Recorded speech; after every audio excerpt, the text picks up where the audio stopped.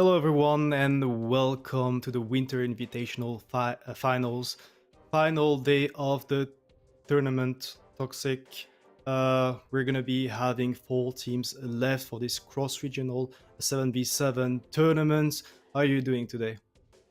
I'm doing great. Let's jump into the bracket. I think we will have some rematches, or actually rather the matches are crossed, right? The Invil teams will be playing versus the team that won yesterday versus the other Invil team. So we will have Postrow versus Tomatitos in the first one, and Hall of Nitzi versus Morbology in the second one.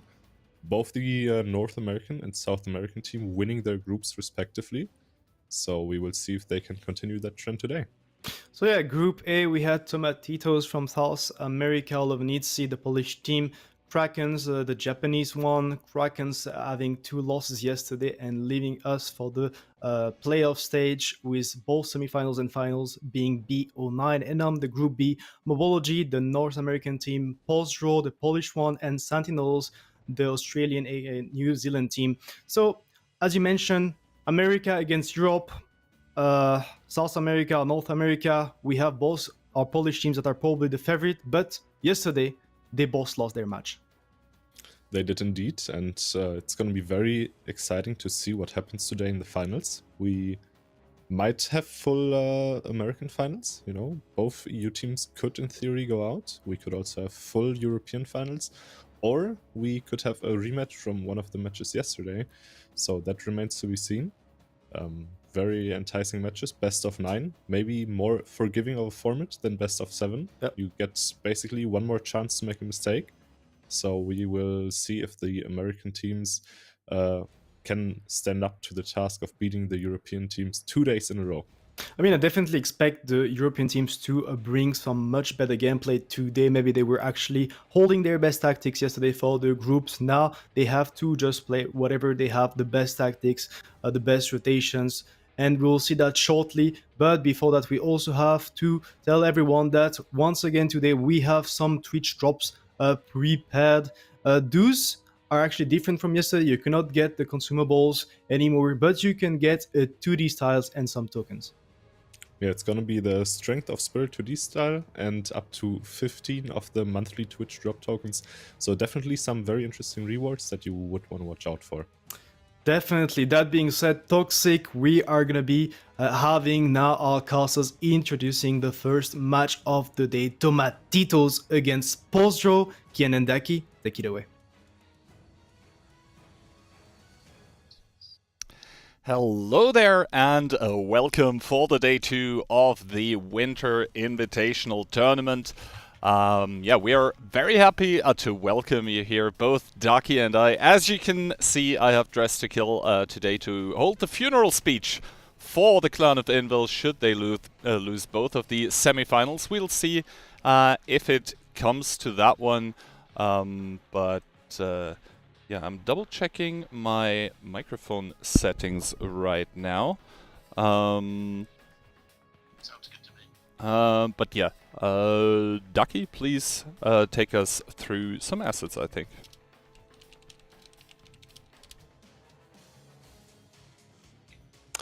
Yeah, thanks, Kian. Whatever you said, it was beautiful. I would just pretend that you said hello, everybody. It's great. Yeah, Postrow against Tomatitos here is going to be an interesting match. Interesting one to watch out for. The analysts already touched on it earlier.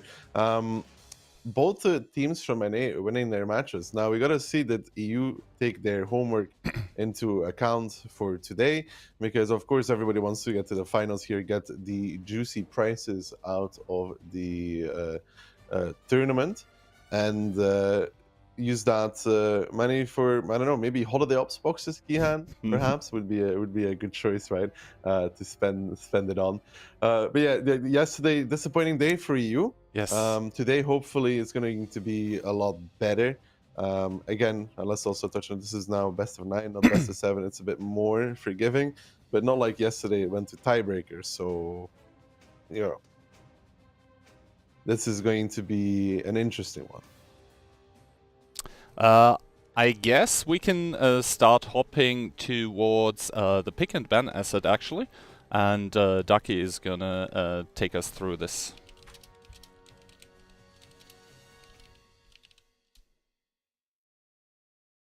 Now, in the map pick and bans, we have Himmelsdorf being picked as first map by Postrow, which is a map that they like playing a lot. Then we get Ghost Town, though, from Tomatitos, who yesterday had a really good showing on it against Nitzi, actually picking it up 2-0 yesterday. I'm going to remember they did not win Himmelsdorf. They lost that 2-0 against Tomatitos. I know that was Nitzi losing that 2-0. Then Tundra actually coming out. We haven't seen too much of that.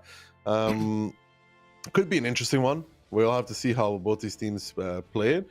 And then we go into Prokhorovka as our fourth map if it comes to that, which again is maybe the map where Tomatitos might make the difference, because they made the difference yesterday against Holovanitsa there. And then coin flip map is Morovanka, and tiebreaker is Cliff. Tiebreaker is Cliff. What do you think of this, Kian? Yeah, it's gonna be an interesting match. Hopefully you can hear me now. This just required a quick reboot of basically everything. I didn't quite hear which matches or which rounds you were gonna take us through yet, so just hit me up with that, and then please ask me the question again. I asked you what do you think of Cliff as a tiebreaker. Cliff as a tiebreaker is gonna be an interesting one. We saw some...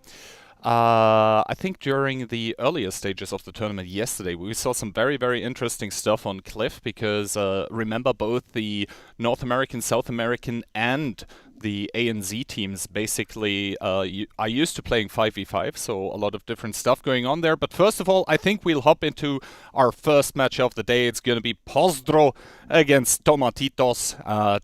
And Postrow coming in on Himmelsdorf defense with triple E100, triple IS4, and Kubash sporting that E3. Kubash spotting that E3 against Tomatitos Super Conqueror, double AMX, a 50B in double IS4, and a mouse. So you see Tomatitos in the beginning heavily towards the K-line, very heavily even, with most of their team only sending the singular AMX 50B of Sheep on the hill. And in return, Postrow only sending Conrad to behind the holder and Yosi to E1, so they're not going to be pressuring E1.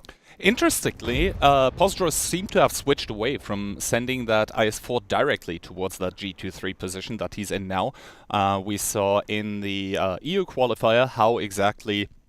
Basically, an IS4 there could be completely countered by an E3 from the hill. He just didn't see any light there. I think the German team of BAföG demonstrated how to counter that position. That being said, though, Tomatitos, they have quite a different approach. We can see that Hector is making his way in the IS4 over the one line here, over the rails currently, just establishing a bit more map control, establishing a few more angles, and I think Luxon should be very, very careful. Yes, he is a mouse, but he's facing off against an E3 there, and 375 pen, those like to go even through the thickest of armor.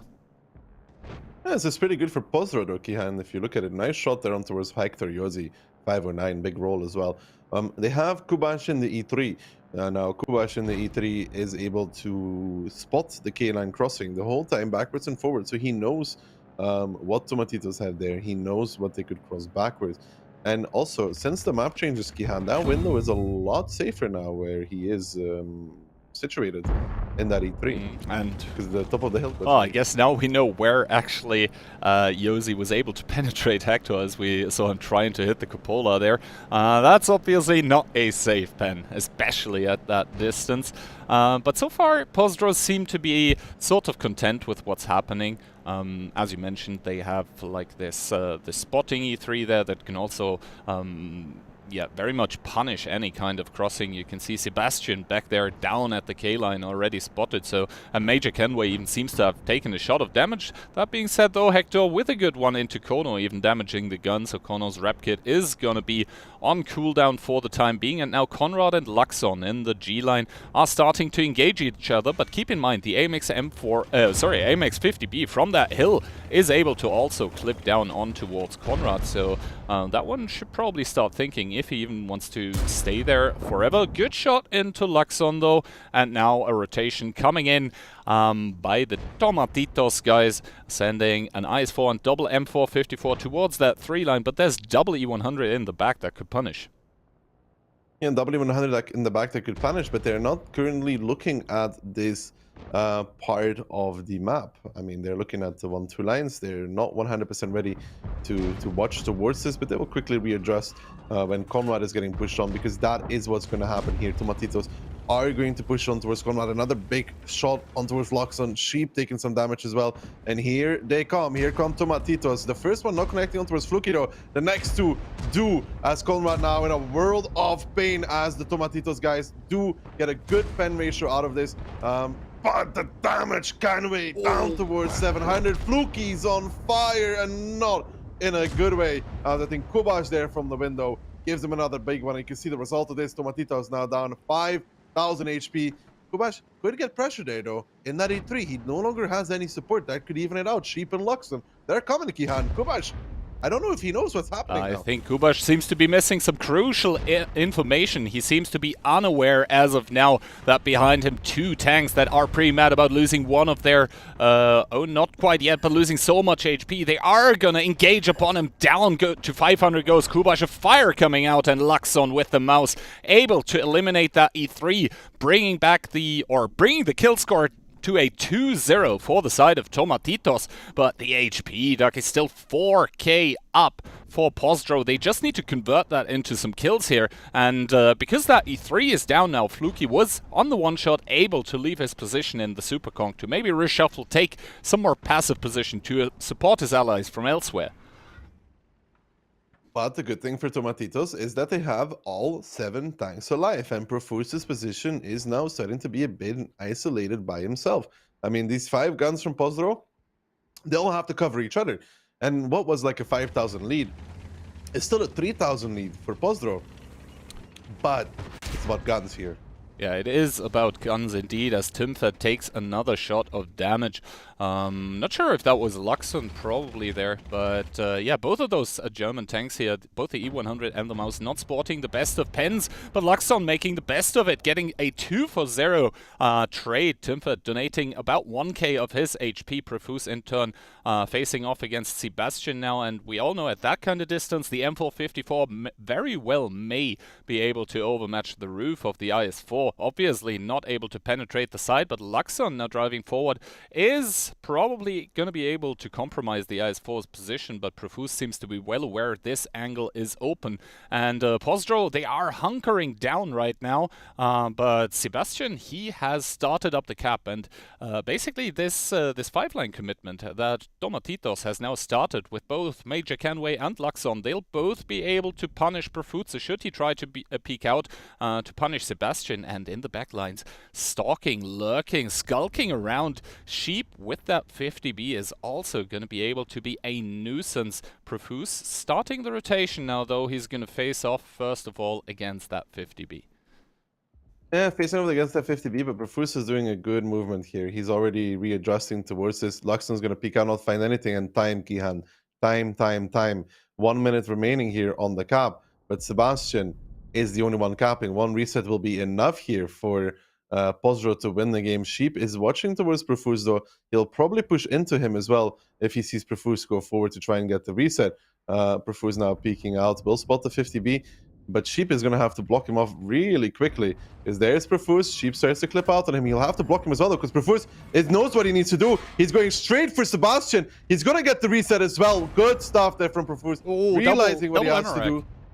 Yeah, but Kihan, they have to kill the rest of the team now or start capping with more, because that 1 reset from Profuse was enough to stop them from anything else at this point. You can see there, Sebastian, he cannot cap it by himself. Fluky's now coming. Sheep is blocking Profuse. Is the double cap pressure going to be enough? Fluky's going to get in a second. I need to see the timer go down here. 53 seconds. It's not going to be enough. They're going to have to kill Postrow, and I don't see it happening, Kian. Yeah, right now the HP for Postrow is still up 9k. Sheep seems to have reloaded their Profuse with another slight bit of ram. 1 more shot into that 50B, but Sheep is going to finish it up. Needs a bit of time to get out of here, but now we see triple tank in the cap, and we can also see that the time is simply not enough, and 8k HP in 10 seconds. Not even a double M rack at this point in time would fix it for the Tacos here. Tomatitos is going to lose this first round of Himmelsdorf, and Postrow holding on with those meaty, with those beefy E100s. They're going to make it a 1-0 in our first semi-final of the day. Yeah, but gotta say, look, Jan, it's a bit of a worry there for Postrow. They could have very easily not taken this. I mean, I think Sheep there needed to push Profuse and block him. Yeah, he just needs to directly go, right? He has to push him. He doesn't have it. I mean, Profuse has so much HP, though. He could come from the A-line as well, take the Luxon shot and the second guy shot, and still peek Sebastian and reset. But since he came from the 8-line angle, I think Sheep only has one thing to do, and it's push Profuse. But even that, he can maybe work around it. So, but it's still, I mean, Postrow barely holding on, though, Key. Like, yesterday's Tomatitos performance, not a fluke, because this could have gone very easily the other way. Exactly. And I mean, we see 14-49 for that 50B. Then again, we have to keep in mind that Sheep was clipping out down onto, I believe, Conrad on the lower side. So I wouldn't expect a perfect pen rate from him. But yeah, overall, you said it, Postrow able to hold on in this first game here. We'll see how all of this turns around, because historically speaking, the Polish teams, the ones in Invil, they have a very aggressive kind of play style, and we didn't really see this in this first round, but they like to put their opponents into unexpected, difficult, maybe split-second decision situations, and obviously the attack just lends itself so much more to that kind of gameplay. Yeah, I'm very stoked to see what we're gonna see next, and I mean, drawing out time is a skill as well. Yeah, Running down the clock, even though it doesn't look pretty and it looks like you're about to lose, if it hits 0-0, 0-0, and you're defending, you win the game, right? It's a skill as well to run the, like, it's good teams, great teams even, distinguish themselves by being able to do what Postrow does very well, is playing aggressively, but also by switching it up and just like throwing a more defensive stance your way, and good luck dealing with it in the time you have. Yes, exactly, and that is also what makes teams basically very hard to predict, is if a team is capable of both playing super hyper-aggressive playstyle even, or just, you know, completely kick it even into reverse gear and just park the bus. That can be ever so hard to play against, because you just don't know what to expect. And Postrow now coming into this one. The first time, I think, in this tournament that we are going to see a double 50B on Himmelsdorf. They're going to be paired with a double M454, one E100, and the double IS4.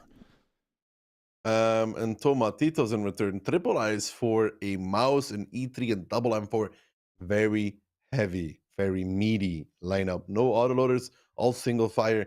Now, the important part here is that double 50B you pointed out. Postrow needs to be able to put it in a position where it can get those clips. If Tomatitos gets a good engagement with those 6 tanks, you could say that are fighting tanks, the E3 not really a fighting tank, the mouse is, then and Postrow doesn't get that double 50B to work, it's going to be all over rather quickly. Yeah, I mean, with those 50Bs, right, they sort of are worth as soon as they're able to do the second clip.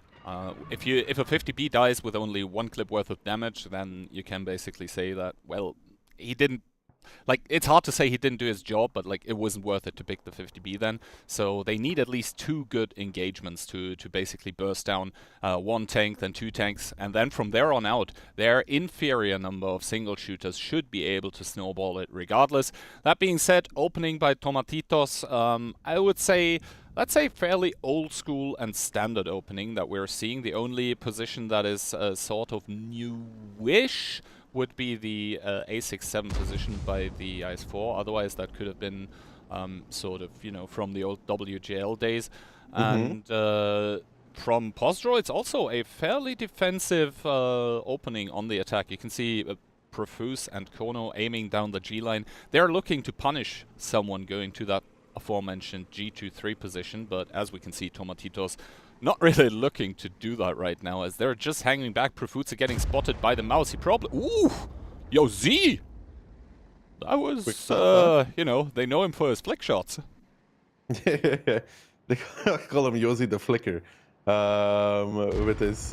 yeah, I mean, you know, hey, if it works, it works. Luxon's probably not going to be too happy about that. whatsoever. But for Tomatitos, it's still all right at the same time. I mean, the mouse taking a shot. If there's any tank you would want Yeah, it's... to take a shot, it's the mouse. Exactly. Like it's always the mouse. And yeah, you see here peeking now. He probably doesn't know that the E3 is behind the mouse. So yeah, we can see the E3 aiming there. And the M454 gun mantlet, actually not the hardest thing in the world to penetrate, especially if you have 375 pen. So he chooses and opts not to fire here. And Yosi probably thinks he's unspotted at this point. Oh, I mean, blind shots come, or not blind shots, but like shots coming in, but Yosi is probably like, yeah, those are blind shots, those are not hitting. I'm surprised he's not actually trying to fire. He probably wants to bait Yosi into driving out sideways, and then he's gonna just get that safe shot, and ooh, 626, and Yosi is That's the M4 from behind. I mean, and Yosi can't be sure, was I spotted, was I not spotted, was this unlucky, or was it not? And Major Kenway and Conrad now exchanging spots. Conrad able to put one into serve, and Kenway unable to retaliate here. Finally, oh, big one though, 533 by the IS-4. Not every... and see, exactly, that's what I meant. You try to make people think that they're unspotted, and then they drive out, and you just completely punish. Yosi down to 54. Yosi down to 54 indeed.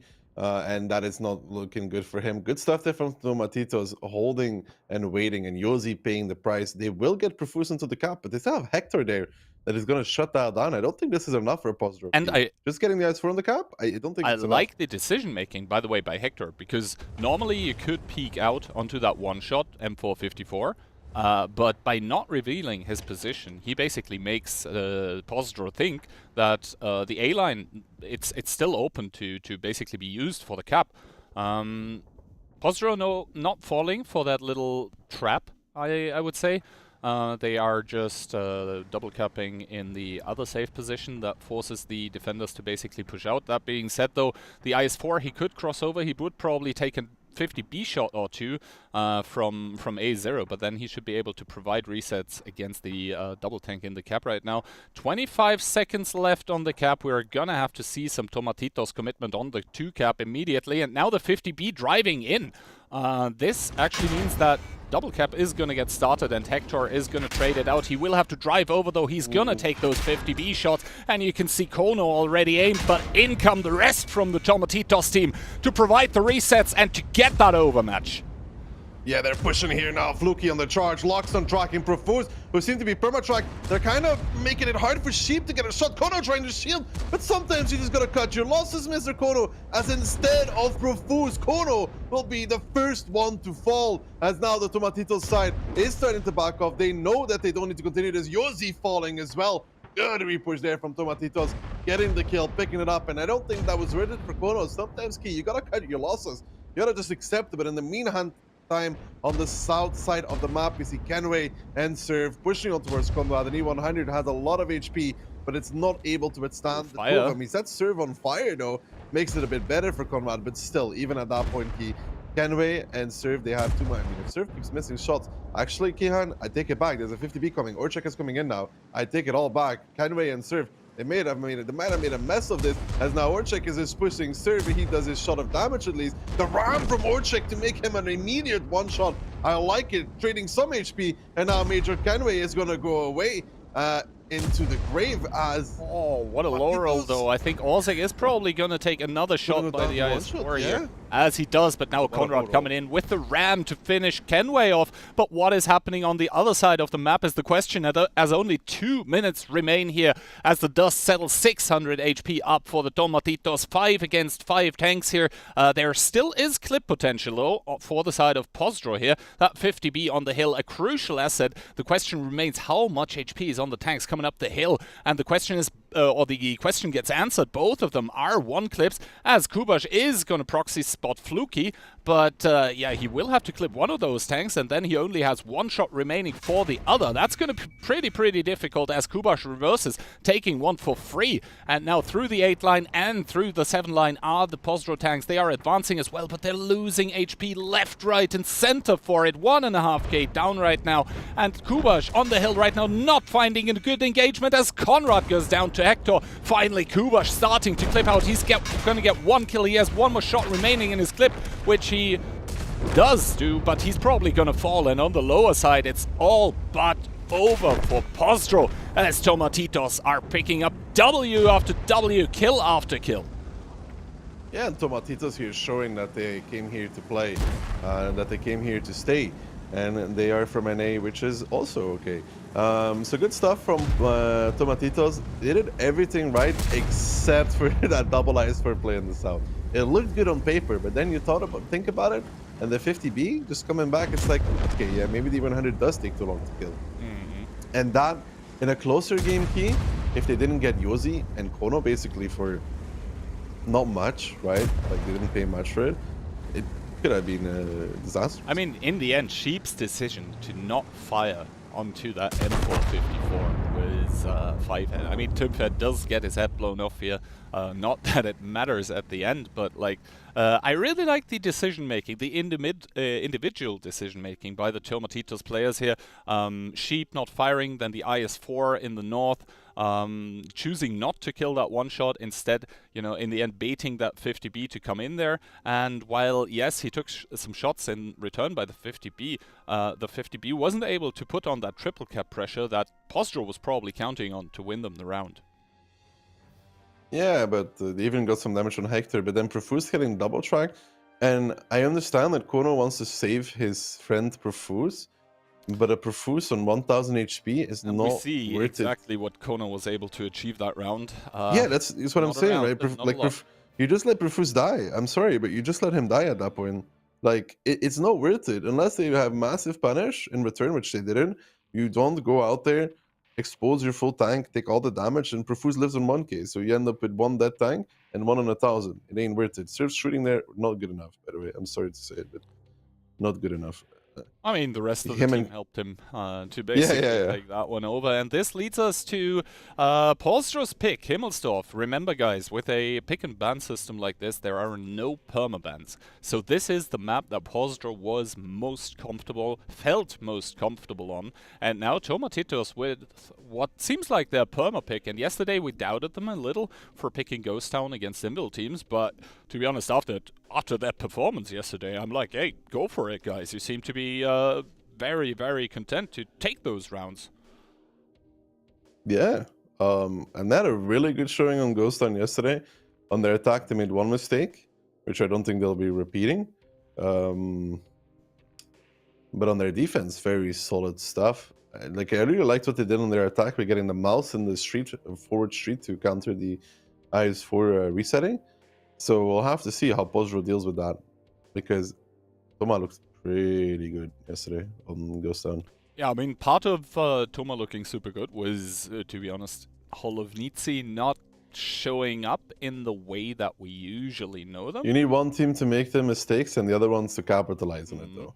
So I guess a combination, but yeah, Tomatitos yesterday, really, really good performance, and they're doubling down on that one today, as the scoreline is now 1-1, all even, and we are headed towards Ghost Town. And as you can see, the predictions by the casters, if mine is supposed to come true, then Tomatitos cannot pick up another round. Toxic already completely in shambles. In shambles might be the case, but we'll see.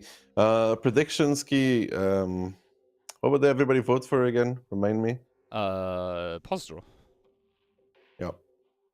Maybe I should have voted for Toma. Maybe you should have. Maybe you should have. But yeah, actually, I was during thinking about voting for Morbology. You didn't hear me, but basically I said I dressed to kill today. I went and dressed in a way where I would be able to hold the funeral speech for, you know, European for Europe tanking if both of the European teams lose today in the semifinals.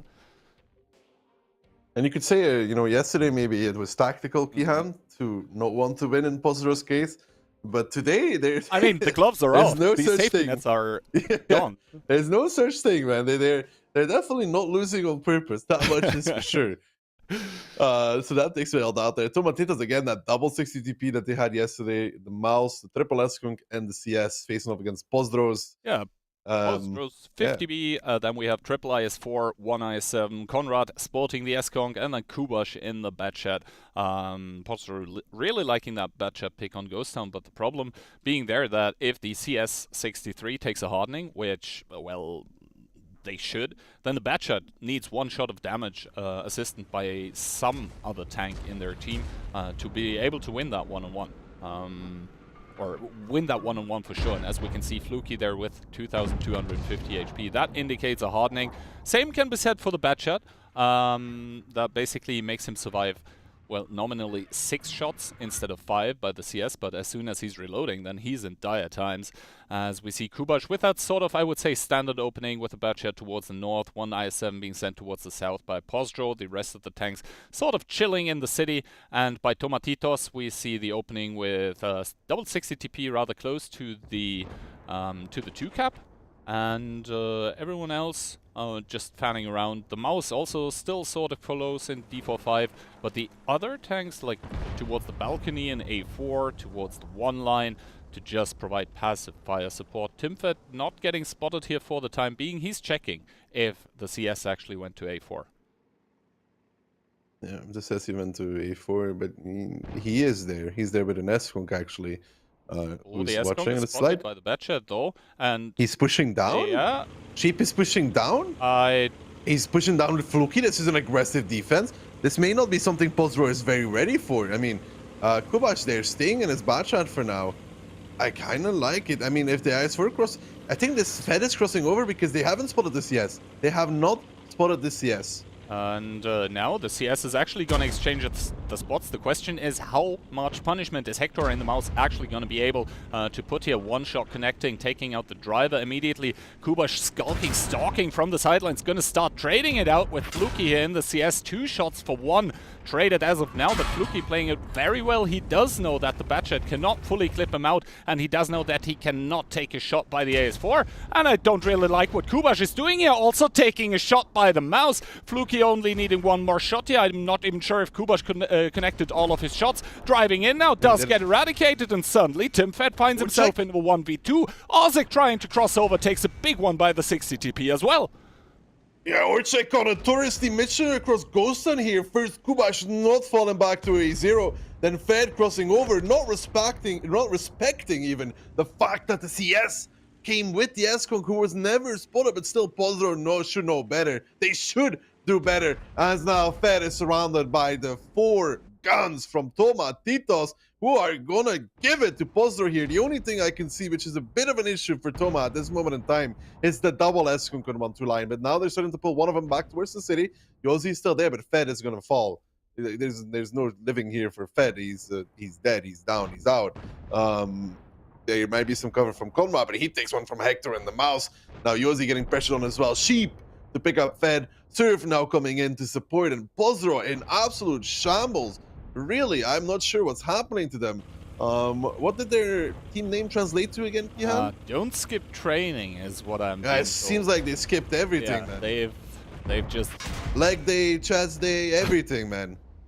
There is no silver lining right now for Postrow in this game here, as Fluky picks up Konrad, and now is a Yozi forced to push onto Sebastian, but that 60 TP is gonna be reloaded soon, and it's Hector to, well, not kill steal, but secure the kill, and now Profoots and Kono the only 2 tanks remaining, and you can see with a scoreline 10,000 HP still for the tacos here from South America. That is a crisp, a clear performance, and that is a statement as well on their Ghost Town defense. And honestly, like, some of those Postrow plays, like, what the hell, man? Bro, this is not respecting the CS being in this battle. It's not respecting the, like, okay, you know, if you're Postrow, why would an S-Kunk push A-line by himself? Yes. Yeah, like, that doesn't make sense to anybody, does it, Key? Like, just an S-Kunk cruising by himself. Sheep is like on a tourist adventure by himself. Then Kubash not respecting this, staying at A8. Yeah, Kubash staying at A8 instead of falling back to A0 key, where he could just sit behind the rock and clip out Fluky in the CS just fine for free. Instead got crossfired from C5 and A8 because Fluky, you know, the CS with hardening cannot die against the one bad clip, like you said. And then Orchek, even on a mission as well, driving through the open, getting tabbed by a 60 TP, getting tabbed by a mouse. Like, Postrow, I mean, complacent and getting surprised by Toma. And yeah, well, you know, maybe they don't just expect the Latam playstyle. I think it's been some time, Ducky, since Postrow has been defeated or almost crushed like this on Ghost Town. That was 9,900 HP left at the end for the side of Tomatitos. And like, yeah, if it was close at the end, like maybe 1.5, 2k HP, that's fine. But look at the damage that the Postrow players did. Like, Ozek, 1-shot of damage, Profoots, 2, Conrad, 3. It's like, huh? It's... Yeah, I don't know. It's weird. It's very weird.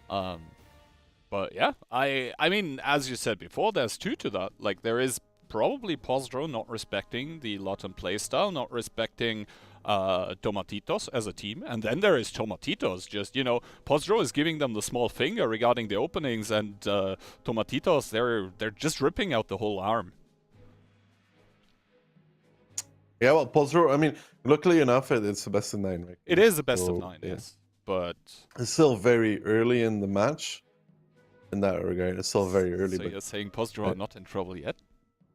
I mean, it's 2-1. It's not like 3-1 yet. If they lose 3-1, then I will start saying that they're in trouble, because then you have to win a map flat out with a lot of pressure on you. There's no safety system here either, and yeah, I mean, I'm pleasantly surprised by the performance level that Tomatitos have put out so far in this match and yesterday, proving to everybody that you know, they are worthy of being here and competing, and yeah, I don't know. Pleasant surprise, let's put it that way. Good to see. Good to see. Now, sides are going to be switched, and it's going to be Postrow defending. I would still say that Ghost Town defense is a little easier than the attack.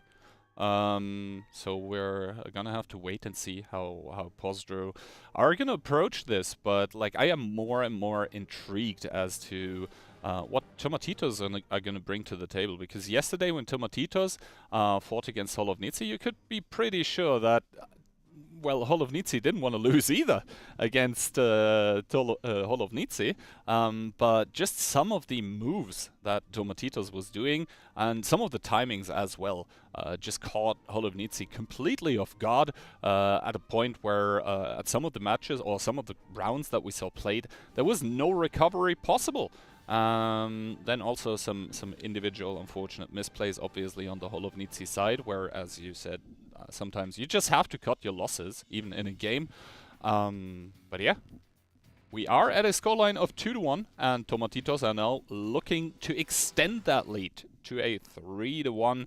Postrow, they want to get even again, and they will do, or they want to do so with an M454, Yosi playing the E100. Then we have one IS4, double S-Conk, and double CS, so ditching the bad shot are Postrow.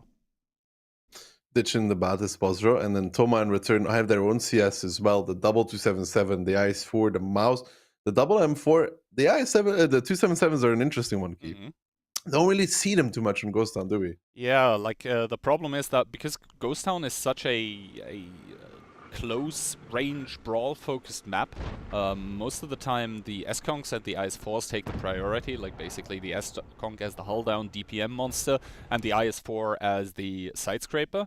And the thing is, like, yeah, the 277 can play hull down, but you have that cupola which you can sometimes hit, and well, you can't really side scrape because of the shoulder plate, but they're not looking to go towards the city with those 277s. We see sheep and serfs being sent towards the A-line directly, and so far they're not taking any damage as of now. Kono opting against shooting here, but we've seen time again this A4 position that Conrad is going to be playing, a 3A4 with that super conk. It's so difficult for the attackers to actually it's make not pushable. Like, virtually impossible.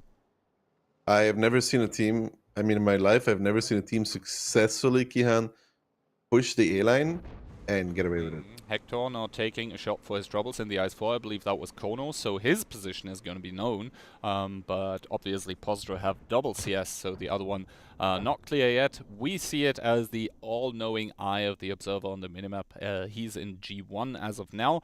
And the 277 have been established on the A-line. Tomatitos seem to be happy with that feat, with that achievement, now driving down towards the southern part of the city with the rest of their tanks.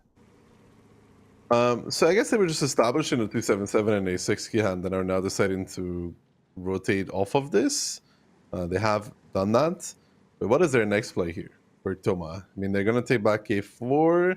They haven't put the mouse on the 5 line this time like they did before. So they're going for a slightly different strategy. Then again, like they have this double M454 still that could protect the mouse while the mouse goes to the 5 and 6 line, but instead it's going to be Hector to start trading it out with Orzek, taking one shot. Not too worrying yet as Tomatitos, because of that mouse mostly, and because of the double medium for Postrow, still up in HP. But you obviously don't want to do a lot of those. Kono seems to have taken a blind shot in the CS, and now on the other side we can see Kubash just patiently waiting. Purple optics and CVS for him. So the only way how to extend that even further would, I guess, be the Lord's choice, ventilation. In the Lord's choice, ventilation indeed. Now they're starting to move towards the cap though. Fluky playing here on the K line. He does have Learner's Exhaust though on the CSs, which is not the most common piece of equipment. Then again, we've seen CVS being picked time and time again for immediate south crosses, where there were basically batchets to spot that out. Luxon though, in the mouse, gonna start making his way. I think Profuse just missed his shot onto that mouse. He's gonna slowly drive in there. 3,550 HP, that's a chonker. You're not going to be able to go through that quickly. And Postrow, now the timer suddenly is on for them to react. They still have that looming threat of the double 277, because now that basically cap has been established for essentially free, or rather, well, Tomatitos didn't have to pay HP for it. Postrow needs to react and needs to respect. And I think that one of the 277s was just able to cross out of the A-line unspotted. Yeah, that's Serve actually backing out from that. And this is actually not that good for Postrow, I'd say. I mean, they have the mouse on the cap they have to deal with now. Hector's in position. They have the 277 at A6 that they have to deal with. And they don't know that, like you said, that Serve left. So they have no clue that Serve is no longer there. So they think that they can't push A-line, right? Double 277, we can't do that. It's not possible for us. And now what does Postrow do? Profuse already taking a lot of damage himself. The thing is that basically from K4... Serve joining the cap? Serve joining the cap. I mean, yeah, that's the information given up, but that means 20 seconds here to react for Postrow, and they're now driving around with their E100 with their M454, and we can see Kono trying to engage onto Sheep, but that is a very, very healthy 277. Conrad now going to drive over, but the focus needs to be on the cap where 10 seconds are remaining. Timfed, the only one really, really close to be able to reset right now, because Profuse is just getting shredded in his S-Box, and I think Timfed just missed his reset shot. Cap is going to complete. Tomatitos is going to take the round here, 3-1. Postrow scrambling. They're getting rolled, dude.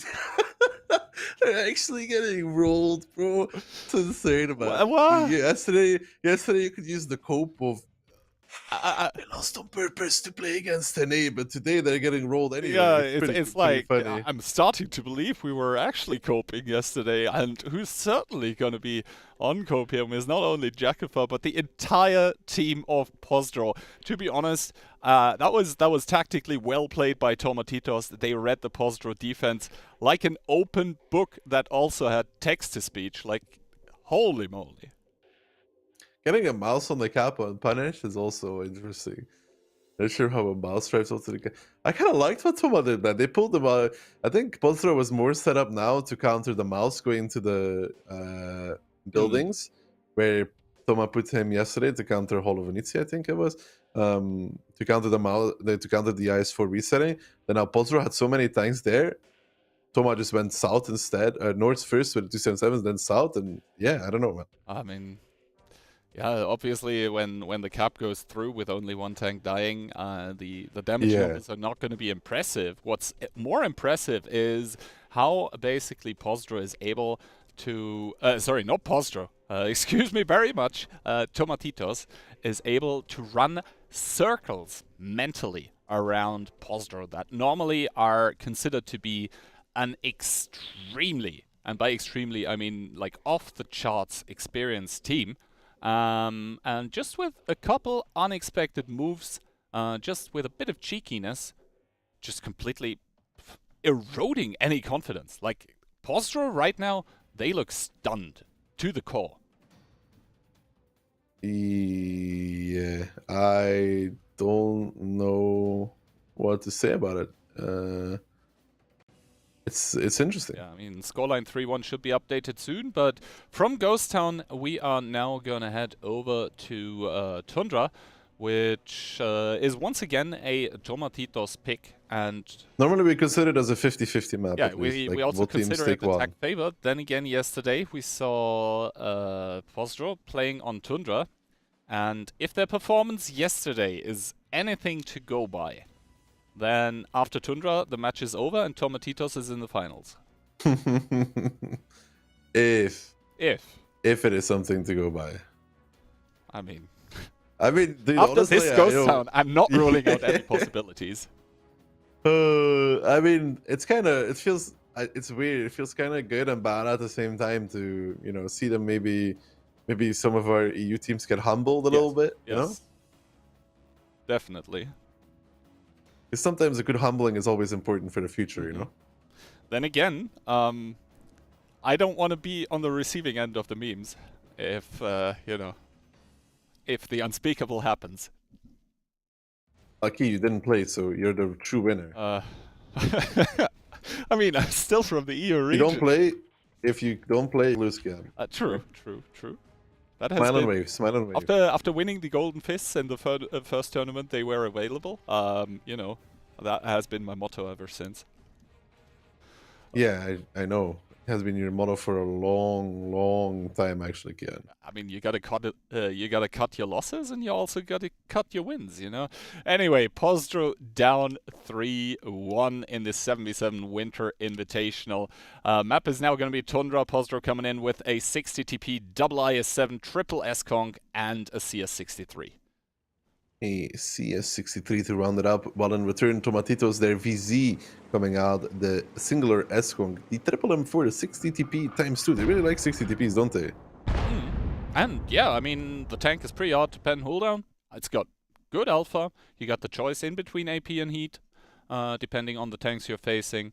So I don't hate the choice of a double 60 TP even. Sheep in a very, very interesting position with the VZ, because normally we see the VZ where Serve is, Serve taking a shot of damage here to basically punish the K-line cross, but instead Sheep on the upper part of the map, not even spotted yet. He is, you can see him in, I thought that was intuition, but I think he just took a pot shot, didn't connect it, and is now on reload, is going to leave his position.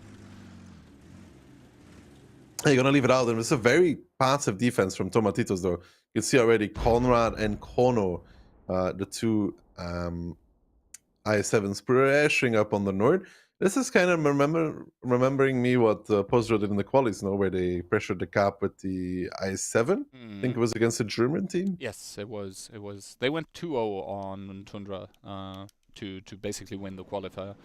But yeah, well, they have to repeat that performance if they want to get even here. Fluky now is going to peek, does not see Kono. No, finally Kono decides to peek. No damage as of yet, though. Yosi pushing up against... I wonder if Hector could reset from there. From A1. It's very high up if you compare it to the cap. I'm not I was actually sure. just thinking about it. I mean, I'm in the game, so I can actually check. Hector, nah, it doesn't really... Did you see the cap?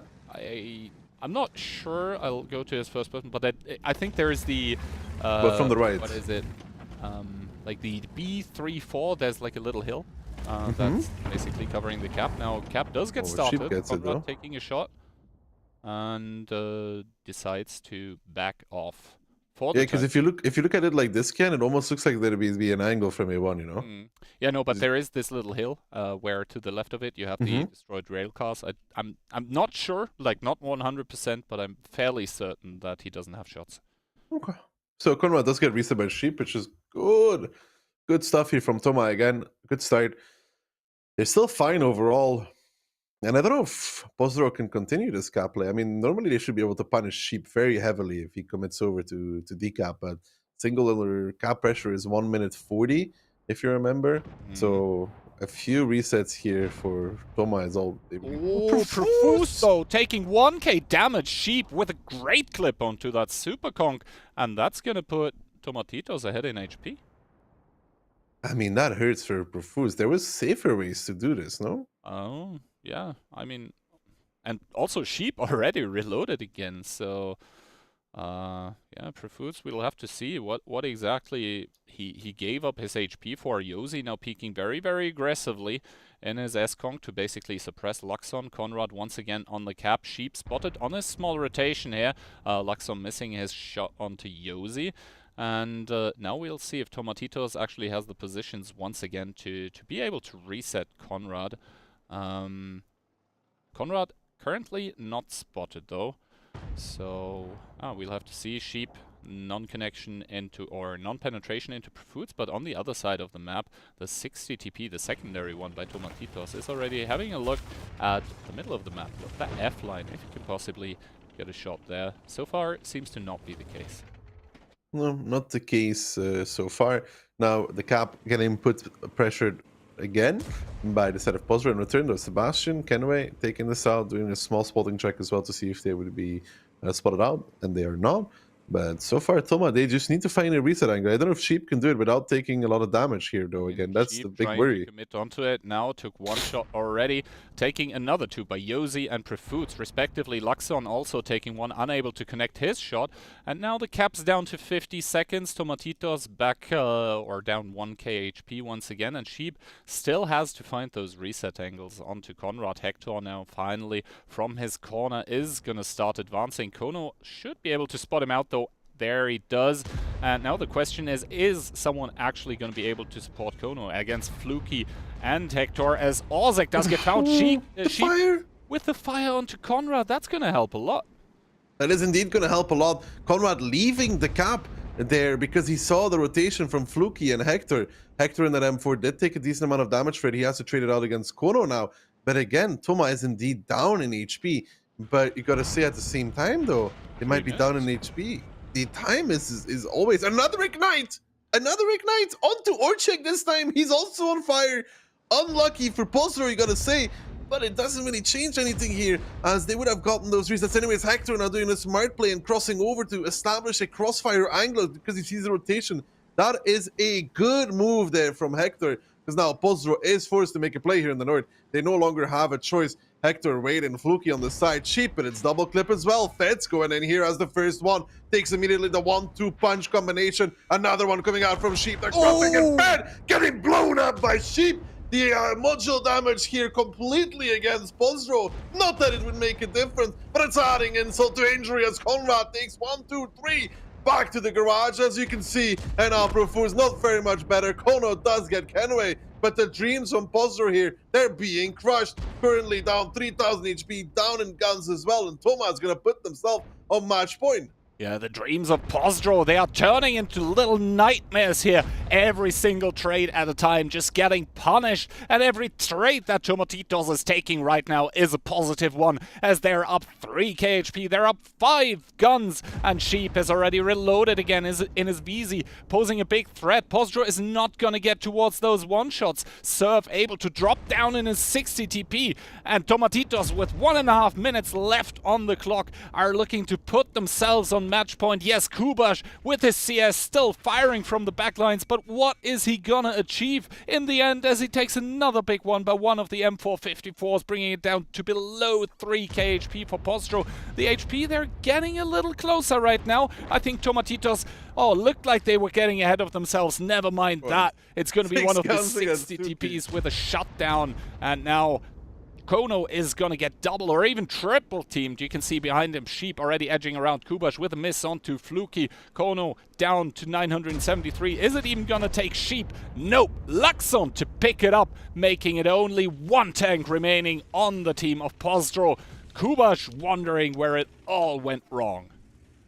Kubash, I mean, it's 6 guns left for Toma. They might all be low HP, but it's 6 guns nonetheless. Kubash here finds Kenway, looks for the cupola. Oh, goes right in between the two of them. Yeah, he's probably not too happy about that one. Does he get it on the second though? Good aim there from Kubash. In return takes a massive hit from Kenway. Sebastian there delivering as well. Now Kubash just getting some end game damage, as it is gonna be Tomatitos who put themselves on match point here. Absolutely rolling Postrow, who did win, I think it was the first round of the match, right? Postrow won, yes, by drawing out the time on Himmelsdorf.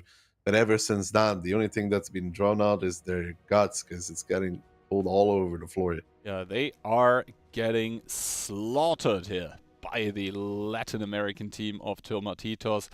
And the thing is, like, the rounds, they aren't even close. Tomatitos is just putting in W after W after W, and Postrow, they seem to be unable to respond. I mean, it might seem like my 5-1 prediction scoreline might come true, just not in the way that I imagined it here. Through damage here. I mean, Sebastian on top, then Fluky, all around, everybody there firing on all cylinders. Conrad just, you know, not lucky. Wojciech also not lucky.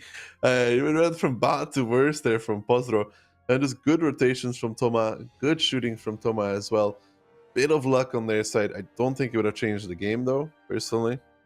No, because not really. Toma was able to get the resets, which is all that matters. Yeah, and then, like, Postrow still has to commit into that crossfire. Also, good, really good reaction by Sebastian to basically cross over once one of the S-Kongs wasn't looking, to only take one shot and then basically have the crossfire. So even on an individual level, Tomatitos stepping up to the task here, and Postrow, in all regards, inferior. Just not. You know what's good, Doki? The Polish fans from Postrow, and like the Invil fans in general, they can still say Polska Górum, but you just have to put in between brackets only you. It's like we're the best team of the world in Europe. It's like Americans call themselves world champion when they win the Super Bowl or something. Yeah, we're the world champions of America. I mean, and, you know, Tomatitos or, you know, one of the other teams, they could just leave out those brackets, leave out that disclaimer in the future, as Postrow, they basically need now, well, not a full, but almost full-on remontada. They need 4 rounds. And the analyst is right, Key. Analyst Toxic is right. And it maybe is 2-3 days ahead in the meta after all. I mean, we're both laughing here right now. Although, to be honest, with the current scoreline, it looks more like 2-3 years ahead of the meta than 2-3 days. Decades. Yeah, we are laughing, but it's actually shocking. This is like playing Civilization and your opponents in the modern times. Sending, honestly, you're sending like archers, and they're getting sniped by freaking cyborgs. I think Postrow chose the wrong upgrade path here. Definitely. Skills against NA not seeming to be their place. But anyways, us we're all laughing. This could be Toma making history as they will try to do it with an M4, IS7, SS-Skunk, a VZ, and a CS63. And Postrow looking to stay alive in the 7v7 Winter Invitational with an M454, 2277, triple S-Kong, and Minotauro being played by Ozek. And they are doing so on Tundra defense. This might as well be the last game of the series here, as Tomatitos is, except for round number 1, are just looking extremely sharp, extremely crisp. And we can see now the attack opening by Tomatitos. They're sending one CS towards the south. That's pretty standard. They're sending an M454 to support. The VZ, once again, is going to be taking some support position. This time it's going to be B9. And I think the thing we have to watch out for right now is Serve and Sheep. Both of those IS-7 stood at spearhead right now, as Timfed taking a big one already. Timfed already taking a big one, which is just how it goes. Hector in return taking one as well, though. Kubac in that position. This is a recycle from Postrow in a way. They played this against the German team as well, I think. And Kubac was unspotted there. So when the two guys pushed him, what happened is he just won it with his support from behind. Oh, and if Toma did their research key, if Toma did their research, they will know about this. Yeah, Timfed there trading it out against Luxon in the VZ, but obviously the VZ has the higher alpha damage. So Timfed now down to 1185 as Hector with a good crossfire onto Timfed's position, and it just seems like once again Tomatitos, they've done their homework. They know where the Postrow tanks are going to be. They have the positions to counter exactly that. And I mean, you know, while it's not the nicest thing in the world to counter tactics, this basically means that Tomatitos, they've done their homework, and Postrow, they've just not evolved since. They've just not adapted at all. Yosi now also in a crossfire against Sheep and Fluky respectively. Surf now going to join that fray, and the thing is, Timfed can't really peek Sheep because Hector is there to cover with the 560 alpha gun of the M454. Yeah, Yosi there getting pressured by Sheep and Serve now, while Fluky is holding off his friend, and Yosi there taking one, taking two, Conrad now coming as well, and Toma seems to know how to beat this defense, and seems to know how to deal with it as Yosi takes another. He's gonna get peeked again. He's now going around the corner though, but gets picked up by Serve. That's one down for Postrow, and 6 to go here for Toma to make it all the way. Fed now running away, down towards 656 HP. He does get out, he does get safe, but this is disaster for Postrow. Kubac does get spotted out in return as well. And Toma here picking up an important kill there on towards the S-Kunk, and Postrow's team's shell-shocked from the last few rounds. They cannot believe what's happening. And now Toma is rolling. They're cruising. They're going to be moving their tanks towards the south. You can see the big rotation. And I don't see a way that Postrow holds it. They're going to have to do something amazing. They're basically down to 5. Yeah, exactly, because Timfed down to 656 HP, he is basically relegated to the role of a support tank, and the thing is, Major Kenway from the hill, he's still able to lock down Kubac in that position. Kubac not really able to leave without taking a lot of damage, and obviously without seeing the rotation. Postrow don't want Kubac to leave here to take a lot of damage for basically free, and the thing is, the tanks approaching there in the south right now, that's also a CS, and a CS is an existential threat to a Minotauro, because it can flank the tank. The Mino, as we all know, doesn't have a fully rotatable turret. On the other side, Fluky there missing the shot, giving up the information that he has made the rotation.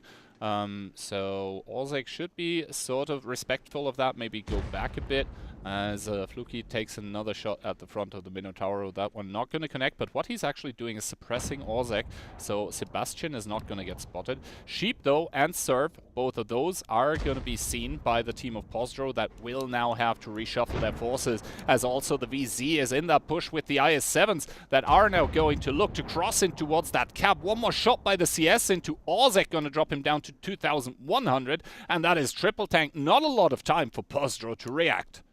Well, Postrow is going to have to do it somehow here as 28 seconds. Timfed down to one shot. Yeah, down to a one-shot. Fed's not going to be an issue. Kubac is far away. Postrow now has everything to do. 20 seconds. Orchek already feels that he's needing to pressure up, coming forward in that Minotauro to go hold down. He has the CS63 to deal with. He fires one, he misses. He cannot do that again. The interclip from the Mino, just too long to do that. 8 seconds left now. It's going to have to be Orchek, but how does the boys from Tomatitos react after that? Orchek does get the crucial pen there, does what the Mino is good at. Now crossing over to already Postrow tanks across on the left-hand side of your screen, the 277 and S-Kong. They're going on towards Sheep now. They're going on towards the guys on the cap. And so far here, you got to say, some good trades from Postrow actually, for once in this match. Rafuz now not feeling the thing to keep that up, as he takes one from Sebastian, but now you can see Postrow in a bit of a peculiar situation Tomatitos here. is just pouncing here. Yeah, they're on Fed. They're going on Fed. They're going on Fed, and they're going on Kubac. And Kubac is running as fast as he can, but Fluky in return gets pressured by Kono. Kubash actually gets out as well. Fed is down, Doki. Fed is down. Yeah, it's going to be Major Kenway to pick up Just Fed, and chasing. Tomatitos just pouncing off the cap. Yes, the CS in the south is probably going to fall, but in return, they're possibly going to get a full 277 here, and Fluky is at least going to deal one more shot of damage. Sebastian is going to cross over for free, Kono being a possible two-shot. Yes, Kono will finish off Fluky here, but now Sebastian, a new challenger arises, 431. That's going to put the 277 down to a one-shot, and now Tomatitos with the HP advantage. 3.5k here right now, looking to push the issue. Major Kenway still very, very healthy with that Super Conqueror, is gonna just drive in. They are looking to finish this game here. They are looking to finish off Postrow. The ones that made it through the qualifier on EU are probably not gonna make it through the semifinals. Yeah, that is indeed what's going to happen, as Kubash is the last remaining bastion of Postrow. NA Omega little this, NA Omega little that at the end of the day. NA is taking it away, while SA in this case on top, as Sheep gets another Amorak on Kubash. That's his second Amorak in 2 rounds, and Tomatitos with the clean 5-1 over Postrow. Polska Gurum, but only in Europe. Only in Europe. Exactly, and we've got to talk about this, Darky. Tomatitos, at the start, like yesterday going into this, we said, well, tactical. Listen, probably guys, the weaker of the two teams from the Americas. I'm telling you, they're saving strats for the next tournament. Surely.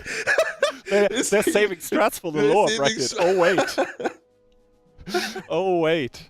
They're saving their strats for tomorrow, bro. They got a 7v7 tournament, one of those daily ones from Wargaming for gold. But yeah, I don't really want to laugh at anything here, because realistically, like, congratulations to Tomatitos, because that was just, you know, amazing what we saw. I mean, even in this game here, the only tank above 3k damage in the team of Postrow is that Minotauro that did get the hold down resets, and you can see these super conks not really having an impact. And well done, well played to Tomatitos to, I guess, watching the European qualifiers and just developing strategies, adapting to Postrow's playstyle, and in the end, just making them look like toddlers. You have to say it that way. Yeah, well, like I said, sometimes it's good to get humbled, and humbled is what Postrow has gotten in this match. You cannot take anything away from Toma, and absolutely incredible performance by them with solid, good strategies. And yes, you can say that Postrow did not play up to the standard that we're used to, because they should be an extremely good Ghost Hunt team, which they were not today. But it takes one team to make a mistake and another one to capitalize upon it. And that is exactly what Toma did. They played better. They utilized Postrow's mistakes and they punished them. They schooled them like a bunch of kids. Exactly. Postrow, I guess, skipping training, as we said, but I think right now that is probably enough from the two of us. Let's see if the analysts can make some sense of how well Tomatitos played this one. Well, yes, thanks a lot, guys. And Toxic, what a surprise, what a performance. I have to say, I'm really impressed by what Tomatitos has done today against Postrow. I'm completely surprised as well. As you could see by the predictions, I rooted for Postrow in a 5-0 manner. So I guess I do have to apologize to Tomatitos. I did not give them enough credit, and they really showed today that they are not just worthy of participating in this tournament, but that they are also a strong contender of maybe winning it. I mean, that was fun. That was really cool to watch them. I mean, I don't think they were playing against a team just underperforming. They also played really well, interesting tactics, also good reactions, rotations. The players actually, even with the ping, possibly playing on a good level. So that was very interesting. Now we're going to be having Morbology against all of nitzi. So it's the North American team against the Polish team, which is the last World 7 tournament. I mean, yesterday we have seen all of nitzi losing 4-2 against Tomatitos, but looking at their form today, maybe it was actually not that surprising. I mean, I'm basically ready for everything at this point, you know. I didn't expect the South American team to win that match at all. And not only did they win it, they also won it very, very convincingly. So let's jump into the replays and see what actually happened. So yeah, we were starting on Himmelslav. We missed the first round, but it was a very close round where Postrow won at the end of the cap. It was a matter of a few seconds, and next up they had a solid defense. We have to admit the cap pressure from Postrow over the north on the base 2, and a great repush from Tomatitos. Yeah, I think Ducky mentioned this. Saving Profus here in this situation was maybe not really worth it. Maybe a small personal misplay there. At this point, Tomatitos was just ahead in HP, and they played it down very, very calmly, very controlled, and that's really what you want to be seen from top-level teams, and Tomatitos did that in a very, very beautiful fashion. I mean, what I'm impressed about from this team that we don't really know is how well they are capable of reacting, rotating, playing as a team. Because it doesn't only come down to the initial tactic, you also have to constantly react and adapt, adjust based on what you spot, based on what the enemy team is doing. And we can see it there. This is not something we usually see from the EU teams, a straight aggression of the A-line with the CS and the S-Conk. The CS 63 having the HP boost due to the equipment, and then the Batchat is not capable of clipping him fully. So that's a perfect opening and perfectly countering what Postrow is doing. Talking about an opening, this definitely, as you mentioned, is not something we do see on EU, and Postrow didn't expect it, and they also did not know how to react to this. We will see not only does Kubash peek out way too far to the back, so actually he receives a shot from the mouse as well. Postrow then decides to also throw their 50B in as well, who obviously dies basically full HP on the cross already, and at that point the game is over. There's a couple thousand HP difference. Postrow is down guns, down positions, and there's nothing they can do anymore. I feel like this was just very unprepared in terms of strategy, and Postrow didn't know the reaction. Yeah, they were completely caught off guard, and next up we had a very methodical approach from the side of Tomatitos on their attack. As you could see, they were guarding the entire map, covering the north, the south, the center, and having the mouse, the centerpiece of their tactic, getting some cap pressure. And I have to admit, once again, just like yesterday, Postrow, they were not on point on their defense. You could see that rotation. This is so late. And then the perfect move from Tomatitos, going for the double cap pressure, forcing TeamFed in his ice fall to get the decaps, and you're gonna see that he's even gonna miss. So all I'm gonna say, Tomatitos perfectly reading what Postrow could actually do, how they could rotate, and punishing them for it. Yeah, we saw that yesterday. Postrow was late there with 2 E100s to the decap, and this time it was the E100 and the M4. TeamFed then actually does peak for the final decap, decides to shoot the mouse, who did have more cap points, but then actually bounced his shot, which spells disaster. Then onto Tundra, we have a very interesting attack from Postrow, opting for cap pressure. Tomatitos just throws everything at them and decapped it with the VZ, getting a lucky fire off. I mean, they got pretty lucky that round. You're gonna see that again with Namorak.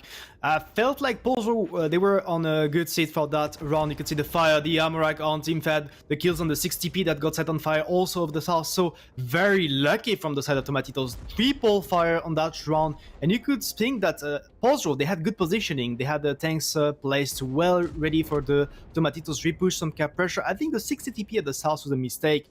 From the side of Tomatitos, you didn't have the tanks to actually rotate out all the way and tag the hill, so maybe you should have gone over the base 1.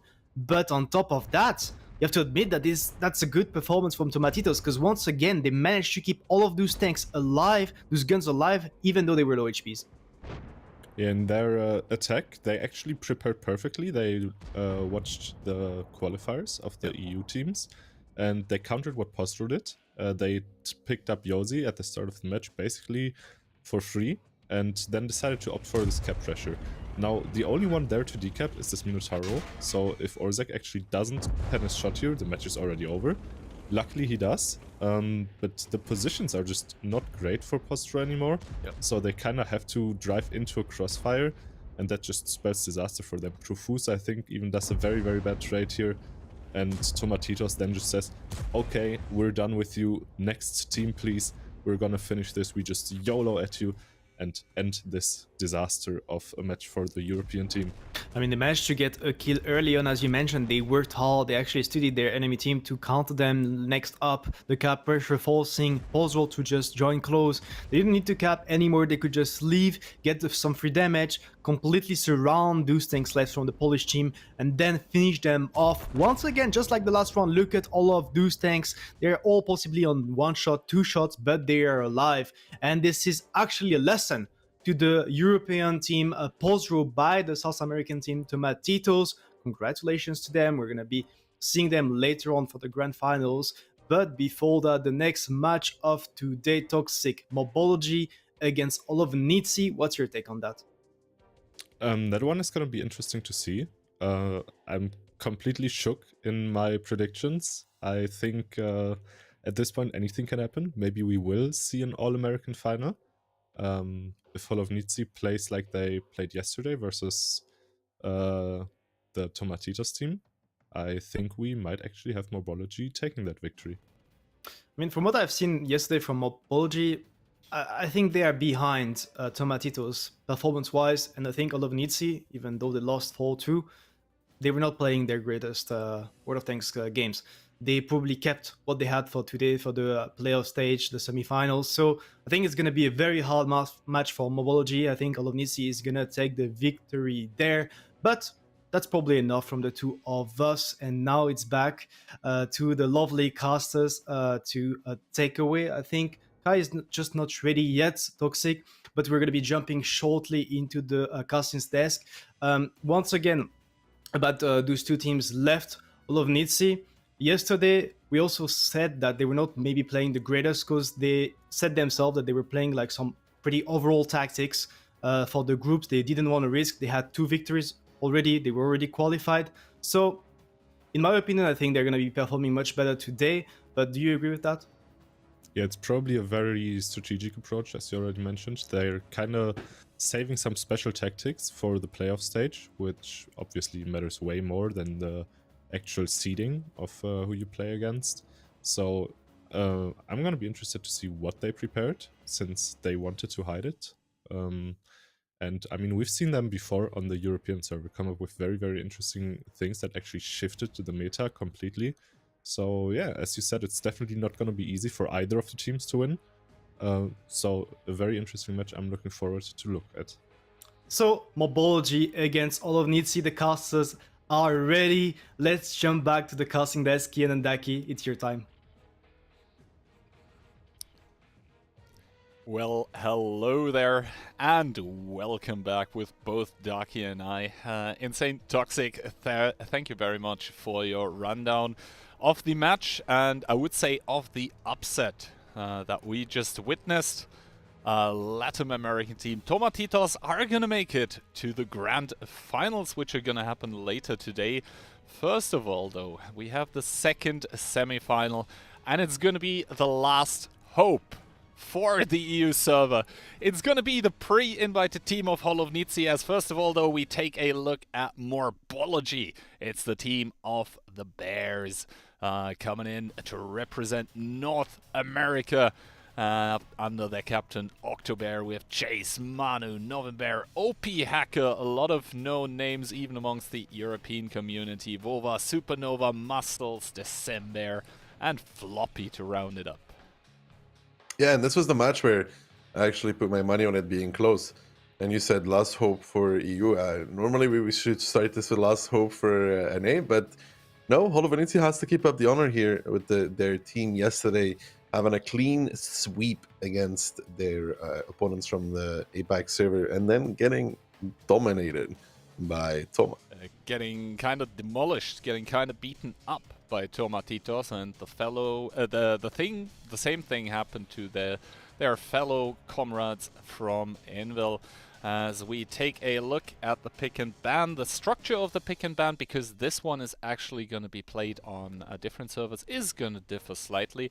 All of the games that we saw before were played on US Central, because then European and South American teams have sort of the same ping. Here we're going to start off on US Central, I believe, and then we are going to go to EU. We see the cliff ban coming out by Morbology, then Prokhorovka being picked And then the answer from Holownicy coming in with Himmelsdorf, then Tundra, Muro, and tiebreaker would be Ghost Town, I believe. Yeah, no Ghost Town picking by Holownicy. They're going off the for Himmels instead, where they did beat Toma 2-0, if you remember. A lot of good timings there going their way. And yeah, I actually predicted this would be a close match because I thought Morbology would have the greater chance of making it close than Toma did. So I think I voted 5-4 for Holo after all, but I wasn't sure. But yeah, I mean, yesterday, Kihan, we were like, okay, man, Holo losing, maybe tactically, Influenced, because if they lose and Postrow lose, they're both playing an A. I think, way. but maybe we look too much into the details. Exactly, I think they might have had us all fooled there. I mean, even if Postrow maybe tactically not playing to their best intents, then today that definitely came back to hurt them. The good thing is, though, we're 100% getting an A server versus EU server. Actually, we're 100% getting an A server team in the finals. But now we have to get an EU team in the finals as well for the hype factor, NA versus EU, the final showdown. Who takes it all? Yeah. Then again, Holownicy yesterday, not with the best of performances. Like Tomatitos, to be honest, they've just been crushing it in this tournament. They've not dropped a single match yet. And Holownicy, like even if they maybe saved some strats, they just to be quite they can use Postrow's on new strats. They stuff. Yeah, but to be quite frank, like they didn't look up to the task, and once again you can see the casters and analysts' predictions coming in here, vastly favoring the EU team. But to be honest, after what I just saw, I'm kind of second guessing myself. Like I saw Holownicy, I wasn't quite convinced, but I still thought like maybe EU team should be the better one, so I gave them the win with 5-3. But it's gonna be. Yeah, we'll okay. What the hell is happening? Double T100? Hold up. Hold up. Wait a minute. Hold Something ain't right. Yeah, something ain't right here at all. Morbology, though. Let's start with Morbology with the triple I7, the double Conk, and the double CS facing off against Holownicy's Kihan. Holownicy's triple I7, 1277, then the S-Conk, and then, as we mentioned already, that I would say very surprising pick of Monster and Mentos, both with that T100. And the reason why that's so surprising is that, yes, one T100, you can use it on Prokhorovka to basically generate that informational advantage right from the get-go. But the T100, it's not really a combat tank. It doesn't have a lot of HP, it doesn't have a lot of armor. Yes, it's got autobounce angles, but the DPM is just lackluster overall. And so this is, I think, why we're seeing Morbology with a pretty aggressive opening towards the middle, sending double IS-7, double S-Conk there, and also through that one line, I think that is great by Morbology that they're immediately saying, hey, there isn't a lot of DPM on the Holownicy side, so maybe we can bring it straight to them. That being said, though, those double T100s, they're seeing a lot of tanks immediately as Floppy and Supernova engaging Sokar and Karolf in the middle, trying to suppress them, and now we see the swing by the CSs and November. I think this is great openings by Morbology, even though they're bleeding for it, because they're getting crossfires onto the IS-7s. Yeah, they stopped there for a second. Muscles and Vova, they wanted to go into Karolf and Sokar, but deciding against it. Now, Piotr's starting to push down against November here. The double CS is actually going to help out against Piotr. They're going to get despotted here as well. Piotr might just be in no man's land in that IS-7. Yesterday, Piotr not having a great performance whatsoever. Vova and Muscles now making short work of it. Piotr again. It's the same story every round. Yesterday as well, he's down towards the one shot again. And it's not looking good here because that's a combat tank taken out. And Mentos is spotted in that T100 in the back lines right now. November, probably even optics or something. Mentos needs to make a getaway, needs to make the great escape already. Takes one, takes two, takes three. Down to 179. He's still spotted in the back there. Finally, the lights go out on him. But as the dust settles, Holownicy have thrown an entire IS-7 away. Now you can see Vova and Muscles readjusting. I think they want to take out Piotrix now in that S-Kung together with November, because Monster is doing a good job from behind, dropping HPs left, right, and center on these S-Kungs in that T100, and he can be annoying. Fuel tank damage to Nova, he does repair it, which I think is a good move, but in return, we see now what is happening on 1-2 line. November is down towards the one-shot, so good shooting there coming out from the boys from Holovenitsi, who now actually have an HP lead, but this HP lead is something that goes dwindling down fast. When this happens, Piotrix is going to get muscles. They're not the low roll, 18 HP remaining. It's just NA or NG all the way. And now you can see Sokar and Karolf in a peculiar position themselves in that IS-7. A good shot, though, from Mentos. Picks up muscles in the CS. But still, though, Monster now sneaking behind in his T100. Sokar, Karolf, they cannot go anywhere. Yeah, they can't. Supernova needs to be a bit careful, but the problems here for Sokar and Karolf are starting to emerge as December, October. Both of those IS-7s are starting to get close towards that ridgeline. They are not going to receive any kind of help by the 277 of Never, because the double Superconk is able to suppress this. December taking a big one, but in turn, Karolf dropping down to below 700. Yes, Mentos still is very, very annoying. Oh, sorry, Monster is very annoying with that T100 from the sideline. But already Vova getting sent, and obviously a CS like that on that kind of HP should be able to 1v1 a T100. Vova not really knowing properly where the T100 right now is. He knows. But the thing is, he's taking that T100 completely out of the game here. The T100 won't be able to support his brethren in the middle anymore, and Holovenitsi is starting to trail in HP, starting to trail in guns, starting to trail in DPM, starting to trail in everything. Morbology is just rolling all over that double T100 lineup that Holovenitsi brought, probably thinking they could surprise the NA players, but I think they just surprised themselves with that first loss against the Bears.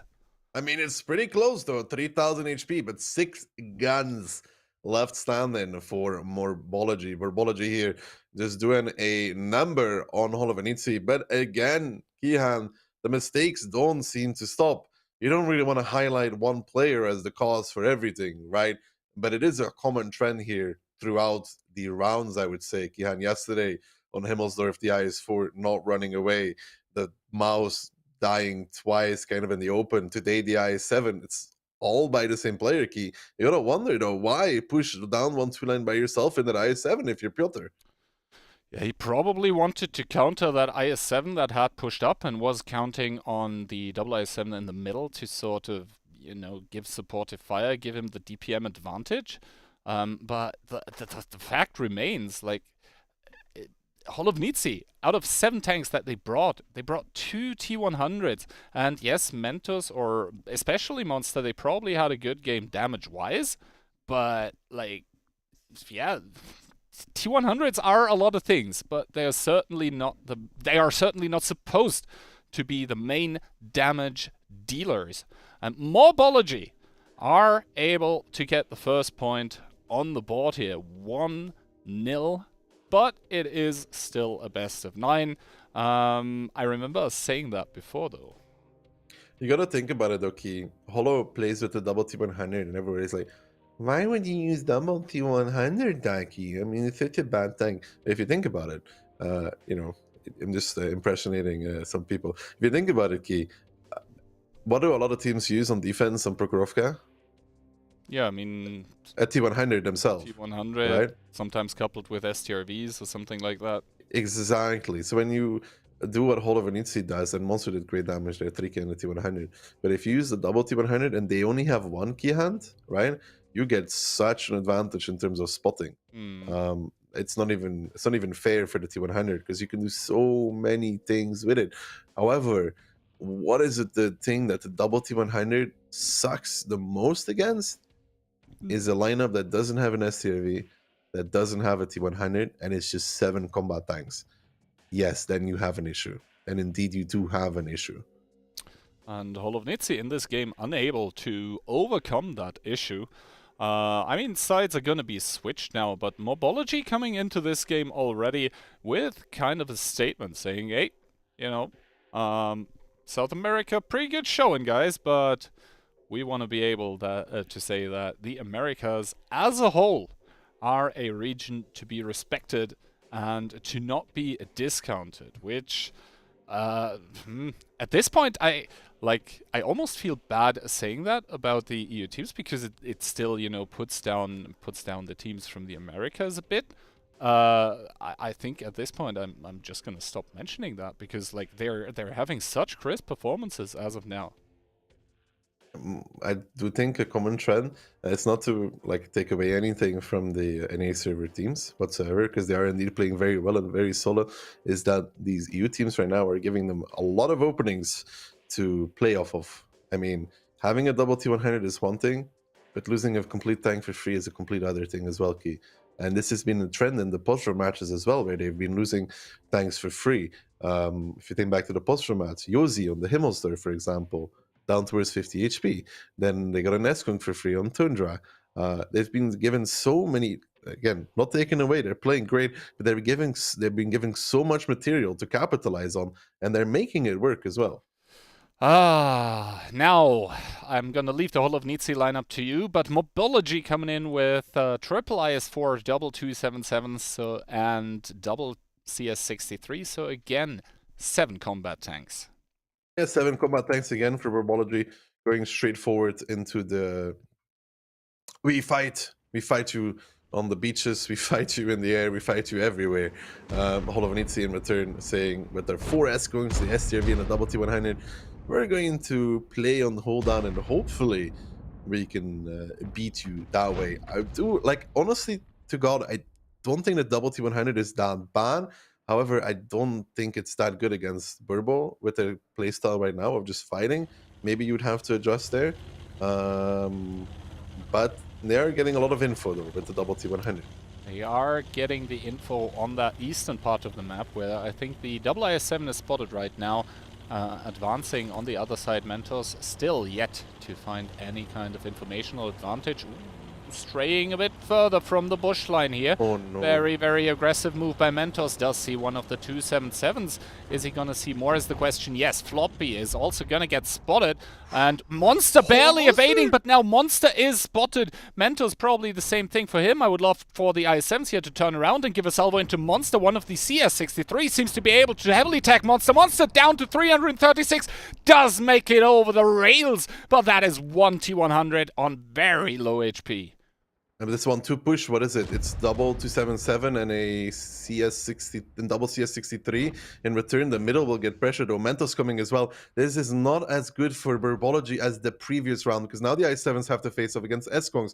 Floppy, Nova, Vova driving down do have to deal with Never, but more importantly, Piotrix in the SCRV, who is going to be hammering them down. You see Octo, November, December now running away, getting chased down by Eskongs all the way as the 1-2 push is coming in. Floppy realizing the SCRV is there. He's going to go through the outside, but already down towards 985, pushing on towards Never from the backside, from the right side, who that can get crossfired from the back. And so far, this is actually looking good for Hall of nitzi, as now Sokar pushing across the middle. Though starts taking a lot of damage. Sokar down towards 600. Never now getting crossfired as well. I like the outside play though for the boys of Morbology, but does it cost them in this one? Floppy down towards 557, and Piotrix just hammering down the whole time as he is trying to do as much damage as he can in that SCRV. Waits there for a slight second to not get spotted, ramming down that SCRV, down the throats of Morbology. But Piotrix is alone. His Eskong friend is dead. He's getting pushed now. He's doing what he can, but Morbology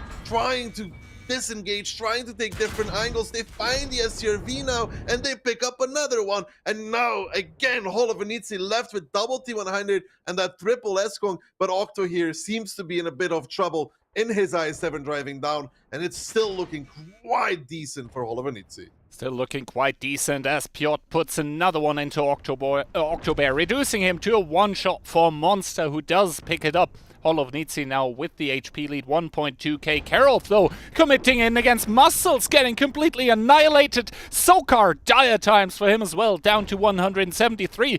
Muscles taking one by Piotr now, down towards a one-shot as well. It is just those one-shots that both teams need to pick up right now. Muscles seems to have a wreck to hide behind, because the thing is, as soon as Sokar goes Sokar. down in his Super Conk here. That reduces nitzi to a single combat tank, the one of Piotr, and then only 2 T100s to play around with to hide behind. Muscles does get picked up though by Monster, making it a 4-4 scoreline as well. Supernova driving over the rails, tries to get different kind of angles, different kind of shots. December not in any immediate situation where he's going to die, as he's a hold down IS-7 right now.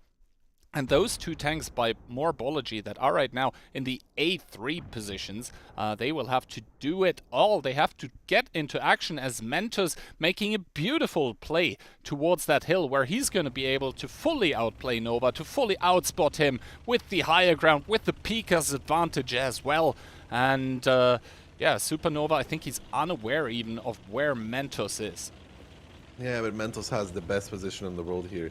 I mean, yes, it's annoying to shoot at these Russian heavy sides and even front with that T100. It's not known for its amazing gun capabilities, but he's going to be able to play around. And if Nova drives up here, he could potentially get shot by the double S-Con, because even Piotr is now moved over towards Sokar, and Mentos is doing a good job here, a clean job of driving away Sokar. Piotr, in the meantime, pushing over. One miss on towards Nova I could see coming out from one of the S-Kongs, and Nova is going to have to sit there now in that position while he gets pushed on by the S-Kongs, and Morbology is still attacking here. And Nova is kind of all by himself, and they need Floppy and Vova to just go super fast to help Nova, because he really needs it. Yeah, I mean, Supernova there with a good shot into the T100, does take fire by the T100 in return though, and Piotr is going to come here. Not sure if I actually agree with the decision to fire HE into Piotr. What the hell's happening here? As Monster is the one to claim the life of Supernova, and all of a sudden nitzi seem firm, seem established. Yes, they still have Sokar and Monster both on a one-shot, but Morbology battered, bruised, only 3 tanks remaining, one of them taking another hit. December driving into the cap, but I don't think he's going to stop. He wants to pick up that Super Kong, but from the backlines, Mentos, takes a swing at December, does not connect it. Sokar only destroys the gun, does get killed in return, but I don't think, Ducky, that it's going to make a difference. I think Nova had to stay behind the rock there, Kihan. You know, the rock on J0. I think that was the only thing he could have ever done, is just stay there and wait for his team to come support him. Because when he drove up, he gave an easier time to the S-Kong to peek him as well. And now December is unaware that Mentos coming in his T100 there, picks him up. And this round, Kihan, could have gone a lot different if they killed Monster there already in the beginning of the game.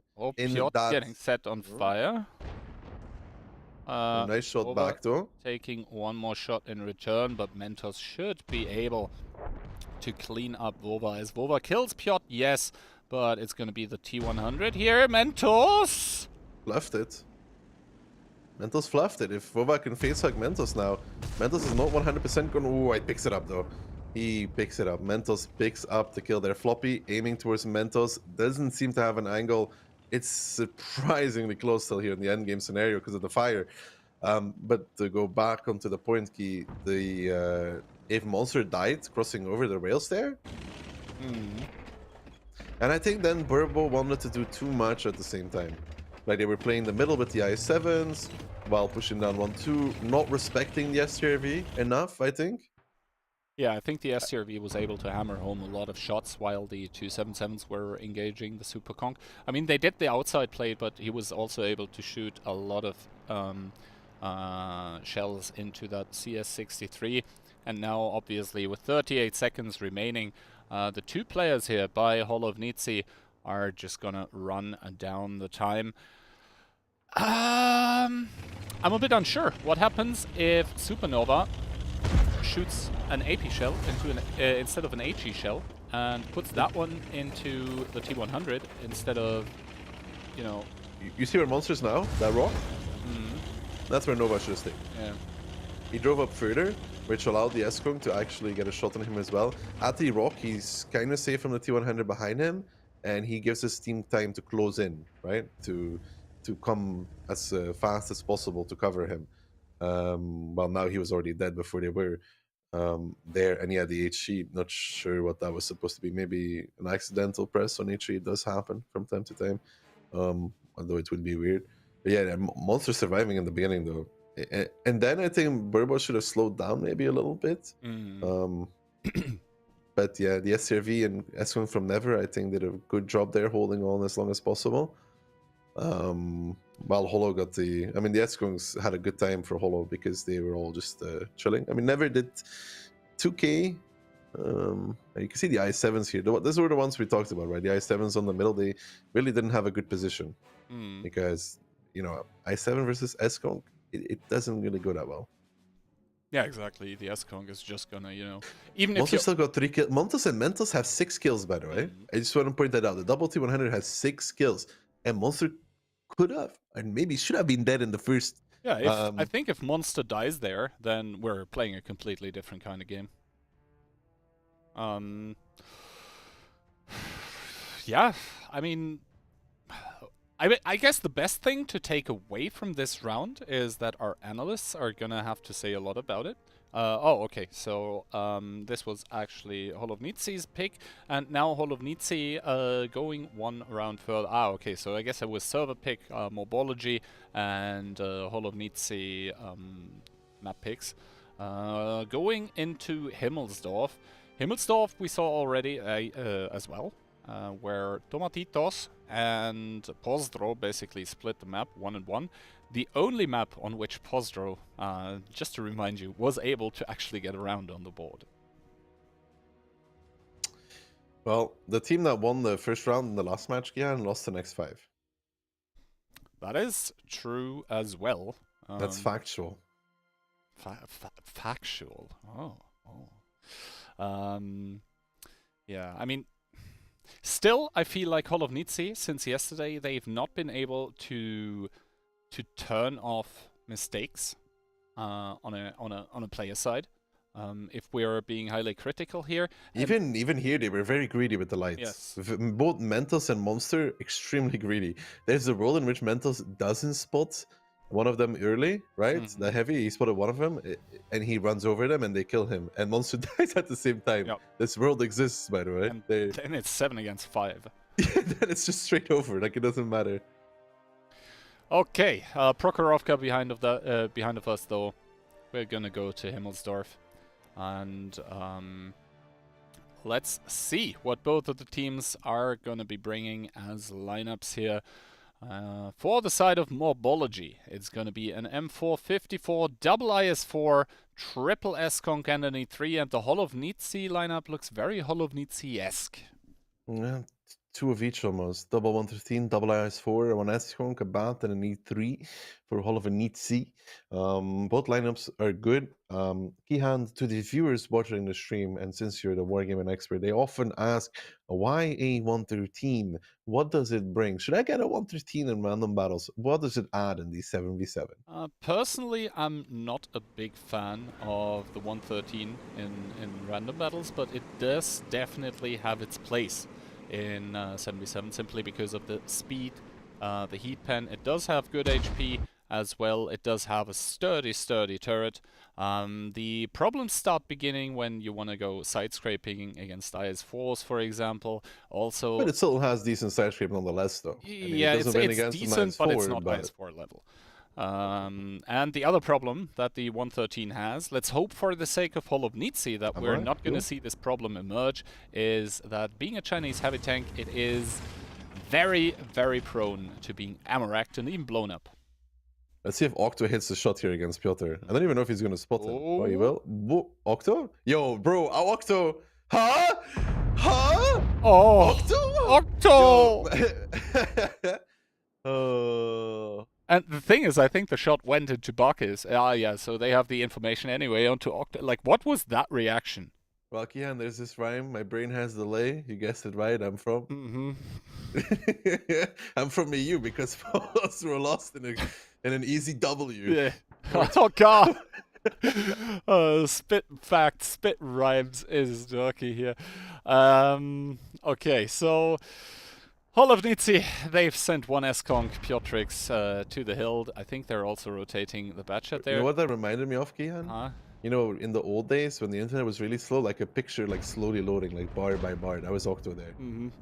Oh, Shot the it seems to have fully loaded though for both of them, Piotr and Octo in the E3s, just taking swings at each other, just beating each other. The sad part is say. Piotr should have taken a shot from Octo and should be never able to challenge them. Yeah, shoulda, woulda, coulda is... No, not shoulda, coulda, woulda. Should. The only thing that matters here is should. It was a very lazy crossing by the E3. Normally you just peek that and then check, right? If you can go, and you don't just cross sideways. But you know. I think Karolf has some pot shots at Octo. Yeah, it does look that way. I would like to see what angle Karolf has onto Octo. Like, what can he actually see? Might be interesting to see the POV from Karolf on towards October. Yeah, let's see if we get a POV. I mean, I am also in the no, he doesn't really have good shots, but that doesn't deter Piotr from putting in another one. October now needs to be extremely careful because he's a possible one-shot for the IS-4, and it's going to be Piotrix. Is that from the hill to pick it up? Yes. Yeah, so nitzi, I would say with a good opening with, I would say active help, but it was actually very passive help because Octo just didn't shoot. But yeah, help by October regardless, nonetheless. And that is going to be 7 against 6 tanks. The only tank by nitzi so far to have taken damage is the E3, who is obviously still pretty meaty, as now Barkis, Piotr, and also Sokar are going to make their way across the courtyard to sort of not tighten the noose, but get a bit closer, more up and personal, but taking some damage for it are the team of nitzi that are forcing Morbology of quite a few angles at the moment. Yeah, but the issue here, Kihan, is map control. Oof, map control is bad for Morbology. Cap number 1 can be pressured by Holo whenever they want to, and there's nothing that Morbology can currently do about it. You see the IS-4 of Karolf basically taking it all the way, and that just opens cap number 1 for free. I think you might even see the batch out rotate there and just start the pressure, and then when you're Morbology, you have to push into the angles. Exactly, as Piotrix now on the bottom left of the screen, pretty much wide peeking in his S-Conk, looking for shots into muscles. December taking another one. I believe Supernova is also losing the one against Karolf, and now Mentos getting sent towards the cap. Floppy not spotted yet currently, and I think we are seeing some re-aggression by the team of Morbology, who are now pressuring down the 5, 7, and 8 lines at the same time, with a lot of their tanks actually finding Sokar in a pretty open position here. Good shot by Karolf in the side of December, but Sokar taking tremendous amounts of punishment, down to 594. Yeah, I don't think Morbology can really stop here, though. That's the issue. They have to continue going. In the meantime, Floppy is in a 1v1 there with the S-Conk of Piotrix, and I think Piotrix might have made a mistake there to do this at this moment in time, because he's going to get help from Supernova now, which will mean that Piotrix has to push down. He has to push forward. November should even be able to try and in with a shot or two. Piotrix now realizing that this is happening. Fuel tank damage, though. If Floppy hits that again, might get set on fire. I would love for Nova to load an HE, but fuel tank. He gets it. The fire on towards Piotrix, I think that lowers the reload for enough that Floppy picks it up. And there's a good kill. Piotrix there, not with the good play, but in return, 8-line repressure coming on towards November. They already got Vova out there as well. And now Monster clipping out on towards November. Mentos chiming in. And that is an IS-4 down and out. I mean, yeah, the S-Conk fight, they won, but everywhere else, not as much. Yeah, now we can see Invil or nitzi, they are flooding towards that 1 cap. A lot of tanks driving there. I'm not even sure if Karolf should be going there because he's so high HP, like maybe double cap by Sokar and Monster. There is a slight angle where Morbology get a tank for free because Piotr is still pretty isolated in the banana.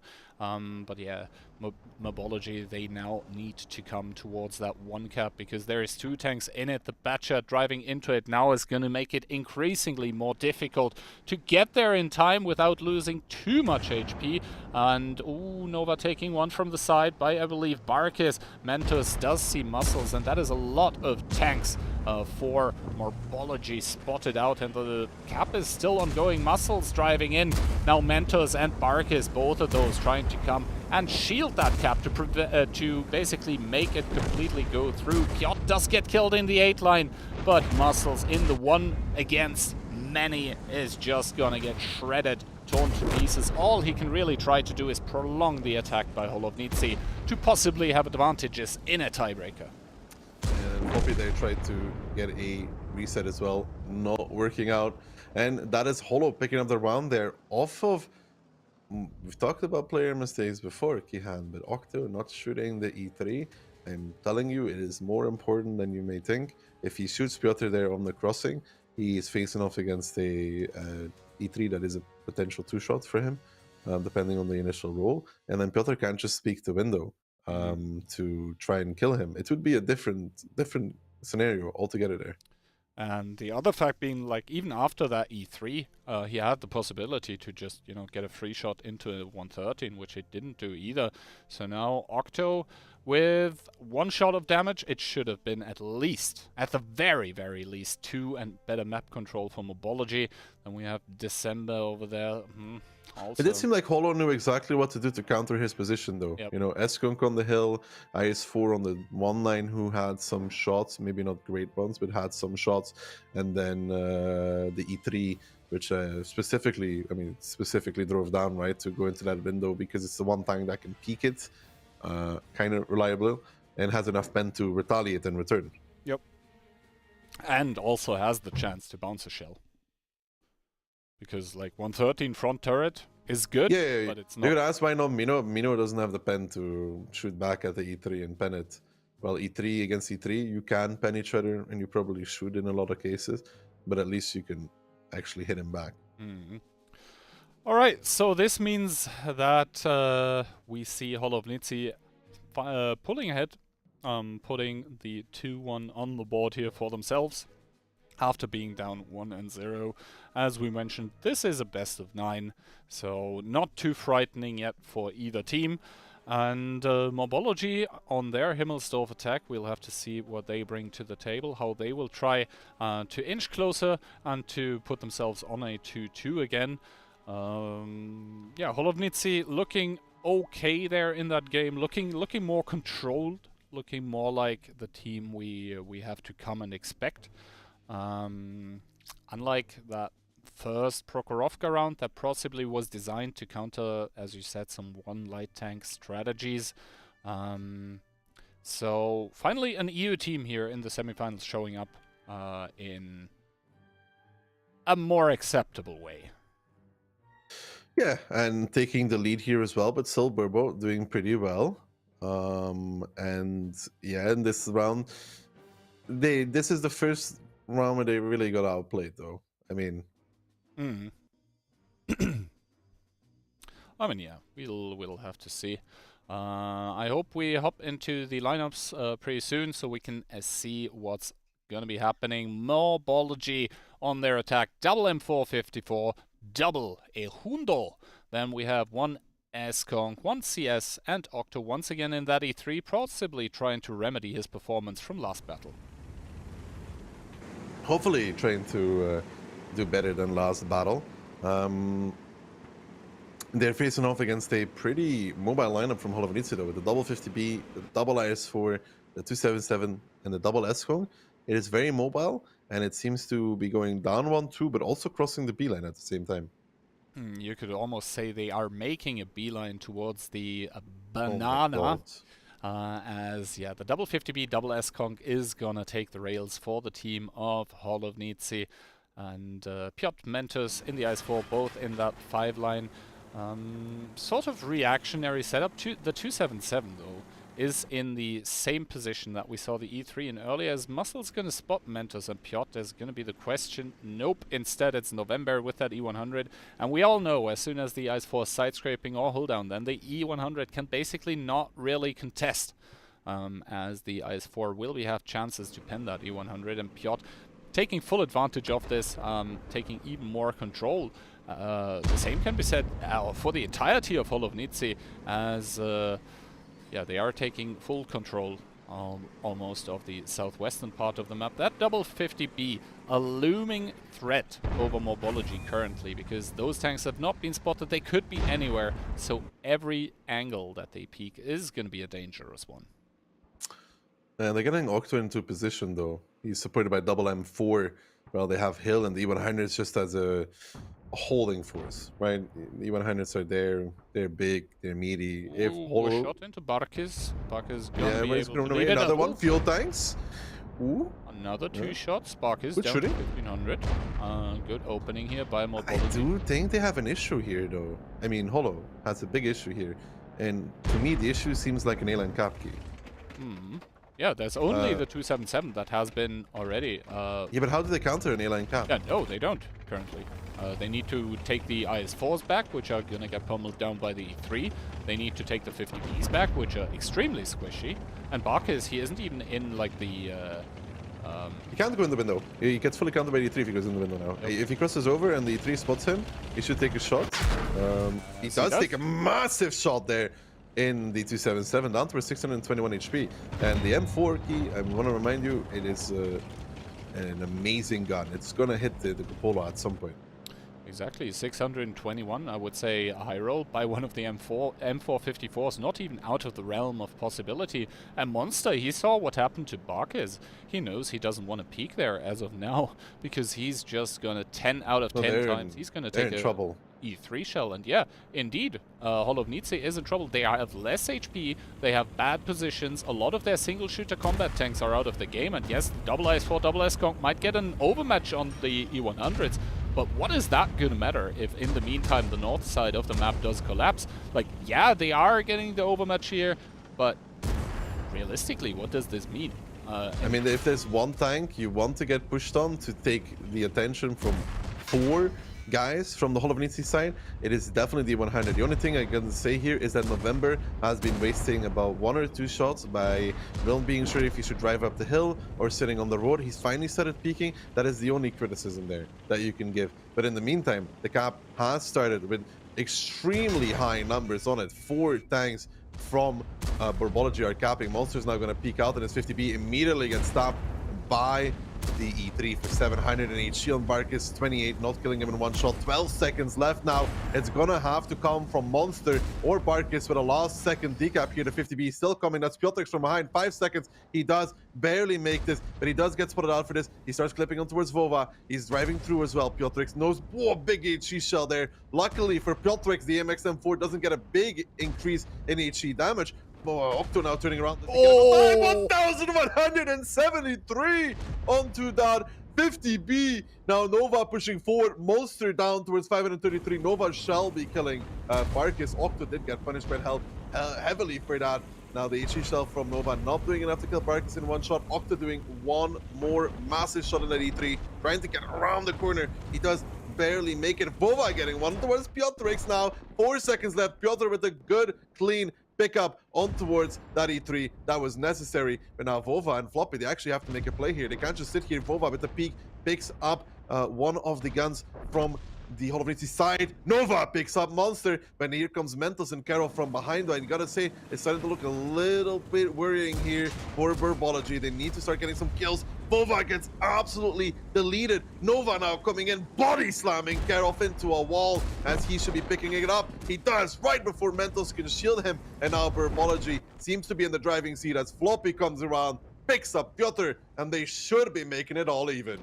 Exactly, only 2 tanks remaining for the side of Hollow Nitzi. Some bounces going on in between Supernova and Mentos here right now, but Floppy from the sidelines, a good Amarak into Mentos that now is down to a 1-shot. He's gonna get flanked by Floppy with that big meaty M454 gun, picking it up, and the last tank remaining, Sokar, also in a 1v1 against the CS here. Muscles taking one more, but in turn able to eliminate the last tank from Hollow Nitzi. You said it, scoreline is gonna be 1-1 all even, and once again Himmelsdorf is gonna be split map, which means, well, Hollow Nitzi and Morbology seem to be quite evenly matched currently. Yeah, and good stuff there from Morbology. Big punish onto the 277. The one thing that's maybe missing there is somebody pushing Barkis. I think it was Barkis straight. which you do see some teams do to push across the A line and kill that guy. Because he did get the resets for long enough for Piotrix to come in, but Piotrix's position after was not what it's supposed to be. Like, he got the decap, and then I think he came back to help Piotr, but he was kind of out in the open, and Vova just kind of picked him up. December, they're only doing one shot, is not good enough. And also, November there, there's a great shooting from Muscles, though. 16, 16, 16, amazing. There's a valid feedback and criticism there for November. Yeah, basically, if your E100 buddy gets pushed, you want to either completely sell him out and run away, or you die with him. He decided, like, you could see him on the screen. He was on the road, and he wasn't sure if he should reverse up or trade away his HP until death on the lower side. Now, I think that he should be trading away his HP on the lower side until death, because after they kill December, they just drive down the 8 line, and he's driving over the hill, you know? Yep. It would take him 2 minutes. So he could have gone 1, 2, maybe 3 more shots out of that if he went for it straight.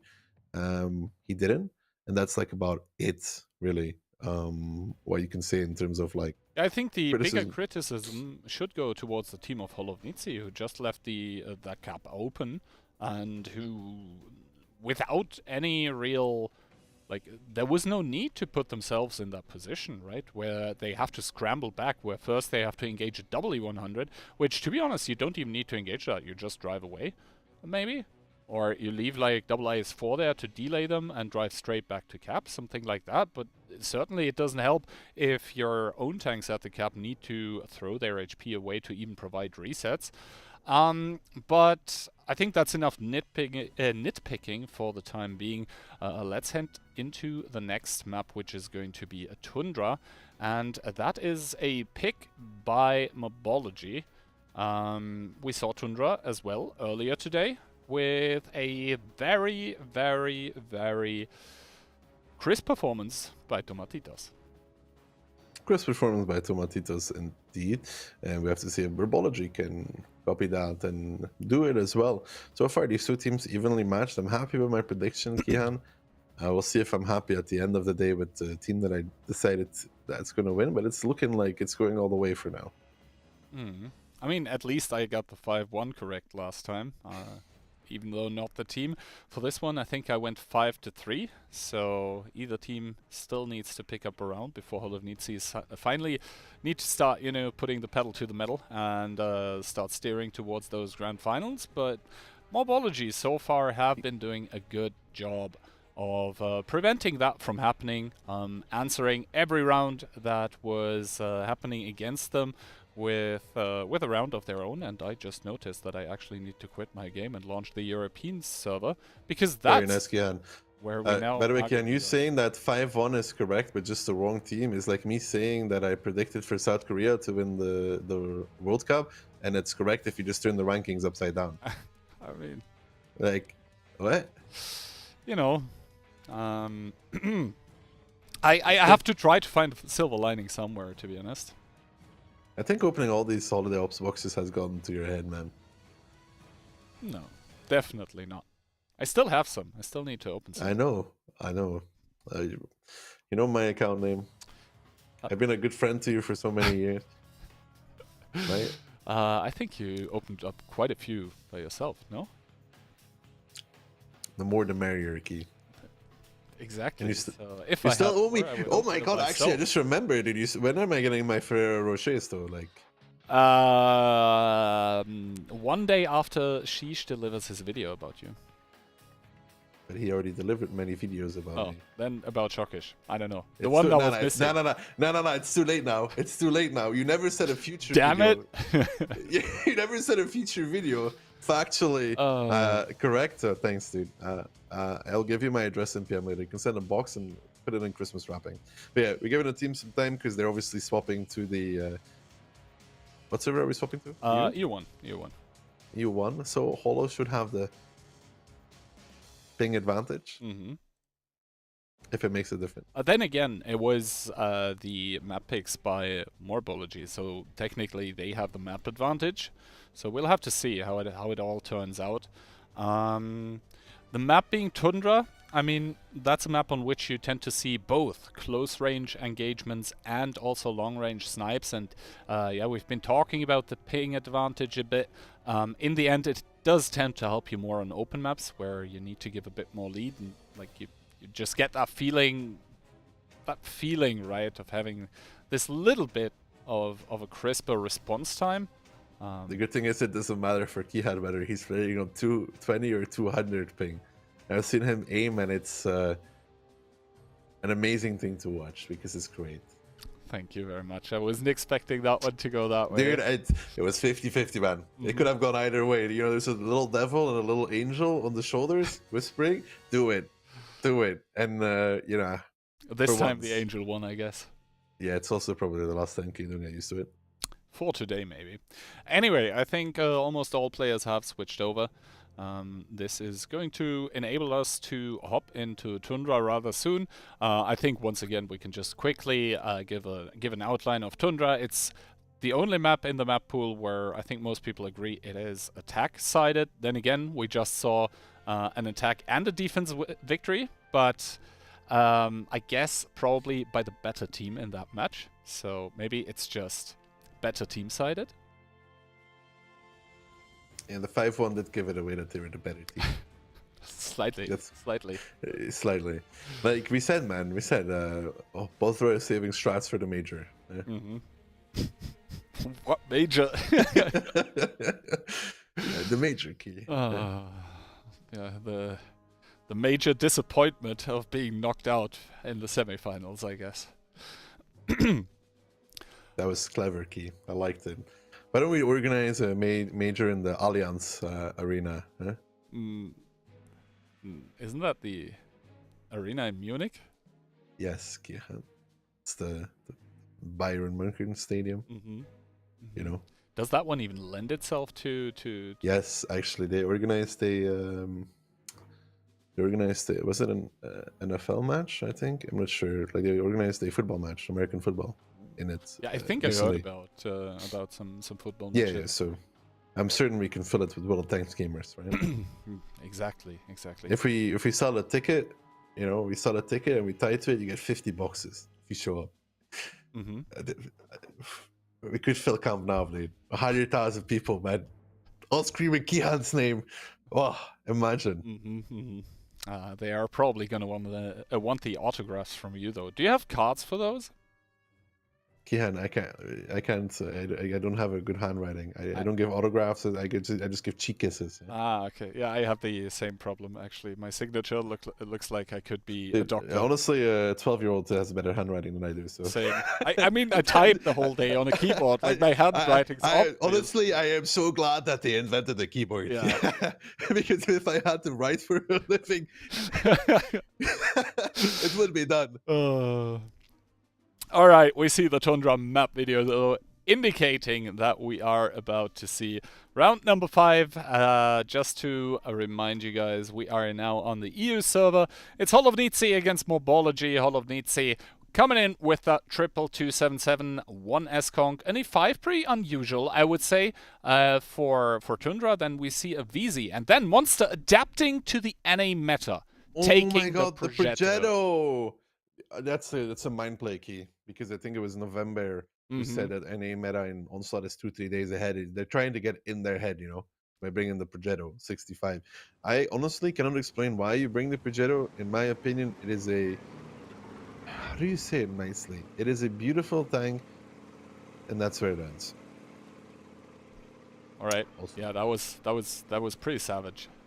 Still. I mean, you know, we got to think about the kids, right? First of all, though, let's think about the opening, where Never in the 277 does immediately get spotted in the southwestern part of the map, where a lot of Hall of Nitzi tanks are going to get concentrated. Okay, so since Monster's HP is 1900, he's not using HP, so I want to see what Monster has as equipment, actually. Yeah, hopefully the observers are going to show. And finally, after 45 seconds of the battle, Monster is fully reloaded with his 4 shots here. And December is going to go to what normally is like a 60 TP on Mino position. He's going to spot out Dreiser in his S-Conk, but both of those seem to be unable to really put shots into each other. Muscles with the S-Kong from above, from the overlook position, is going to destroy some of the destructible houses. And Never in that 277, pretty aggressive position for a defense. Then again, he was spotted already. Floppy already taking a shot of damage. Yeah, Floppy there in the M4 taking a shot of damage. He's with December. Now you see the rotation though. Barkis and Sok are not spotted. Piotrix does get spotted out. November pressuring up against Karov. So Sok and Barkis do cross over. No, they are spotted now by December and Floppy. So good info. I think they are safe behind the ridge though, so at least they're not really going to take damage for this. Morbology need to respect this rotation here as Supernova taking another shot. I believe he was the AMX in the south. Not really sure who has an angle on him as of now. Dreiser getting forced down, but December unable to double down and actually crown his efforts with a shot of damage into Dreiser. Is reloaded already again though, so Dreiser definitely respecting the alpha power that comes with a French tier 10 heavy tank. And Karolf, I would say trading, but actually he's just donating his HP away. I think his Cupola is on the wrong side for this. Yeah, I believe so as well. December and Dryas trading it out. And lucky for Dryas, he rolls 470. Because otherwise there would have been a way worse trade than it was. In an S-Kronk, you don't want to trade 1-for-1 in the MX. You end up dying, but Octo here pressuring against Never kind of by himself. That's really by himself though. Octo just pushing in and Molter's coming in with that Progetto. Now what the Progetto does well is just clipping a tank and then reload for the rest of the game. So it looks like that's exactly what's going to happen here. See Never trying to get an angle. Octo just absolutely whiffing the shot there. Now Never peeking out again. That is not it though. Now a reinforcement comes in from a second M4. Octo Nova now pressuring forward. Where was Nova before this though? Where was Mr. Nova? And now Never shoots between the cupolas. That's unfortunate. More pressure being applied here. More tanks coming as well. Muscles coming. Vova coming as well. Is Monster going to try and peek out here to make the trade? We see Never taking one shot here. Monster able to return, and now Never down towards one shot. Monster needs to wipe peek this. It's going to be Piotrix from the sidelines in the VZ to pick it up. Monster delving deep into that clip is offering himself to Supernova. So basically Supernova doesn't pick up Never here, but they're big HE. Monster taking one into his backside as well. 2 shots remaining in his auto reloader. Has to drive away though. So far the Projector, the Animator tank not working out for the EU players. Yeah, it doesn't seem to be working, but Monster is making it out barely though. In the return though, we see December and Floppy pushing on towards the S-Kunk of Dries, which is where the next battle is unfolding. The South not as important at this moment in time. They want to pick up Dries. They're pressuring towards him as well. A miss there on towards Monster narrowly. Missing that. December needs to be careful though. 755 HP. Dries is getting pushed now. December missing another shot there, making it a lot closer than it has to be. Big damage in return though. But Floppy's going to pick up Dries now. He should at the very least. No, it's going to be December to pick it up. 5 tanks left standing here for the boys of Hall of Nitzi against the 6 from Morbology. Floppy had a shot there on Monster, but it's going to be Muscles to pick it up. December to shut down Kerolf, who is now down and out. And now Vova to pick up Sokar. And that is going to leave Hall of Nitzi in a horrendous situation where they have 2 tanks left standing against the 5 from Morbology. Yeah, and with the Progetto 65 already fallen, I don't really see a way out of defeat for the team of Hall of Nitzi. The auto reloader there already destroyed. Only Bark is remaining. Yes, another good shot into Vova. That one immediately answers though with an average roll. And now Muscles is coming here to seal the fate of the one Barkis remaining. 351. That's a one shot for anyone. Another good shot into the M454, but little is it going to matter as Muscles just flexing here with his biceps and also with the last kill of the game, which are going to put Morbology into the lead again. It is 3-2 over Hall of Nitzi. Yeah, 3-2 over Hall of Nitzi. And I mean, Octo pushing by himself was a bit scary. Let's be real, it was a bit scary. If Never fluffed one last shot there, I think he would have been dead already long before. I don't know why he pushed by himself. It's so weird because like you saw all of a sudden, I think it was Nova came then as well. So why couldn't they do this together? I don't know. It worked out for them though, because Monster and Never, they were able to kill Octo. But then in return, like, you lose it to 277, the Progetto goes down towards 200 HP. And that is not a good trade. But Muscles, again, good performance, man. Himmels, he would had an extremely good performance as well. Here again, hitting 5k. That was the last battle because of the server switch. Here are the numbers for the actual game. Oh, wow. You just baited me so hard. Sorry bro, about that one. Bro, man. Wow, dude. That's like 5 extra Ferrero Rochers. Oh, okay. You seem to be pretty interested into Ferrero Rochers, man. But yeah, SoCar. It's the one chocolate brand you might know. It's okay. No, well, Monster does 664 though. It does more than SoCar, but I don't know. Maybe the Progetto had a particular set of equipment to spot the south or something. I have no clue. Let's see here though. One non-penetration, but yeah, the HE did indeed penetrate by the M454, the backside of the Progetto, and even I think the upper third of the hull being very, very prone to HE penetrations. And you have to give it to the team of Morbology. Like, yeah, Hall of Nitzi coming in with sort of a meme pick here, but in the end, like, just well reacted to everything that that Hall of Nitzi was doing, and Hall of Nitzi sort of starting to stumble, to scramble a little bit. I mean, 3-2 in a best of 9. It's still 2 rounds that Morbology need to pick up. And like, Burbo did win from the favorite side.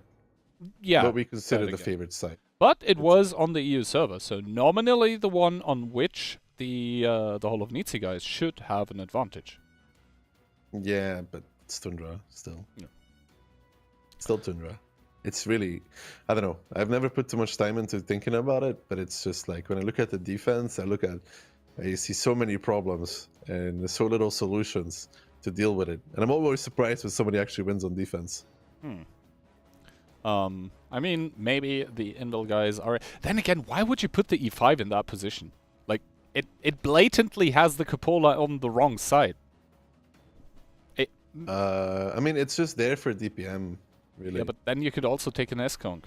I mean, we've seen E5s there before. They were pretty decent. Nowhere near peaking, though. Yeah. Like, I guess, if since you have the cupola on the left side, if you draw back into that little cubby at the red line, then it works out very, very well for you. But if you just expose and take damage for no reason, then the E5 is going to look pretty bad. And now we are going to hop into that next round. Hall of Nitzi on their attack are going to bring an M454, triple 277. We have an S-Conk, a Leopard 1, and the Minotauro. And the Minotauro indeed, and then in return is they're going to be facing off against just a triple AMX, triple I7, and the S-Conk. Muscles, nobody likes him in the team, so he gets to play the special tank. Everybody else gets 2 friends. It's like the key hand bit from Morbology. You put your best player in the best tank. You didn't expect that one, did you? No, he keeps surprising Ducky today. Anyway, Morbology with a very, very heavy commitment on the D line, sending a lot of tanks. They're able to punish any kind of cross, and that I7 in the north, I believe that is November or December, one of the two, is making a pretty aggressive move from the looks of it. November not really taking any damage for it as of now. Never in the Minotauro is making his way as well, and to be honest, that position is more than expected. Monster in the Leo 1. I say it time and time again. If you've watched 77 or 15v15 streams before, you will know that I'm a big fan of the Leo 1 and its gun, but I'm not a big fan of the Leo 1 being picked in competitive because, yeah, no armor. You hit a lot of shots that you wouldn't hit in a different tank. Yes. For example, an S-Conk on the hill there. Of course, the gun is not as good, but it later on actually serves a purpose. Yeah. Right? And Morbology here in the beginning, trying to counter the Leo, I think, I feel like nice shot from December. Never in the unpennable Minotauro, actually taking one into the side, and December happily backing away there. never down to 2030. That's obviously not a big problem as of yet, but he has gone on the full clip reload, which obviously the team of Morbology doesn't know. And now we have to see how Hall of Nitzi are going to approach this one. They are rather heavily committed towards the south as of now, and they are rotating even Karov. That is one additional 277 now in the split screen in the side here, but this in turn obviously opens up Never in that Minotauro to get pushed. Monster from the hill not able to punish, and Never, yes, the Minotauro armor is good, but it's not that good when 5-6 tanks just completely overpeak and eradicate you. And yes, there is a bit of punish by the side of Hall of Nitzi, but it's by far not enough. Ooh, that being said though, Caster Curse maybe a bit. Octobear has to repair his track. Yeah, I'm still happy for Morbology with the trade that they did. Yeah, that looked like a random battle he had, you know, if you're playing like a special tank for the first time and everybody is like, I'm gonna kill him, you know. But that was great stuff from Morbology though. I guess that's what they were waiting for, to counter the Mino pushing up and just speaking him with 6 guns, and now Piotr in trouble, running away, trying to escape to live another day. Karov comes in support, which is pretty okay, but it's not gonna achieve too much. Thing as December gives them a shot, and they has to face off in November, and they're just gonna keep rotating the north. This is a position you never see the defensive team in. I would like Vova to repair his fuel tanks though. Mm-hmm. And same for Piotr actually. Yep, they should. And Bark is now, the Caster Curse really coming in heavily here, is going to get set on fire.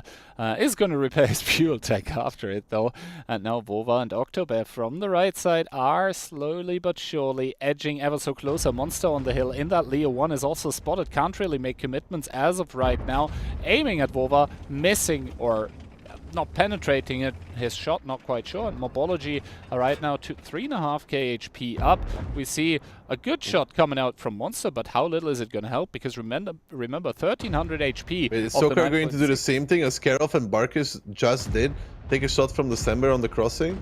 Oh no, Karov took it instead. It's fine. Piotr in return, not having a good time. He takes 1, he takes 2. He's forced back around the corner. Karov, Barkus, Sokar pressuring forward, but they're pressuring into Borbo. Octo peeking from the top, already coming in with a big shot on towards Barkus. He takes 2 in return, but now November, Floppy, and Vova want to retaliate on towards Sokar, who's taking 1k, and this little push from Hall of Nitzi. It looked okay, but it's going the other way as now Burbo coming back in with the push on towards Sokar. Karov body slamming November to try and block him from ramming him to death. Now, though, the first one falls, which is Barkus. The second one to follow into the grave is Sokar. Karov getting surrounded, getting pounded, getting rammed by Muscles as NA is going to take it again on Tundra. Going to take match point. Piotrix trying to do what he can. Picks up Vova, but it's Monster and Piotrix against the entirety of the Morbology team as they only just got their first kill. And Hall of Nitzi is just like their comrades from Postrow, currently looking at losing. Did Nova just fall on his side there? I think he did a somersault. He seems to be fine, yeah. And Muscles, oh my god, Muscles with an HE does not connect into Piotrix, but Supernova hasn't had a lot of say in this game as of right now. Muscles missing, now they start Pepega. They're all shooting HE at this point. November also shot HE at the Leo and didn't pen in the IS-7. And now Monster in the Leo 1 here, still the last remainder of the team of Hall of Nitzi is going to try everything in his power. Ooh, bouncing a shot there. Leo 1 armor strong, but little is it going to matter as there is so many nice, good aim into the upper plate of the IS-7. By the way, Monster obviously a very, very good player, but even he is not going to be able to do to get the one that everyone wants to get the Lobanovs in this battle, because remember, the fact remains he's still attacking, he's trying to make the great escape, but it's going to be November inching around the corner that does not get the HE pen. Now it's just Morbology trying to style onto the Invil players. Who would have thought that at the start of the day? Monster is going to be able to pick up one more kill, but Floppy there to seal the deal, to lock in the match point, and to almost certainly establish dominance of the Americans in the 77 Winter Invitational. Yeah, Postrow got schooled, went to class, and Hodo was like, well, we want to learn something too today. And I guess I don't know, man. Burbo is playing good. Holo is not. I don't know if it's a lack of preparation, underestimating their opponent, or Burbo is just that good. Maybe a combination of all things. Minotauro, big zero. I mean, the Leo did top damage though. You gotta be careful with this trolling at the end though if you're Morbology, because you don't want to like fire up your opponent. You know, if you start like shooting HE and stuff and memeing on your opponent, you give them like you unlock like 10% extra performance boost. Well, if there is one thing for certain, then that Hall of Nitzi are in dire need of a performance boost here, because, well, Tundra has not gone in their favor. Morbology able to cleanly pick up the map 2-0, and now it's another one of their picks. It is going to be a Morovanka, the most recently changed map, I believe. And a heavy 1-1, I feel. Heavy 1-1. That would mean I'm not sure who is who's defending first, but attacks should be favored by quite a large margin.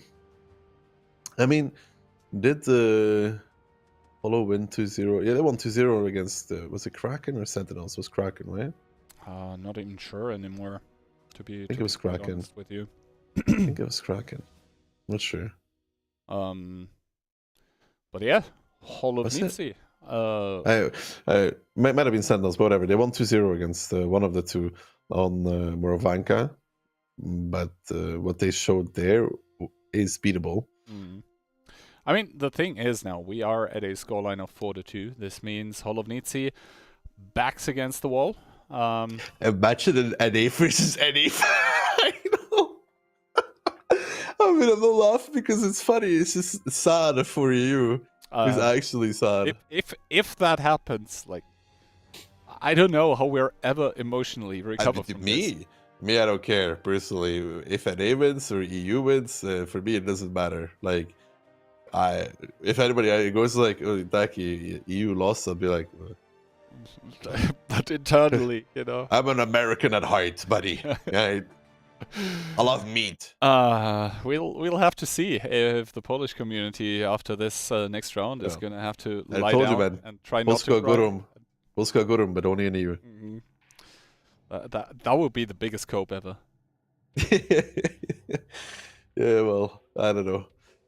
Great stuff though from Morbology, making it. Yeah, I mean, great stuff. And you can say whatever you want yesterday. Tactical throws to guarantee to play against NA, but maybe we looked at too much into detail and really just EU teams not performing. Yeah. Where NA teams are performing. Them taking it serious here.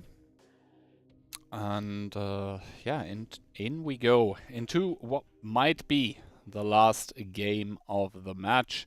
Hall of Nitzi trying to evade, trying to stay alive, trying to get one on the board here, trying to fend off the first match point by Morbology. They're doing so with an IS-4 22277, double S-Conk and Mentos with the T100. Morbology in return, the AMX M4, the double IS-7, the triple S-Conk, and the singular Bacha 25T. So no light tank for Morbology, which usually tells you already kind of what they want to do, how they want to play, and you can see that the double IS-7 from NA is making a play straight down to cap number 1 to make a base play over there, base race. But a lot of Hall of Nitzi tanks from 1-2 line here though. Once again, the fact should be mentioned that Morbology, they do have 7 combat tanks on the side of Hall of Nitzi, the spotting advantage with that T100.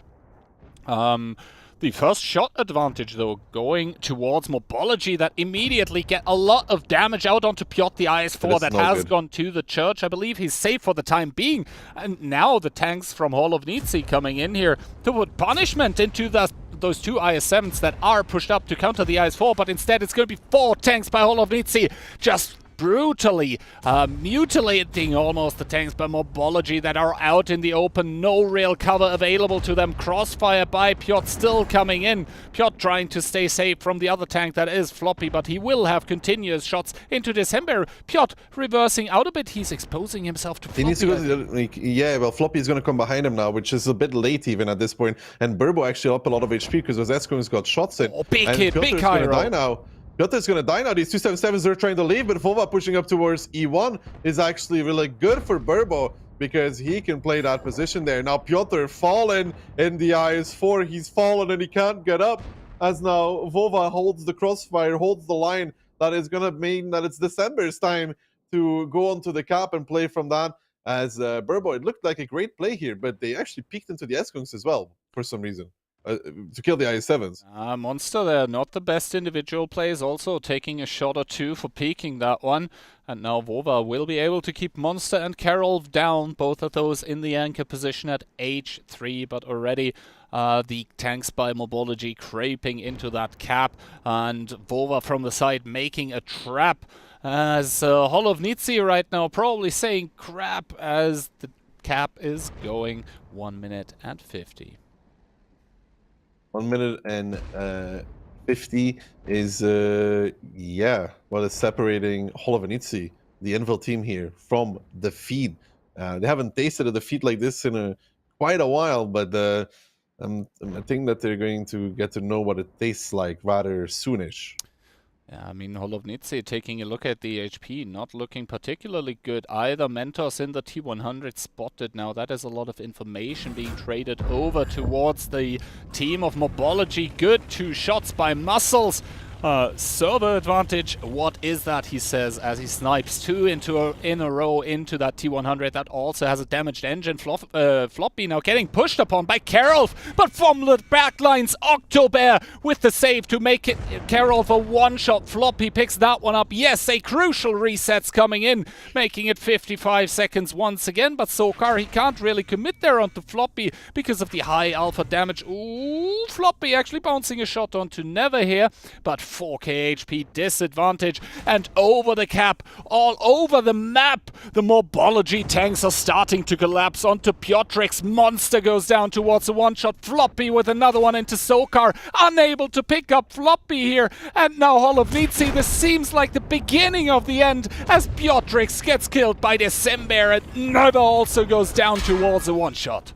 Yeah, it is not looking good here for Holovenitsi. You have 4 tanks left standing, of which 3 are a one-shot, and 2 is one more is a 2-shot, which is Mentals on the T100. And NA is going to take it today as Floppy starts the end of the EU dominance as he picks up 1. It's Never, Monster, and Mentals to go. Never is never going to live through this. He's getting sniped by Muscles in the bad. Octo coming in around the corner. He wants this. He wants to pick it up. He's going to get the shot. Never down and out. Monster and Mentals, the last 2 beacons here for Holovenitsi. Make that just Mentals as NA takes it all the way. And where everybody thought would get an EU versus EU final, it's going to be Tomatitos against Morbology. Who could have expected this?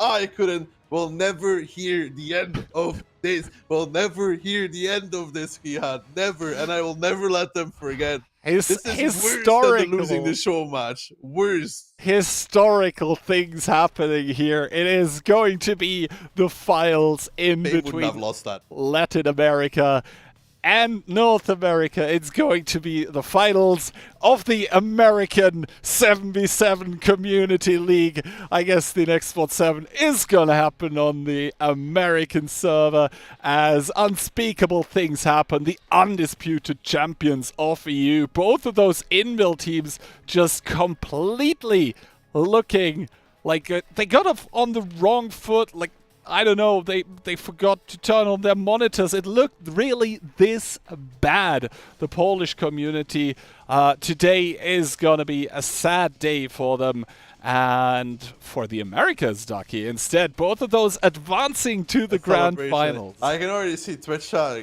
go, man, it's great. Like I said, I personally, to say it, I don't care who wins. I'm looking for good matches. If EU wins, great. If, well, I mean, that's no longer possible.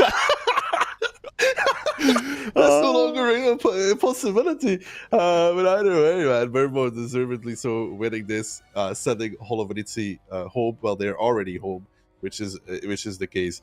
Good stuff from them, man. Well, good plays all around, just solid stuff. Even on this one, I felt like Holo was making a good play there to kill the I7s, but then one I7 shielded the other one. And I also think Piotr needed to switch. Switch how, the side of the church. His church and just farm the IS7 and get him to turn his turret so other people could get a shot on him, Yep. And I also think the 277s just peaked badly. Never actually, who was the one who took both IS7 shells, peaked even in the best way, because he peaked against the side of the hill on the left-hand side where he couldn't get shot by the Eskungs, right? The other ones then over-peaked on the right, and they took shots from the Eskungs as well, which is like, it doesn't make sense. When you want to kill the IS7s, you can peak them without getting shot from that.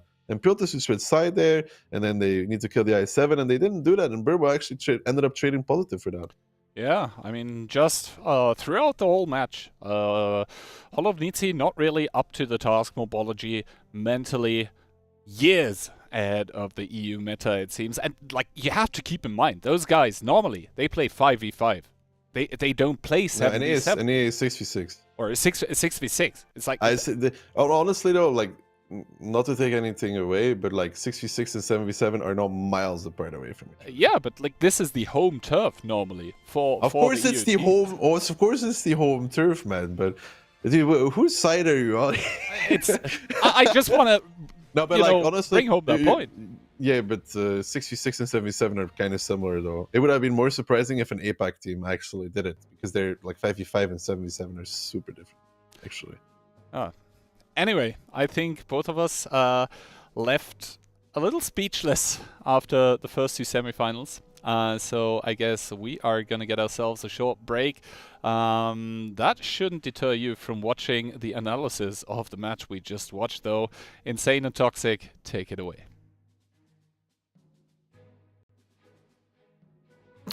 Well, speechless. I guess that's the word key, and Toxic. What a performance from both the South American and the North American team, both taking down the Polish ones in the semifinals of the tournament. Well, no one expected it. I don't think anyone really expected it. I mean, I said at the start today that it was possible, but didn't really think we were gonna see it. But Tomatitos and Morbology not only showing yesterday that they are the stronger teams, but also just keeping true to it and completely annihilating the European teams today. I mean, it was like watching them shooting sitting ducks or something. I mean, maybe there is some overconfidence from the side of the EU teams, lack of preparation, no trainings. India is the sort of team that is known to possibly struggle without the proper preparation and the trainings, so maybe those 277 teams paid for it.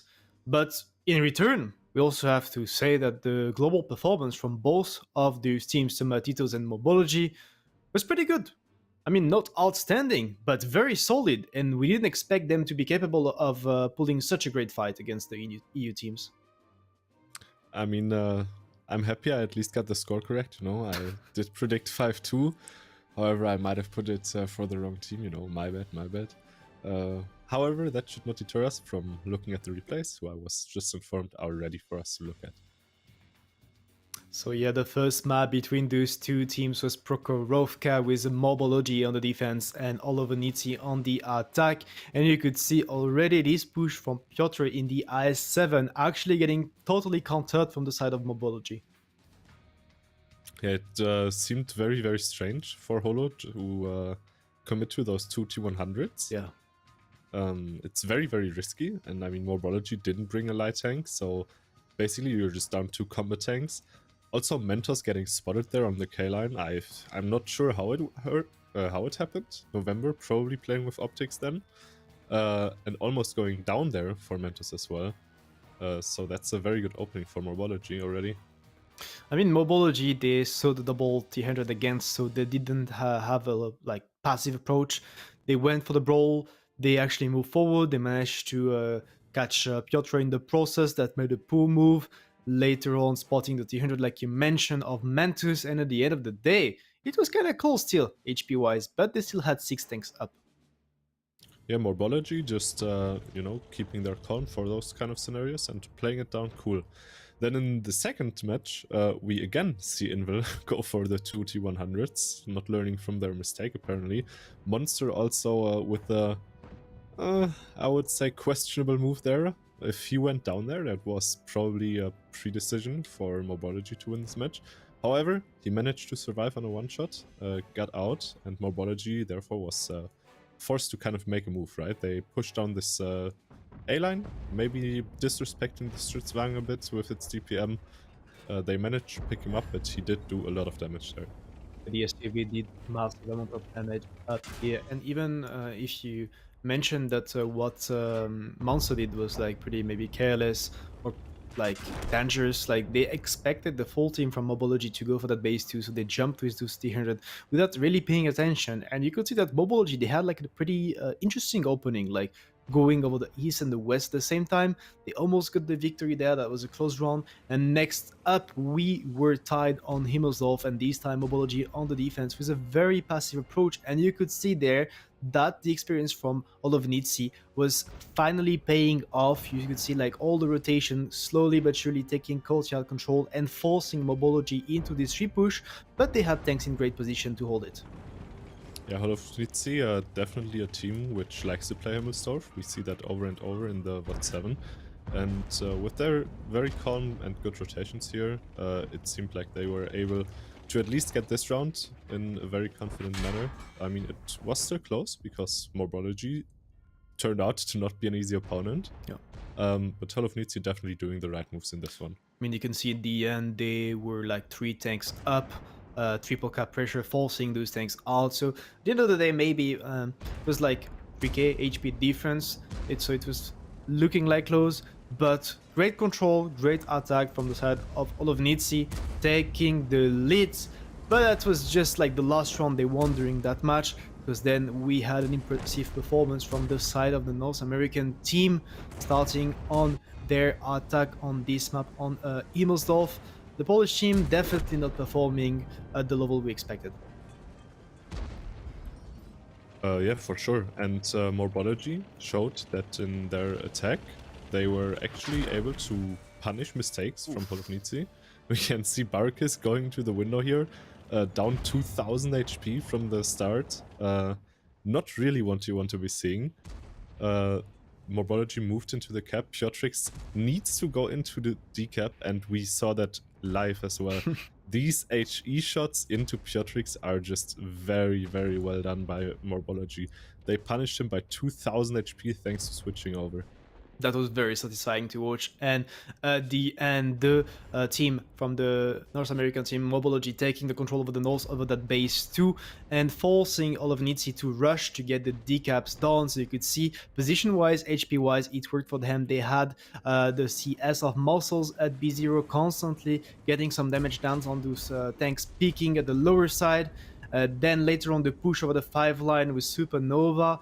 So good stuff from Morbology. Again, like this defense from all of Nitzi. I mean, that's pretty standard. We have seen them play something like this before, but the NA team actually countering it pretty well. Yeah, especially taking a round from Hall of Nitzi on Himmelsdorf is probably one of the hardest tasks you can face. And they managed to do it, I mean, pretty convincingly. Not the final HP score might not have been that much different, but it looked very, very good.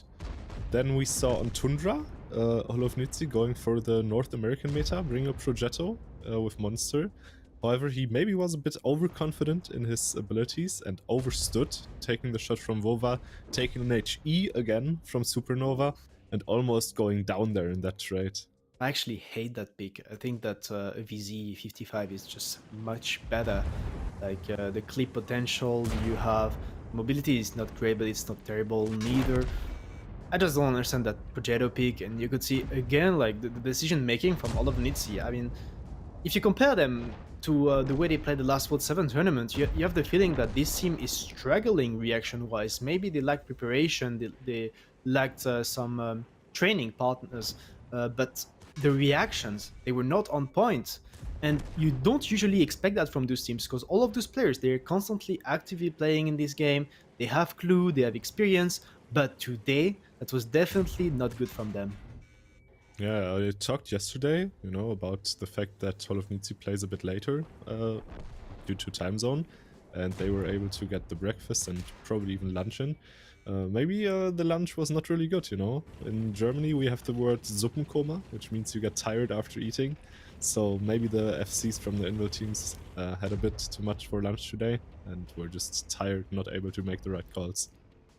Next up, Morbology on the defense, all of nitzi on the attack, and what a lovely pick from the side of the NA team, actually going for this Minotauro of Never. Yeah, you have a clip, but the intra reload between the shells is pretty long, so we're just gonna jump on you, get the damage done, and you could see later on they actually kept pushing. They had pretty aggressive positions for defense, but it worked perfectly fine. All the crossfire forcing all of nitzi to push into them. They were kind of blocking the Leo well on the hill, also with tanks constantly watching him. So what a good play and what a good defense from the NA team.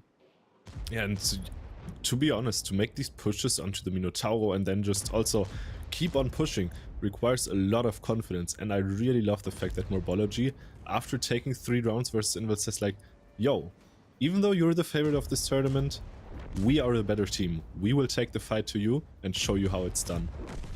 Yeah, it's cool. It's cool to see that they have the confidence and they're taking those fights. They're not actually waiting for nitzi. This is like a very methodical team for them to make the plays. I think like the round that they lost was, for example, on Himmelslauf when they were defending, and they allowed the Polish team to actually plan their own game, play slow, analyze the situation. They completely played like an aggressive playstyle today against this team and finished them for it. And even there, you could have feel that this push, this initial play from the 277 was good to take down those IS-7s, but this shield was actually really great. And even though one of the IS-7 is gonna drop, you are actually locking those tanks in bad positions. You take down Piotr later on the IS-4, and then Morbology, they were position up, HP up, and they could just go for that base one. Yeah, it was really crucial for Morbology to notice, okay, our IS-7 will die here, we will make the shield, but also to see, okay, we have to take out Piotr here. It's a really great call. I love that one. Yep. And with that, they just take away all the map control from Hall of Nitzi. You can see Muscles here forcing Mentos out of position. And at that point, you're just that much ahead, not just mentally, but also in the match, that there's no way you're losing this one. Oh yeah, you can just watch the HP. It's double the HP for the NA team at this point, like 6k and 12k for Morbology. Like, what a performance and what a dominant round to finish that match on a scoreline of 5-2. Yes, Toxic, no one expected that. And we're going to be seeing them again against Tomatitos in our grand finals, something that no one could have voted for. Yeah, I didn't expect it. I don't think any one of us in the casters bench expected it. And even looking at the viewers, we have the predictions in the Twitch chat. It didn't really look like most people were rooting for the American teams to win. So I'm surprised, but I'm definitely pleasantly surprised. As it's 2 teams, we don't get to see that often ourselves. And it's kind of a mix-up from always just watching Invil play in the finals. This time, sorry Invil, you were the worst teams. We get to watch America. Well, I think yesterday Tomatitos performed already pretty well, so not surprised to see them take the victory against Postrow, even though, well, we really expected the EU teams to be better today. But Morbology, I mean, their performance during groups and also yesterday was not the greatest, so solid today. Really good against all of nitzi. On top of that, Toxic, I think we have an announcement to share with everyone. We are going to be having the next World 7 tournaments end of January 21st, 22nd. So it's like in a bit more than a month and a half. Make sure to lock those dates in your minds and be there. Team's gonna have a bit of time to prepare. Maybe they can take a bit of lessons from the American teams how to play in this format and not from Invil anymore. But those are gonna be taken probably from the grand finals that we'll be covering shortly. Toxic, what's your take on that? Yeah, first of all, I gotta say, good luck to Invil in that VOD 7. At least they don't get to face North American teams there, so they might have a chance of winning again. However, looking at the grand final, I think we have a very, very interesting match ahead of us. We haven't seen these 2 teams fight against each other neither in the group stage nor in the playoffs now. And I really don't know what to expect, you know. I don't really know these teams that well, so I'm really watching out for this one. I think Tomatitos, from what I've seen, might be a bit ahead of Morbology, but I'm in for a surprise, you know. If I'm not mistaken, I think both of the teams they played against each other in the community league from NA. I think Kian mentioned it, and Morbology actually took the win, and Tomatitos were like a second. So maybe it's time, if I'm actually correct, for Tomatitos to take their revenge and take the victory over Morbology. That's gonna be our grand finals. And just before jumping into the match, we are gonna be jumping back for the last time of the day and for the tournament to the casting desk to introduce this one. Kian and Daki, take it away.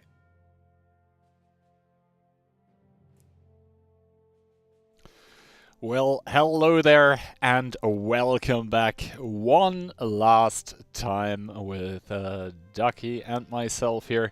We are ready to cast the grand finals of the World of Tanks Winter 77 Invitational, and we are casting a match that I think neither of us expected. Thank you.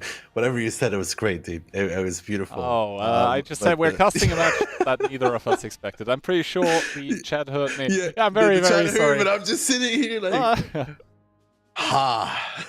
what is he saying? Yeah. Hopefully it's fast so I could go home fast. EU lost it when I cry myself to sleep again.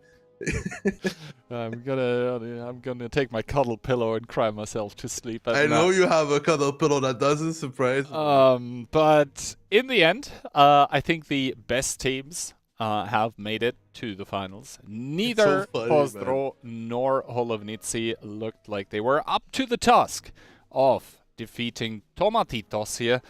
We see the team under its leader Floki from the Latin American server. They have shown us stellar performances. They've not dropped a single match yet.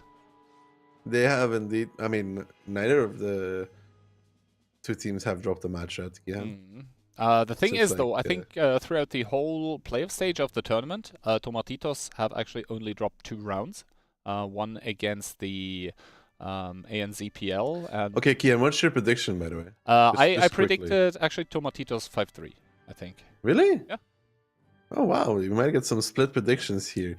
So Tomatitos 5, Morbology 3. There, I did it for you, Kihan, doing your work. But yeah, this is an NA Community League rematch between these two teams, not in a 6v6, but a 7v7 format.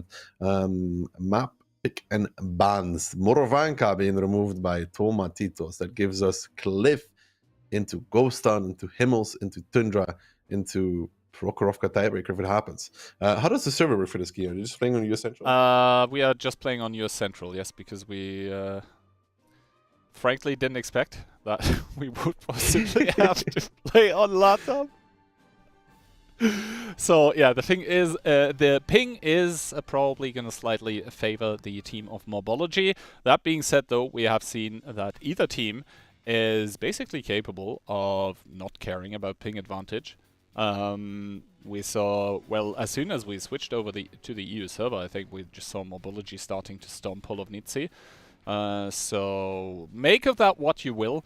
Also make of the map pick and bans what you will, because Cliff, so far a map we haven't seen often. Have we seen it at all in the playoff stage of this tournament? So we have not seen it once, I think. I mean, they've played it in the match that we didn't see on stream, if you remember. So we saw it then, but on this stream, yesterday and today, we have not seen it yet. Yeah, and there I think the NZPL team didn't look too good on their defense, if I remember correctly. But yeah, you said yesterday that you've actually been peeking a lot into the NA Community League. So what's your takeaway from this one? Who would you favor? Why? Would you say any I'm going to favor Morbology, because Okay. I still think Holo was the better team than Postrow, even by the way they played. Toma rolled Postrow. Holo at least put up a fight. And Burbo also beat Toma in the Community League, so everything kind of pointing towards them in this regard. Yeah, basically I based my prediction off of how many rounds the respective teams did drop in this tournament so far, which is, I think, 4 for Morbology and 2 for Toma only, something like that. Toma dropped more, no? Or Toma dropping more? I mean, you also have to count in the match they played against APAC, right? I think Toma won that 4-2. I think Toma won it 4-1 and Morbology was the one with the 4-2. Yeah, but then Toma lost 2 against Hall of Nitzi, so that's already 3, and lost 1 more against Postrow, so that's 4. Well, anyway, I think there is no discussion here at the moment that we do see the best 2 teams that made it to the player stage of this tournament. And I think we are pretty soon gonna. Yeah, it's fine, Key. You know, it's 2 8 teams. It's okay, man. It's a great match. Looking forward to it. It's gonna be great. Great EU impersonation right there. No, I'm actually. I have tissues next to my desk because I had a cold for the entire week. Okay, I was literally sniffling the whole week, so it was the perfect opportunity to bust them out and wipe away my tears. Surely that's why they're there. Yeah. Okay. Listen, I've been so nice to you. Don't beat the hand that. Huh? Don't bite the hand that feeds you, Key. Okay. We'll see. Anyway, Cliff. Now we haven't seen that map, so I think we can just get into a little bit of theory. Obviously, there is a map guide out there that is for random battles only. But actually, don't even start, Kihan. You don't want to go down this road, man. This road doesn't lead anywhere nice, honestly. Like, I'm serious. You take down this road, Key. Your Cliff map guide. You're very lucky sometimes that we are casting from a distance away from each other. That you were. I mean, the fact that you get punished often from the positions that I outline there, doesn't that mean that I basically showed very effective positions as well? That is one way to look at it. I mean, if you want to justify your case, then is that a way to look at it? In another case, you look at it, Kihan, there's only limited positions that you can play on each map. For your tank, which even you highlighted. Now, however, when all of these positions get counted for one position, does that mean that it's a key position or that the position is just not handy for the other team? You throw shade on me for going there with those wordplays and then you do them on yourself, like by yourself. Like, okay. Double standards is what we're It's not seeing because here. you took a very common 2 words and put them together as a name that means that I can't use the That words is not how my nickname creation worked, actually. Key hand. Yes. Kian was probably 12 years old. He didn't speak great English yet, and he just looked up 2 German words into English and then put them together. How far away from the truth am I? Pretty far, actually. It has something to do with my real name.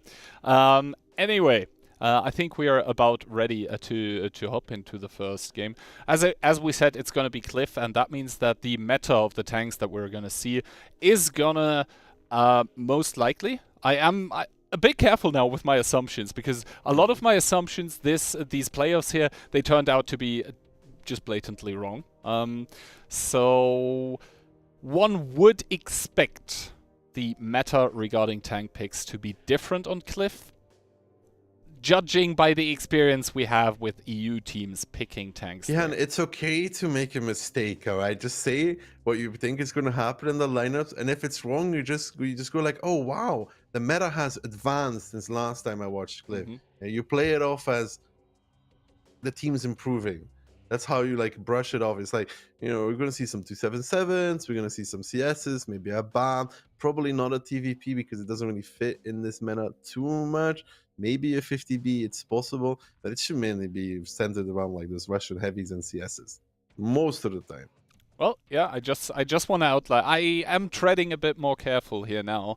We'll have to see. Obviously, the pick and ban has already been done, but we are trying to give a little more time to the players because, well, first of all, the Morbology team, they probably wanted to finish watching the match. Sorry, the Tomatitos players probably wanted to finish the match, and the Morbology teams probably want a few minutes to calm down, to get back down to earth, to Yeah, I talked to call them. Octo, and he had to cancel church because they didn't expect that he's gonna make it into the finals. So he had to call his parents and be like, "Can't come to church today, but next week I'll be there present again." You know, it's unfortunate. They had plans already. Because I mean, to be fair, you would always say that, and then it's not even caster bias. Like Postrow and Holo had so much practice on this format, in this specific format, on these maps as well, that they were always going to come into this favorite, and that meant absolutely nothing. Yeah, you know, it's different for Morbology as well, because even if you think about beating your opponent, it's like, who are we most likely going to beat if we beat who are we most likely going to beat if we beat who are we most likely going to face if we beat Holo Nitzi? Postrow, right? So you do most of your work already on that, and then they're playing against Tomatitos. And this is probably where the mind games start as well. So far, we've not really seen a lot of those. We have seen some counter strategies, I would say, but we haven't really seen mind games in between teams that played each other a lot, because so far it was only cross-server matches. That also has to be outlined in the group stage, as well as in the semis. It was 2 times EU against Americas, and now we have 2 teams facing each other that have seen each other in the games. Yes, slightly different formats. Yes, 6v7 versus 6v6 versus 7v7. 6v7? That doesn't sound very fair to me. Yeah. So definitely they know each other. They know their way around each other a bit. And yes, Morbology did win the NA Community League. But you guys are such haters. Holy. Wow. I mean, Ducky going with the win for Morbology 5-2, and then Toxic and I both with a 5-3 for the Tacos. For Tomatitos from the South America, and Insane going with a 5-4, hoping for a tiebreaker, hoping for a content extension. Content extension, but let's see first what these teams have to do. They indeed have not faced each other at all this tournament, so it's the first time. And Morbology with their 705A, they've used this a lot on Cliff Kihan. I hate it, but it works for them, and they're gonna be doing it today as well with an IS7 in support, an AMX M4, and then 4 CSs to round it up. And for the team of Tomatitos, we have the double B, the triple 277, and the double CS63. So a bit more straightforward lineup, but you outlined already the 705A, not an unusual pick for the team of Morbology and Cliff. So Tomatitos are probably knowledgeable as to how to deal with it. We see the 705A getting sent towards the middle, triple CS, and an M454 by Morbology, though, driving towards the lower side. Double CS getting sent towards the upside by Tomatitos, and that is going to be a clash right from the get-go. The question is going to be, how soon is Octobear going to be in this fight here? As the 277s, they do finally start hitting their shots. The 50B is going to drive the CSs off as Hector gets caught in between Fluffy and Muscles. But the Tomatitos, they're just collapsing here. Floppy, the first one to bite the dust. And now from the other side, Vova and Supernova, they're trying to punish, but that is 1-0 in tanks.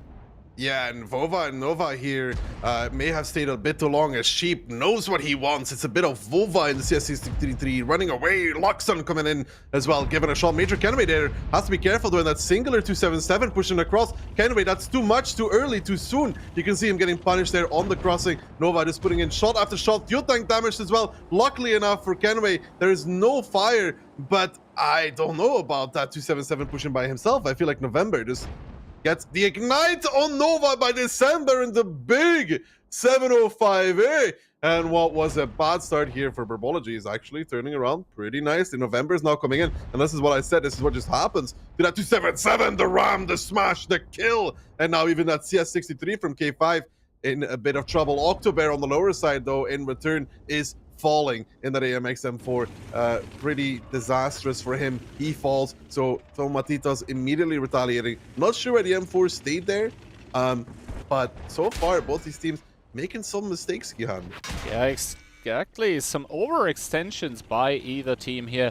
as of right now, with a better end for Tomatitos for the time being. 1 tank up and about 1100 HP to spare compared to the team of Morbology that still have 5 tanks available, though, with December in the 705A able to anchor everything right now. I'm not even sure if he's able to spot that CS from B2, so needs to back off a bit from the angle. But here already we can see the reaction, the rotation coming in from Morbology. They're sending Supernova around the hill, and that is probably going to compromise Fluky's position. And November and I think the CS from the hill, they should be able to punish any kind of attempt from Fluky to run away. And now we'll see if Supernova's angle is actually enough to drive Fluky away and possibly take the kill here. Not sure if that shot connected. Yes, actually the observer camera does confirm Fluky is firmly locked down behind that house. The second blind by Nova does not connect, however. No, it's not connecting, but you gotta say, okay, the positions for Morbology, even though they're down on HP, are solid. I mean, you have Nova in the south, Muscles took the hill as well. And I think Tomatitos here overreacting a bit, you know? Like, they get that initial kill for free. I'm not sure if I like Hector actually driving. Oh, it's okay, it's okay. He's not gonna get spotted. But the initial kill, right? And then you want to do too much at the same time. And then you end up with losing a tank crossing. Yeah, but the thing is, Vova, he has the crossfire, shots from the hill start raining down in December. Now has a comfortable one-shot onto Hector. While that is happening, though, repush happening from the donut. But this repush time and time again, it turns out to be costly. It turns out to be expensive. We can already see the Morbology tanks hammering that message home. December with the pickup onto Sheep. And now only Sebastian and Luxon left from that push. Supernova has pushed Floki in the meantime. It's November to pick it up. And Morbology turning it right around into the face of the Tomatitos. Yeah, and Tomatitos here had an amazing opening, straight up countering what Morbology was doing. They got that first CS63 for free, but then Kenway crossing over, and on top of that, Floki getting stuck in a less than superior position, you gotta say, is what really brings the defeat for them, sadly. Because, you know, if Kenway doesn't cross there and Fluky just stays in K5 Kihan, I don't think Morbology ever recovers. Because you got to remember, there was that AMX M4 in 1-2 line. There was another kill there for Tomatitos relatively for free. And then 5v7 key, you do not recover. But they did push across and they did leave K5. And, you know, if you make those mistakes, Morbology is going to capitalize on them, which is exactly what they did. And they keep winning with the 705A on Cliff. Exactly, and I think sort of like at least in this first round, I don't want to jump to conclusions. I don't want to, you know, say early things about it. But basically, this sort of semi-chaotic playstyle is almost what it seems like a bit to me. Both of those teams are employing it, and whereas the EU teams weren't able to deal with that, because some of the stuff coming out was just so, I mean, you could almost say random, with Kenway crossing over with the 277, that should never be done. And like the chasing after the CSs, I felt like that was also a lot of white peeking going on by the Tomatitos players. Both teams seem to be very used to it and seem to be able to react to that.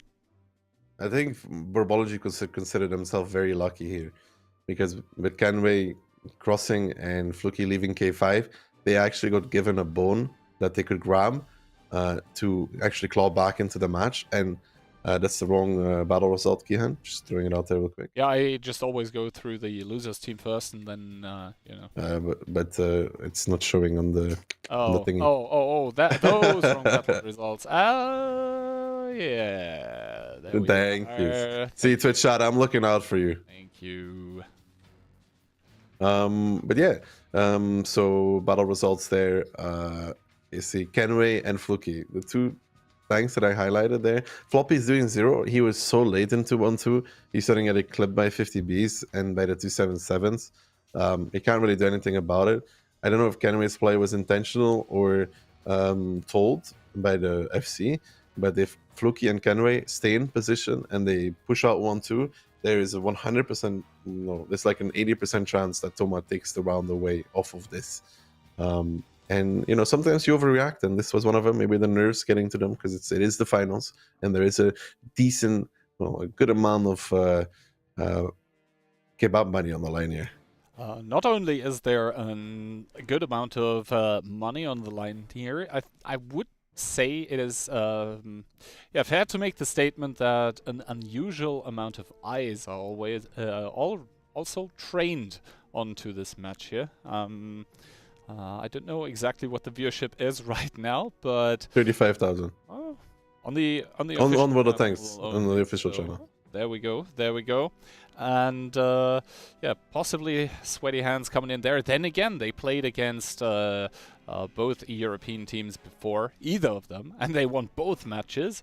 So they have shown that they are able to take pressure and turn it into performance, both of those teams. So I am stoked to see what the second round of Cliff is going to have in store for us.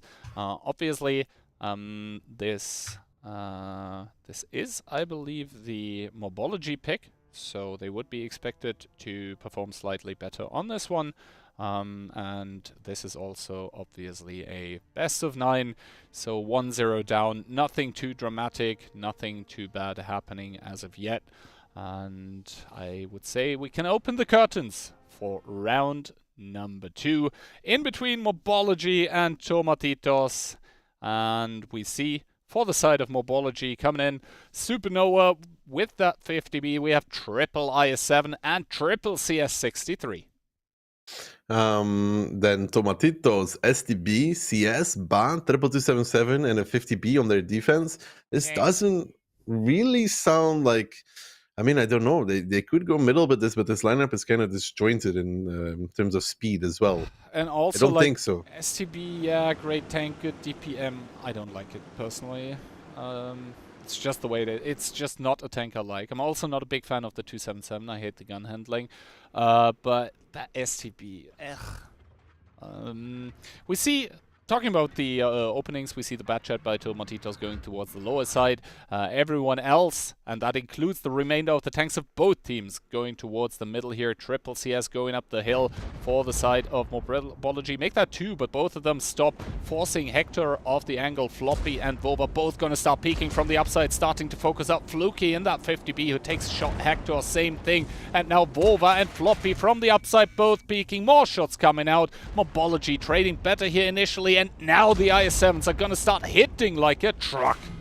The IS-7s coming in with their big sheep pull. In the meantime, those sheep picking up Nova in the bat shot on the flank. The STB now getting rammed, getting bullied by those CSs. Floppy picks up Hector. Sebastian's now the next one in the STB, but he does get to do his DPM. And now Fluky coming in with the 50B clip. They want to focus on the CS63s here, which is the good choice for the Tomatitos side. And the STB actually working out in this because he gets to do his DPM. He'll get one more shot out. Octo on a one-shot. Now Kenway is going to be the next one, but it's looking good for Tomatitos here on their second round of Cliff, because now Sheep coming in with his clip as well, picking up some more guns here, and you gotta say it's looking pretty damn good here for Tomatitos as they are facing off against this double IS-7. And in this fight, I feel like the 277 is kind of better. He had speed, mobility, DPM as well compared to the IS-7.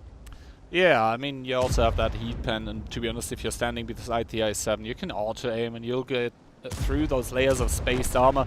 Yes, it's going to be Kenway to get focused out now, but Sheep, having reloaded his clip, is going to seal the deal as Sheep is going to pick up yet another kill. And now with that APCR clip actually loaded, that I kind of disagree with in this close quarters combat. But yeah, he is going to make his full clip, so great stuff by the bad chat player from Tomatitos, able to put in yet another clip. Luxon able to pick it up, and Morbology and Tomatitos are gonna split the first and last appearance of Cliff in this tournament 1-1.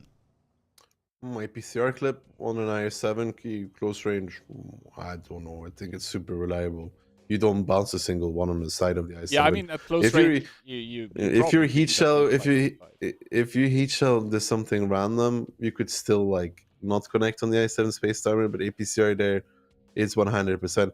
And actually, when we talked about the disjointed lineup, or when I said about Tomatitos, Morbology's lineup was even more disjointed in terms of speed. So you had the triple CS on the ramp, which was fine. They did well. They won their fight. But then you have this 50B, and Nova is in the middle.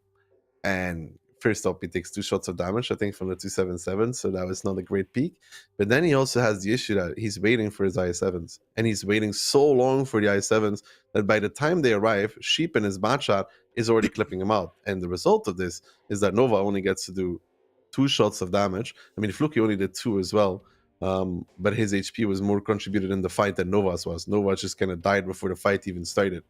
And the IS-7s, they're on top, but still the 277s overall performing and outperforming those IS-7s. And Sheep, they're actually with a perfect performance, 10, 10, 10, 3 kills to his name. And Lux on there, 10, 9, 8, also pretty good, or actually top of this team, so very good with that 277. And this is gonna conclude the cliff map, which means I guess we take another look at the pick and ban to see what's in store for us. And Tomatitos once again Ghost Town pick. Yeah, Ghost Town pick, but Morbology is not a bad Ghost Town team either, Key, as we saw, right? We saw them beat who did they play? Was it Postrow? Yeah, they beat Postrow 2-0 on it as well, right? Yeah. So that could be another even matchup here. I don't know. I think both of their Ghost Towns were pretty good. And it's going to be an interesting one, how they play against each other. Like, because of course, this is a different dynamic. Like you said, these teams know each other. They know each other's playstyle pretty well. So it kind of comes to question here, how do they play off of that, of knowing what the opponent likes to do and plays most of the time? I mean, the map video already indicating we are nearing the next map here, that is Ghost Town, and I'm also looking forward to this map here because, as we said in the past, both of those teams have liked playing Ghost Town, have looked good playing Ghost Town. The Tomatitos pick indicating that they think they should be favored on this map here, and in a second or so we'll actually see the lineups. I believe it's gonna be the Tomatitos attacking first, but that should be confirmed in a second as we see the Morbology lineup. Double M454, 1 IS4 and 4 S-Kongs, completely ditching any attempt at subtlety. 7 heavy tanks. 7 heavy tanks facing off against the 6 with the triple IS4, the double AMX M4, the mouse, and the Sheep bad shot to round it off all together. So interesting Morbology's lineup. That no medium. Yeah, no medium tank. That means I mean, not free play, but Sheep is gonna have a lot of the map that's given to him. He's gonna have to be somewhat of the playmaker, somewhat of, you know, securing information, getting those shots from the outside. They're gonna have to play off of that. The Batchat is a very, very fast and nimble tank, so we immediately see him not staying in that CD 8-9 position, but instead going further, going above and beyond, and is maybe going to be able to spot out Muscles and Octobear. Spots also being exchanged in the city currently. Sebastian seeing 3 tanks from the team of Morbology, or rather 3, 4, 5 spots even being exchanged in return for only 1. That is Sheep with a great play, seeing a lot of tanks there on the northern side. And I would love a reaction by Tomatitos to basically double down. Oh, and that is an interesting move by the side of Morbology. No, it makes sense though, because they have nobody pressured up to G1. Golf one for the enjoyers, is that they have to play over the north. When you don't have anybody pushed up there to spot the south crossing, you have nobody in F4, you're playing for rotations. Now, Sheep is spotting out all of these tanks, and this is where this not having a medium tank is kind of biting Burbo a little bit, because Sheep has a very free game right now on how to play all the tanks. He can sit in the bushes, and there's a lot of blinds coming out from Burbo though. He's going to back up, but he will never really get caught. And the issue that we see often on this map when it is played out like this is that when the cap gets started, right, you have the tank going to G1, Golf 1 to counter Floppy's position, and then you have the bad shot and an AMX M4 countering the outside on the 7 line on the upper side still, and you have a really hard time finding a good reset angle from that point. I mean, Kenway and Hector both taking a lot of damage though here on the cross for getting onto that cap. The mouse from the backlines is also going to drive onto there. Tomatitos having bled a lot, and now this rotation very close to the city is coming in handy for Morbology because they have all of their tanks still close to the cap. That being said though, triple cap pressure, meaning only 20 seconds. It's going to be a lot of pressure on the Morbology guys to provide those resets. And now we see even in the bottom right here, Serve has been pushed to the other part of the map, able to really pummel down that Super Kong. Octobear getting sent towards Sheep. Sheep finding him. Sheep should have the clip potential to take out Octobear here, as we do see the Ram coming out, and now the overcommitment. Depends if he low rolls now. 382. Sheep needs to connect this one. He does. Sheep picks up Octo. Floppy going down in return as well because they pushed out of the cap. Now December coming in. He's getting flanked by Sebastian as well, though. It's not looking good here for Morbology,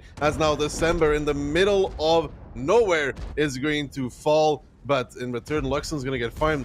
But still, Sheep coming back in with this Clipper and December fallen. It's 4 times for Burbo against the 6 from Tomatitos. Yeah, I mean, Morbology still is going to pick up that mouse here. Or, ooh, Volva there with a bounce onto probably the lower plate, but November rectifies that, taking out the mouse. But now Sebastian with a good peek onto Volva, and I think, yeah, Sheep from the other side was able to put one shot there, but Muscles now with the engagement onto Sheep, taking one shot from the back from Floki though. Is Sheep going to be able to connect? He does, taking out Muscles here, which makes it a 5 against 3. And Morbology also trailing in HP, as we see that Surf here has been out of the game for a long time. Supernova now trying to go into the DPM duel, but everywhere else on the map it is Tomatitos. He has Major Kenway there with the bounce onto Volva, but Surf should be able to take enough HP off Supernova to secure this victory here and put them up a game.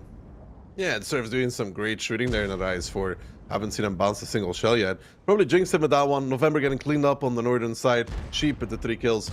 Surf just doing good shooting there. Nova probably will fall against Sebastian if he can hit the shot. Otherwise, Surf is going to connect this one, I believe, in Surf. No, it's Sebastian to steal the kill, actually, from Surf. But there we could see really the highlights for Burbo's lineup. The drawback of it, when you don't have this medium tank as a BAT or a CS, Sheep has a free game. He gets all the info. And then there's the issue when the cap starts key. They didn't even have to put 3 in the cap, to be honest. They could play the angles and still punish anybody trying to peek in. Because with the BAT holding 0 line, you know you need to go on the balcony to peek behind the bush to get a reset angle. But this is not something you can do with a BAT shot there. You peek, you take 2 shots from him. You peek again, you take another 2. So an interesting try from Morbology, but a good adjustment from Toma and solid. Yeah. And I would like to highlight Sheep actually in this round. Playing this one very, very clean. Obviously getting a slight bit lucky that he didn't low roll. But, you know, Fortuna's at you what. The luck is with the... Oh. No, actually the German to English translation fails me. But basically if you do well, then... the goddess of fortune is gonna favor you, is sort of, I guess, the translation. And yeah. And 999. So overall, Sheep with a crisp performance in both of those games where his team actually won. And like that is also important to highlight because yeah, there are those players that do well when their team does badly and they're able to farm endgame damage. And while that is nice to have players that are good at farming damage, I think it's more important to have players to actually show up when your teams are winning the rounds. What kind of player are you, Kihan? Because I feel like something's coming here. What category do you feel yourself under? That was actually just praise for Sheep. That wasn't a swing. Yeah, but I'm asking what category do you put yourself in? A damage farmer at the end of the game or a team player that makes the crucial plays at the right moment? Such as, for example, Key, if you were in a Renegade on Ensk holding the field for yourself so the team... by yourself so the team can like win the city? Is that you? I see myself more of the... impact gamer in the sense that low impact gamer. Wait, okay, bro. You ask a question, then you don't even let me finish. I see myself as the impact gamer, you know, getting that information early for my team, where I peek out and then I get the information that the enemy just fires, so my teammates can actually play off of that. Yes, I invest some HP doing that, but because I'm so good at relaying that information to my team, it ends up being a worthwhile trade most of the time. I believe so, Key. I believe so. Anyways, back on track. Goes down. Tomatitos, double 60p, mouse, triple S-Kunk, and a ban. I think this was kind of what they had before, right? I remember the double 60p distinctly. And then Morbology, Kihan. Yeah, Morbology coming in with a medium finally. Vova playing that CS. We have the triple Super Kong, so good, all reliable for Morbology. Double IS-7 and Octobear sporting that single IS-4. So side scraping power, I think, going a bit in favor of the team of Morbology. Hold down probably into Tomatitos' favor with that double 60 TP. And I think the most important interactions are going to be the ones of the medium tanks. Who is going to get the jump on whom? Who's going to get the advantage in between that Batchat and that CS? It depends on how they both play it. Sheep is just spotting the crossing, while the CS is also going to go there. He has the Loner's Exhaust optics set up for that extra camo. Otherwise, he's going to be taking K4. And we'll see how Burbo approaches this attack. They might try to blind fire towards Sheep, though. That's what they're lining up for right now. Yeah, I mean, both of those teams knowing each other means that you can't really take those usual opening spotting positions because, yeah, as we see, Sheep does get blind fired, so Morbology demonstrating they do know the usual bushes that the Tomatitos players like to take. I mean, one shot not too egregious as of now. But then again, one shot on your, basically your playmaker tank, on that medium that has the clip, can be very, very annoying to play with. And now, November, December, both of those IS-7s in the south, they are looking to make some kind of play onto Major Ken Wei as well.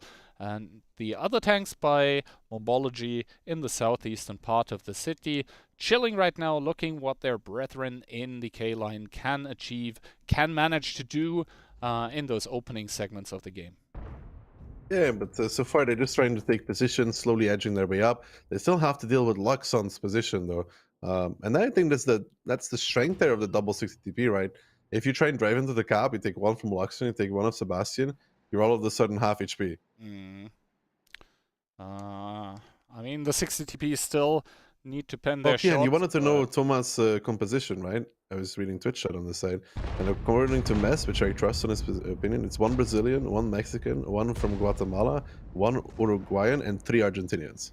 South America all the way, as we see Muscles taking 800 plus by Sebastian already. Muscles down to 1500. That is a possible 2-shot even for the 60 TP with his 750 alpha gun. October peeking onto Luxon, does not connect his shot. Luxon looking for the pen onto the IS-4, does not get it in turn. Has to back off, has to bow out of that one. Is probably screaming, calling for help right now. He cannot go back too far because behind him the double I-7 and the CS are right now making their way onto Major Kenway, who is trying to scramble away. Sheep in the Batchat also in full flight. I think they're gonna make it behind the next ridge. Barely. But I don't know if the S-Kung makes it. I think he does. I think he might slip at the rock. I don't think Kenway is going to risk it. I think or is he going to drive to the outside there? He is not spotted right now, so I think he's going to take the outside, take the rock as cover. Now he does get spotted, does not take a shot. Decibel better to drive this road, though. Better to drive this road for Kenway. If he drove to the other side, he would probably get triple tap there. So he does make it back, and this is not good for Morbology, because look what's behind Kenway. Yeah, double S-Conk being sent up in the one The line. march of the double S-Conk against double I-7 and CS. But Burbo is going to get the jump here, though, on towards Kenway. But Serve already in position as well. They're going to try and peek out, get the damage on towards Kenway. Had to use his repair because the Amorak in the meantime, the push on towards Luxon. Morbology here trying to find overmatches, trying to find a play. 34. Luxon there with an almost max roll, does get fired at by Supernova and Muscles, though, in their S-Kongs. They are just DPMing this down. Sebastian with a swing at Supernova does not connect it. Luxon goes down but does another shot. 699 on the one line. Right now the S-Kongs with their brutal DPM are starting to whittle down, to weather down. November, December already in full flight as well, bowing out, knowing they cannot really contest this. But in the HP department, both teams very, very even still. And Sheep might get caught here. The big high impact player, one of the HEs, does low roll, but it's going to be Supernova to pick up the Batchat, and now the Super Kongs, they've got their work cut out for them. They need to clear out this one line and then scramble back towards the cap where Morbology have the overmatch currently. Yeah, Luxon there pushing forward. He was afraid of 1-2 line, but instead he should have been afraid of what is in front of him. As Luxon there didn't have a good time whatsoever. Kenway now losing his engine, losing his life as Muscles picks it up. And Morbology here, it was looking dire, I would say, but somehow they managed to recover, they managed to bring it back, and it's just 3 thanks to the Ignite to October can count. But it's still 6 thanks for Morbology against 3 from Tomatitos. It's a hard one to ever come back in, if near impossible. It is indeed a hard one, as now Muscles also gets committed onto the cap. Sebastian with a miss into the ground is going to enable Supernova to pick up another shot of damage against Sebastian. Muscles now picking up Sebastian. Both of them able to tap Fluky in the back, that is only able to return 1 shot of fire onto Supernova. And now the 5 tanks of Morbology, 4 of them very, very close to the cap, and Vova full HP is just able to completely spot that Super Kong and prevent Serve from ever doing something to prevent this cap from happening. Vova even gladly taking a shot or 2 here because he knows in the back it's his brethren raising that flag in the cap circle, the flag of Morbology, that are gonna get it back and are gonna get the 2-2 on the board. 2-2 on the board, and Burbo here actually making an interesting pincer. You could say that they were going for Kenway, which they tried to catch, but if they didn't get Kenway, they would have gotten Luxon. So Luxon felt the need to drive forward, because if they stop in 1-2 and shoot at Luxon, then Luxon just dies, so he drove forward. So Morbology actually getting a push on either Kenway or Luxon, which then puts the Mouse in Mouse against Ghost Town, against Eskung, so if you have to drive, it's kind of hard. Sheep with a minor misplay as well. Kihan, you're highlighted a player. 1-2 was then lost, but in return, man, they take the Mouse, they take the Bat, they take the 60 TP without losing anything. Yes, and Morbology with the reaction that they wanted, that they needed. So the first 2 maps are going to be split, as all of these games are going to be played on the US Central server. This means that we're not going to have a large break here in between this and the next rounds. Instead, I think we can take a quick look at the map pick and ban asset to remind ourselves what is going to be the next one up for us here. So Cliff and Ghost Town down, both being split right down the middle. Tomatitos in with their next pick. We are headed towards Himmelsdorf. Headed towards Himmelsdorf for the score all even. So we'll take it. We'll take it in this case.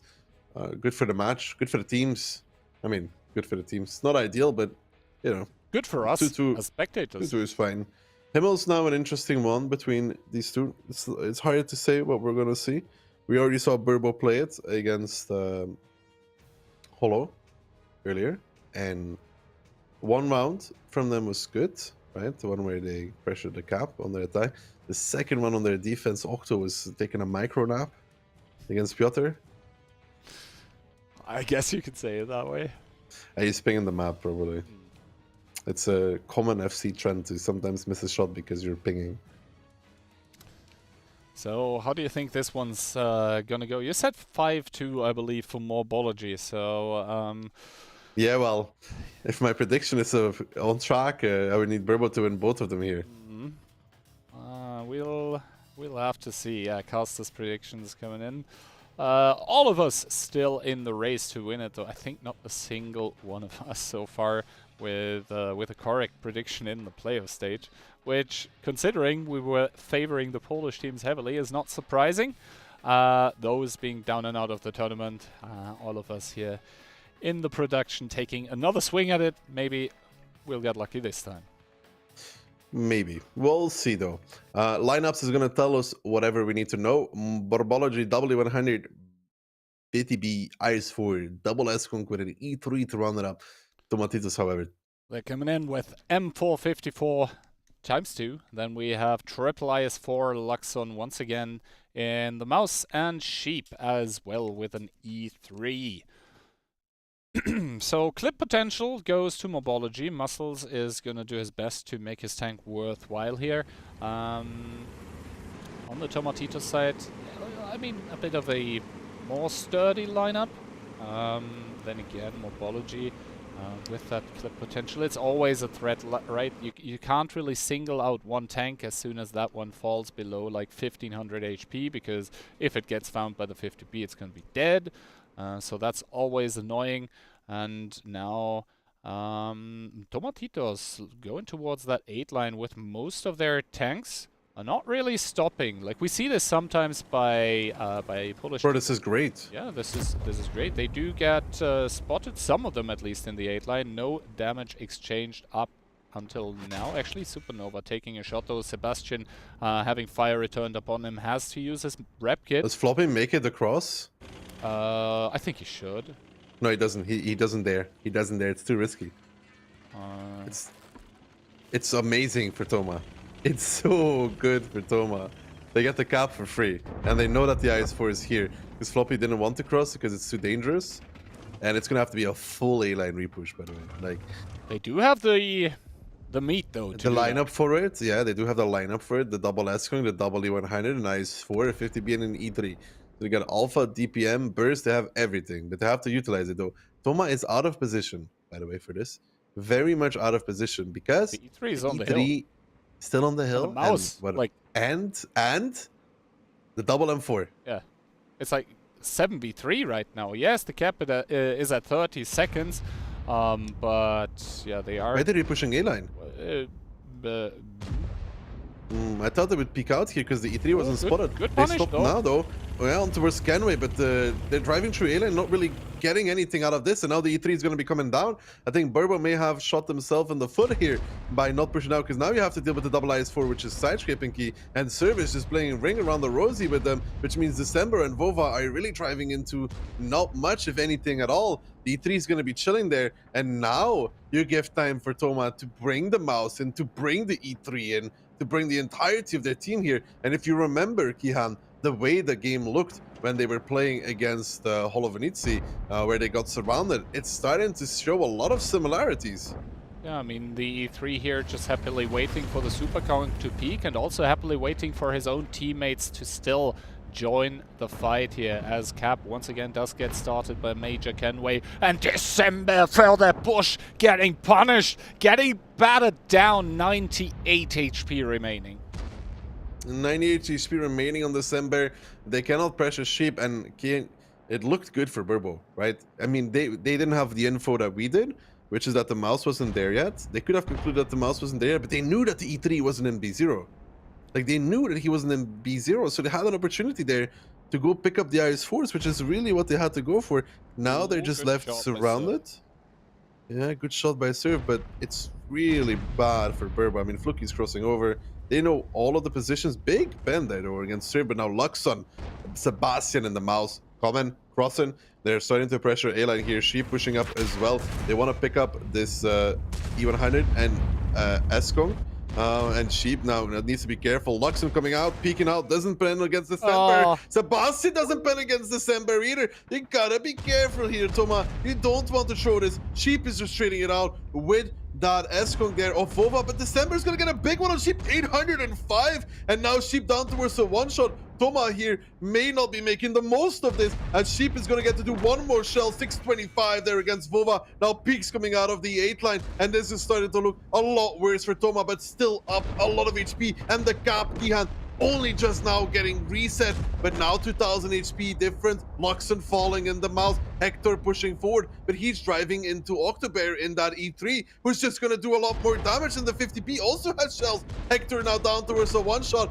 Muscles picks up Hector, and Tomatitos seem to have made an absolute fail here really in this repush, as there are 4 tanks left and more bounces coming out towards those IS-4s. I mean, Muscles seems to be all out of steam here, has to run away from Major Kenway as Surf picks up Floppy, but the E3 is facing Fluky now, and he is never gonna bounce that onto the upper plate, as Kenway still chasing after Muscles, and as the dust settles, December still alive in that E100. I think that one bounced shot actually onto that E100 might have decided the fate of this game, because he was able to brutally punish the E3 into its backside, because like that Super Conk is right now on 100 HP. The E3 would win the 1v1 then, and yeah, only Servlov's Dua remaining here. He does get picked up by December, and Morbology is able to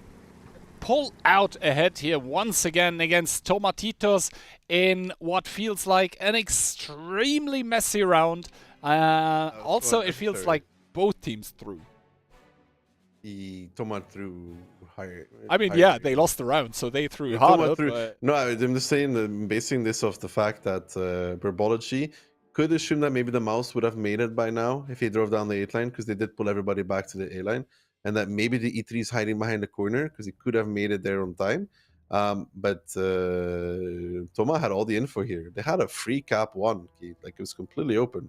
There was, and the bounces against December cost them so much, because December, what did he do with his last remaining shot, or one of the last shots? He shot the E3 of Sheep. Mm. And he did 5k in total, by the way, in the U100, because they bounced him twice. Which is, that's a lot of damage, if you're being honest. And yeah, Morbology here, once again able to claw ahead, to secure a round in their Himmelsdorf defense. So now, obviously, everything is going to get switched. It's going to be Tomatitos who are going to spawn in the laid back position of defending.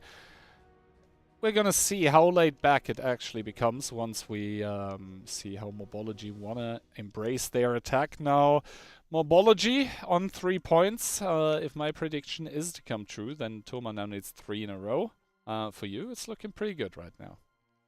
No, it's looking pretty good for me, but I mean, yeah, scoreline-wise, yeah, but gameplay-wise, I don't know, man.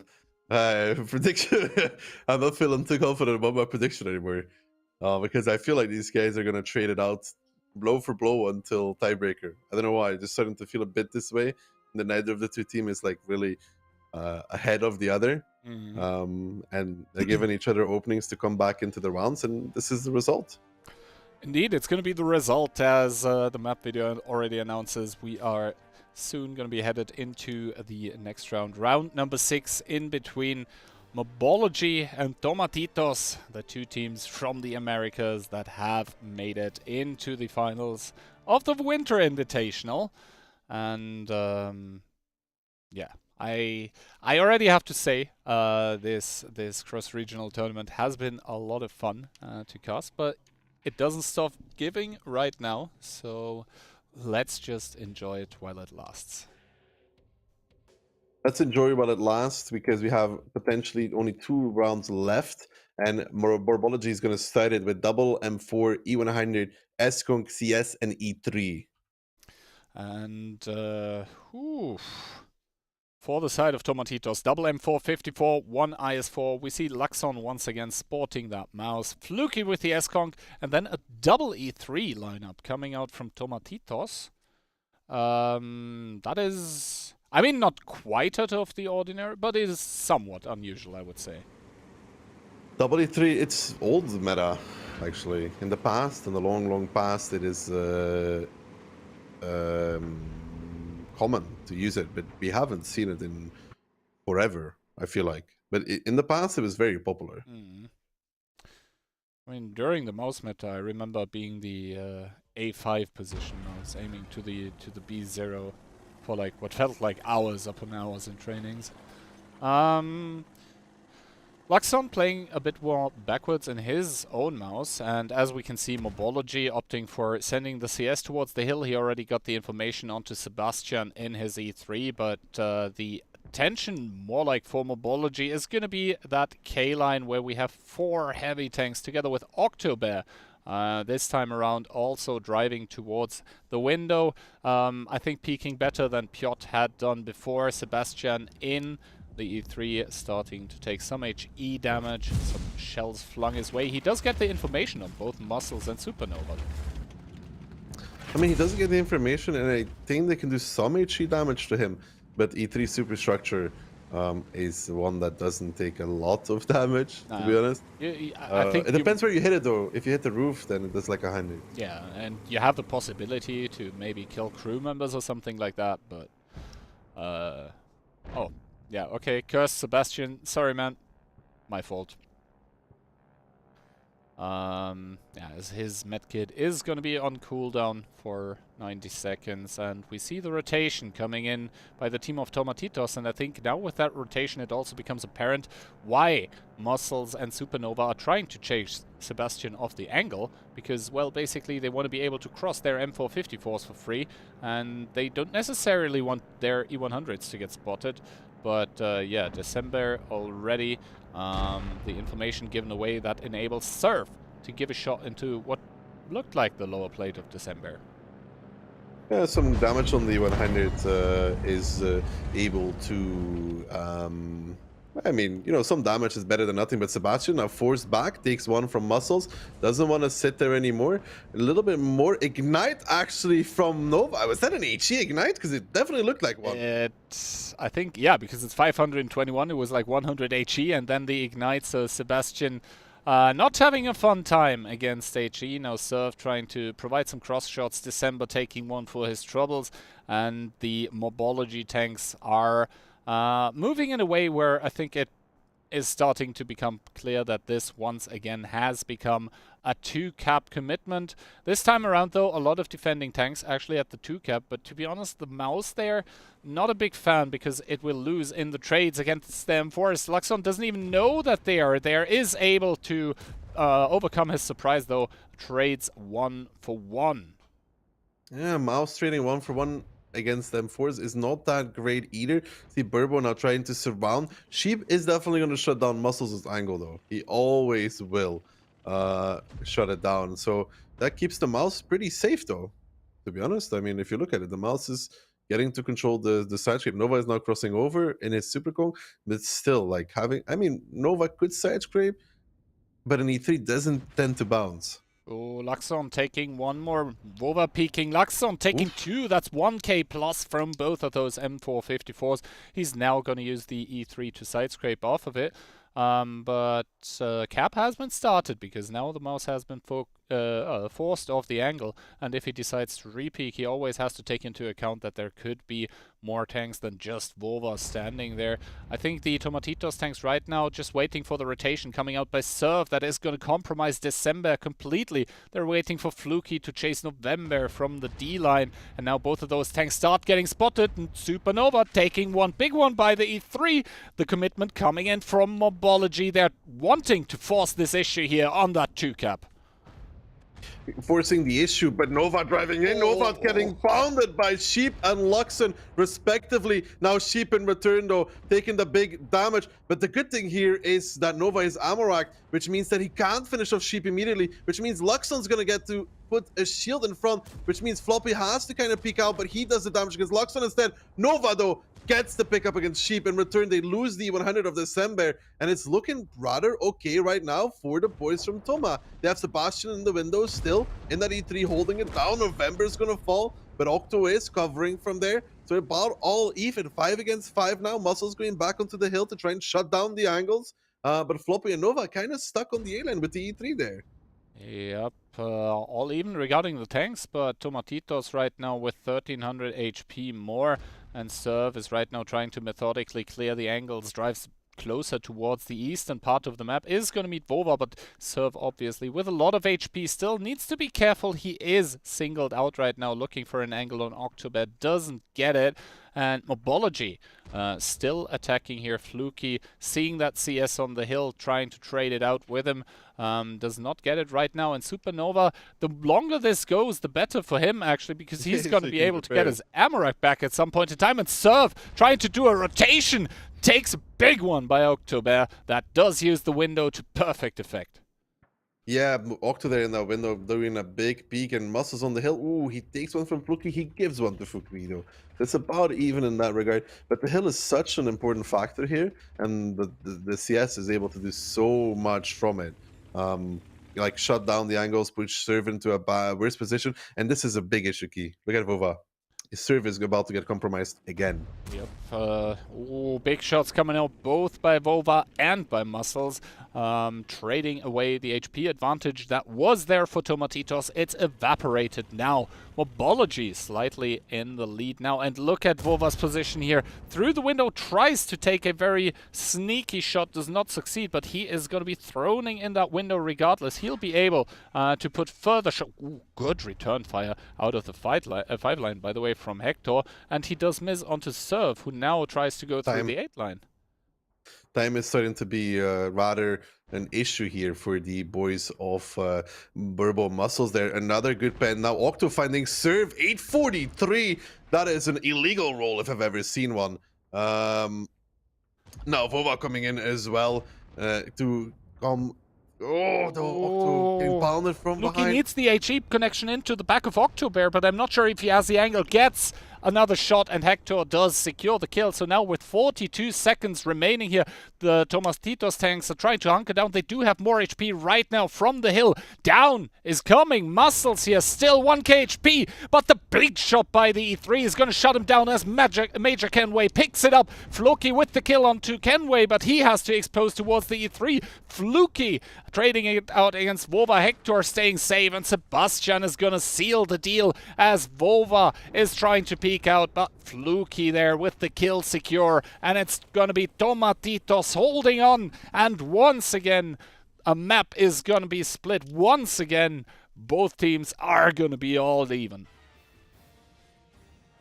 As I kind of expected. These teams just trading it out against each other. And I'm telling you, okay, it's going to tiebreaker, man. I don't really see like either of the two teams is just miles better. And here, Toma holding on, and that W100 in the 5-line key, they didn't do that much. I mean, Toma did get a good number on those with Surf flanking around. Yeah. Yeah, I mean, both teams seemingly evenly matched here. Hopefully I didn't curse either of them. Luxon, I mean, it's the job of the mouse to sort of tank, yeah, but I'm not sure if he should actually try to shield Sebastian. No, it wasn't Sebastian, sorry, to shield Sheep. My goodness. Because basically Sheep was Amoract and a one-shot, so I think in that case and scenario he should try to side scrape off of the E3 and do like 2, 3, 4 more shots in his mouse, because to be honest the mouse doesn't have the worst of DPMs either. But yeah, this is gonna conclude Cliff as well as Ghost Town as well as the map that we just saw, Himmelsdorf, and this now leaves Tundra. And if there was ever a map where you could say 1-1 is in order, Tundra is probably it, no? Yeah. I mean, we did see Morbology win on their defense. Then again, like, Morbology seemed just so far ahead mentally that, you know, they probably would have won at that point on any on any side. So we'll have to see. So far, I think the last Tundra match by Tomatitos that we saw was characterized by them actually reading super well what their opponents, I think that was at the time, not even sure, Postrow was doing. And then also Morbology was able to get a very good showing against what I believe was Hall of Nitzi. So both of those teams, no slouches when it comes to Tundra, no slouches in general. This grand final here has already been a blast, so I actually can't wait to see what's going to happen now, if we are going to be shown some new approaches, some new tactics, because I can't stress enough how important it actually is that those teams have met and have seen each other in the past. But the lineups will tell us a lot. Maybe we won't see a Mino though, because remember what happened to the last Mino? Oh yeah, it just got completely obliterated, 0 damage. Yeah, imagine they do the same thing. We'll have to wait and see for the lineups. And here they are, Morbology. Yeah, vive la France when it comes to the tanks. 5 M454s. We have an IS-7 and an S. A lot of M4s, man. There's indeed a lot of M4s against Tomatitos. Double 60 TP, triple AMX, the S-Kunk and the VZ. The 60 TP does struggle with the M4 though. It does struggle, but then again, like if it is this hold down kind of engagement, then I would actually favor the 60 TP. Because he can just reload. Like the M454 does get the DPM advantage by quite a lot.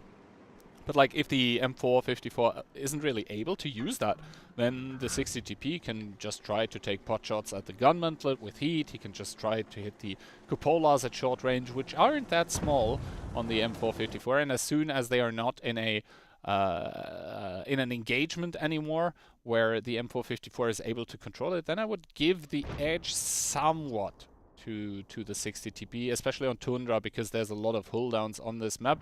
Already quite an interesting opening though, as double M454 by Morbology making it through the lower side, not really seeing or finding anyone, and they are looking to drive towards Luxon, and maybe we'll see if they can surprise him here. Well, the double M4 was exactly the same as we saw them play against Polo, right? They also put the double M. Was it the double M4? I think it was the double M4. I think wasn't it the double M7 I7 peeking from there onto the S-Conk? Ooh, December taking one by Fluky. Fluky doesn't even get spotted for that. And Sheep spotted on the rails. I think he took an HE by someone, anyone, really. Down to 2.3 KHP, but yeah, Tomatitos seeing what Morbology is doing and reshuffling their tanks accordingly. Double M454 getting rotated through that one line. Through that one line rotated, but the issue is though, there's nobody at A3 key. Usually we see at least one person at A3, no? Yeah. To hold, like, or A1. I think even Toma had a Hector there in A1. But there's nobody here, which means November gets to take a lot of the map for free. I mean, we see November here. He probably can't believe his luck that there is no one there. He suspects a trap of some sort. Yeah, all of the M454s haven't been spotted yet. Luxon taking one shot by, I believe, the Super Conk on the hill. And that's going to be all she wrote for now, as Fluky and Hector do rotate over in the M4 and the Super Conk respectively. So finally that northwestern part of the map is getting reinforced by the Tomatitos. One more shot. It seems like, you know, the gun of the Super Conk is now warm. It's hitting center aim, and the cupola starts to get penetrated. We'll see though. Now the rotation comes out. Hector and Fluky reinforcing. I was really worried when they didn't have this spot because it's kind of important. And I don't know what Burbo does right now. Like, how do they break open this defense that Toma has put up against them? They already saw Postrow try it with the I7. That didn't work out. Oh, big hit into Octo, taking 500 here for that cross. I believe that was Sebastian. And now Morbology needs to start thinking, because yes, time is not of the essence as of yet. Still a bit less than 5 minutes to make this attack work here. But now November finding Sebastian out in the open is probably going to find an angle or two. That being said, Fluky is being rotated over to possibly pose a threat to November. Possibly pose it, but November is in a really strong hold on position though. Oh, never mind. He could be, if he chose to do so. Let's say. Look at the AMXs though. Floppy, Vova, Nova. Wanting to surprise maybe Sebastian here. Sebastian sees it. The one pen on the move, 6-10 on towards him. But they are kind of driving into Sheep though, into the VZ and Luxon even as well. In the 60p, VZ gets one. Fluky gets one as well. The VZ of Sheep gets the second. That's good. Focus fire though. Sebastian blows up. Floppy, Vova not very much better. And this opening move here from Morbology getting absolutely decimated by Tomatitos. Yeah, one of the tanks immediately completely focus fired out. Sebastian needs to stay safe here. Luxon getting overpeaked by December, but December in turn getting decimated to 411. That is a one-shot for Sheep that still has one remaining. Sebastian trying to take safe. Nova there on the cross taking an Amarek, and Sebastian with a good connection into Vova from the backlines. Major Kenway still full HP. Luxon does get picked up by Nova. Major Kenway not getting the kill onto December. Sebastian being whittled down down towards a one-shot as well. We'll see if the M4 from the back lines from J4 is actually able to kill Sebastian. This doesn't seem the case. Sebastian with a good shot into Vova. And now Vova here taking aim, taking his time. Is he going to get the pickup? The shell does reload, and he picks him up, making the scoreline right now 2 tanks in favor of Morbology. But Tomatitos, they have such an advantage when it comes to the HP.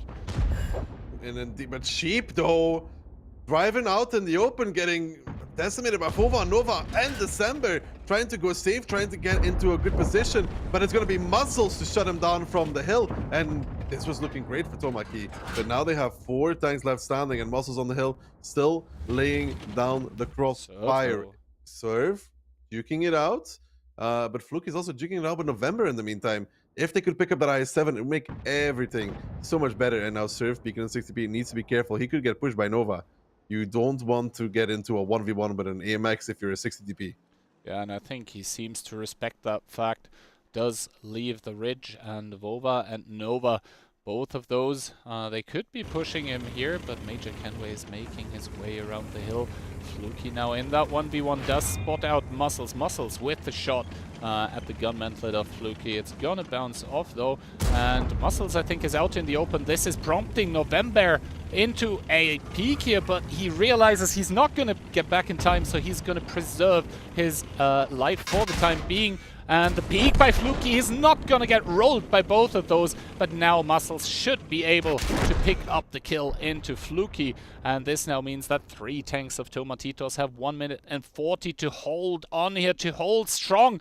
Major Kenway getting pushed by Nova. We're gonna have to see the first shot comes out very, very well. Big rolls by either side. Hector trying to come in from the back lines. Major Kenway should have the peak advantage, the reload advantage. Hector missing his fluff at Vova, and all of a sudden Kenway is gonna get peeked by Nova.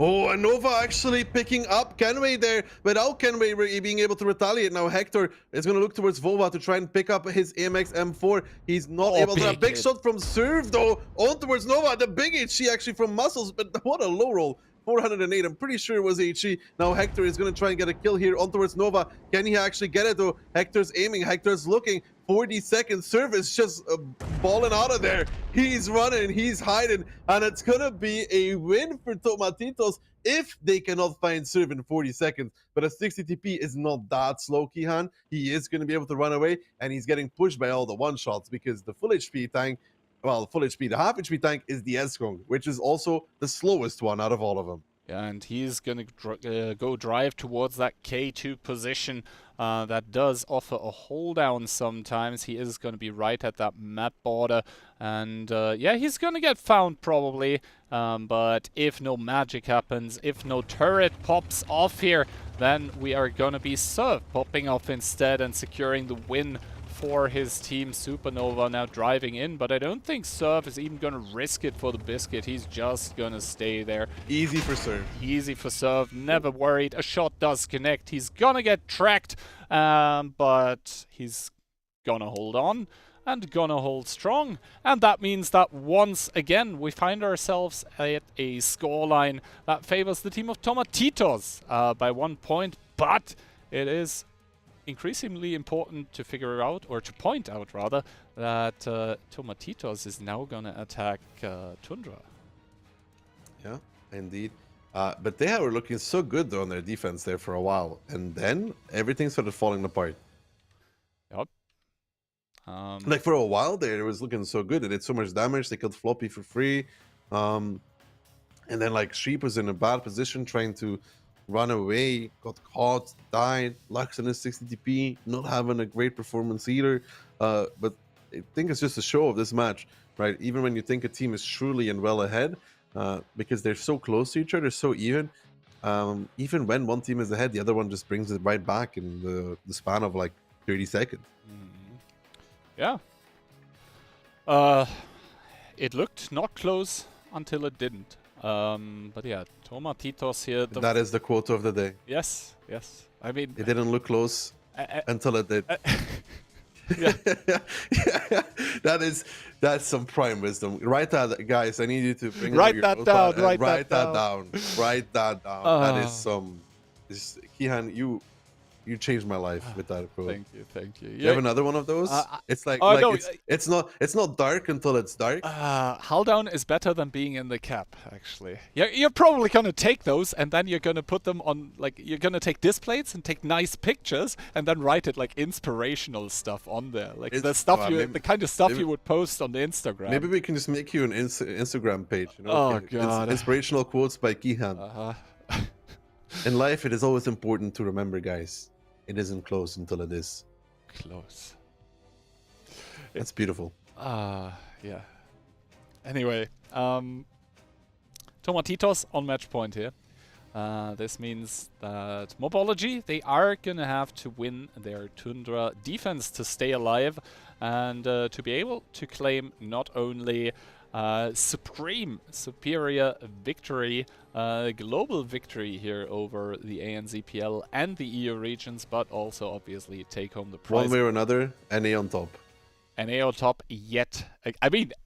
What do you mean yet again? Hold up, dude. Chill, bro. Chill. They won a show match against EU before, so, you know.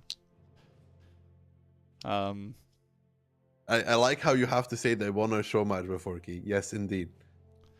The only one. But this is a big victory for them. But they have to continue it after, Key. You don't want them to become a one-trick pony, right? Yeah. So they win this, you want them to do well in the next one as well, right? Obviously. No, it's not disrespecting. It's more like... You want to confirm it's not a one-time. Exactly. We want them to do well next time again. Hopefully so. I would love to see it. And what I will love to see now is Morbology actually winning that round, because it would mean we get one more round of goodness of content. They are trying to do the defense of Tundra with triple M454, triple I7, and the S-Conk.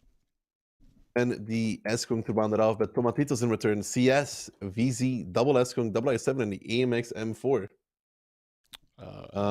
to bring it across the track. It's kind of unusual to see a VZ on the attacking side, but not on the defense, I would say. Then again, we have been surprised before, positively surprised, I want to highlight, by some of the things that both Morbology and Tomatitos have done. Major Kenway and Sebastian gonna set up shop with those S-Conks on the hill to just provide sniper support for all of the tanks that are fanning out all over the map. And I think we've seen this kind of tactic already, where the VZ goes to B9 and the double I7 together with M1 M4 drives south, the CS. That is sort of a standard opening by Fluky. And Morbology, that is a heavy north concentration of tanks that we see. I think we saw almost the same against... We saw them from last time. We saw them last time also play this amount of tanks in the north, but they were just all around Muscles' position. And then they completely overpeaked and killed Domino for free. December looking towards the southern part of the map. And I think Morbology, they maybe start wanting to do some kind of rotation, because like, yeah, Suvanova has been spotted. He's gonna exchange spots with Fluky, but Fluky with a big high roll, able to evade the shell by the M4. Does get a good trade for his team, and is gonna, not yet though, secure the HP advantage. That one still falls to Morbology, who are ahead an insignificant amount. But they're going to be rotating now, Morbology, towards the south, and they're doing a very big rotation though. Floppy, Vova, Octo, November, it is a lot of them. It's, and even December joining, this is risky, it's pretty all in.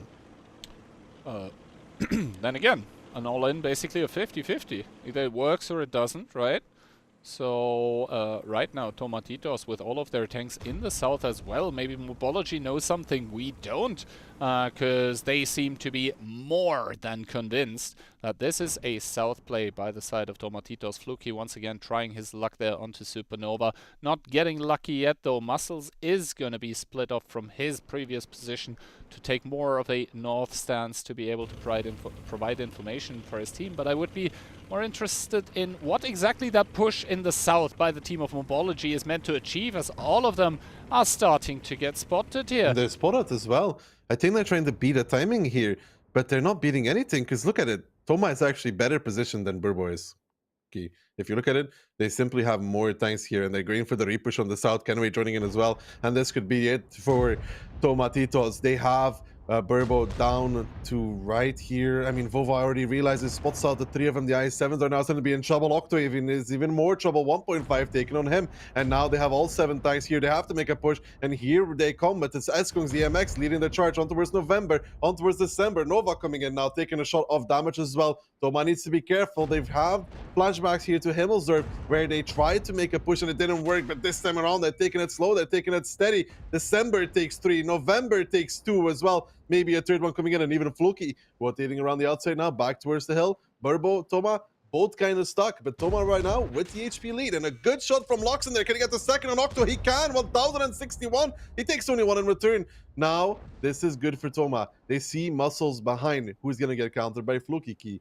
It's not looking too bad for Toma. Yeah, and the thing is, there is actually one M454 with Supernova on the rotation that is going to try to counter Fluky, who is trying to counter Muscles. This might be a very good timing here for the team of Morbology, who are now springing into action on that K-line, the double M454 pushing forward. This in turn means that Tomatitos, they need to make the play work onto December, who drops down to 33. Luxon is going to try to ram him down, but it is going to be 2 HP left for the IS-7 here. Surf is going to try to secure the kill onto Octobear, who gives one more into Luxon. Now Volva coming from the back lines, putting one into Luxon, who is down to 470. That's a possible one-shot for the IS-7. It certainly is. And what is this? Muscles, they're being forced down by Major Kenway, is going to get forced out of the brawl for now.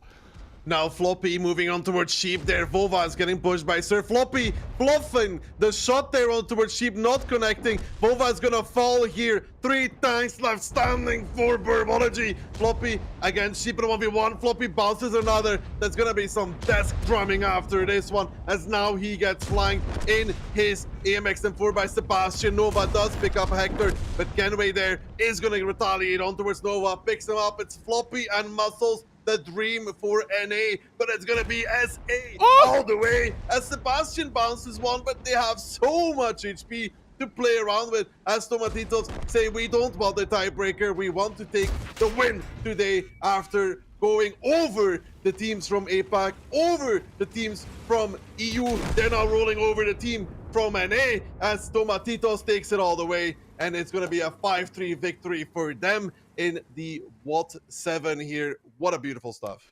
Tomatitos, the team from South America, rocking it home. It is not going to be the World Cup for Brazil this time, but it is going to be the championship for South America in the World of Tanks 7v7 International Invitational.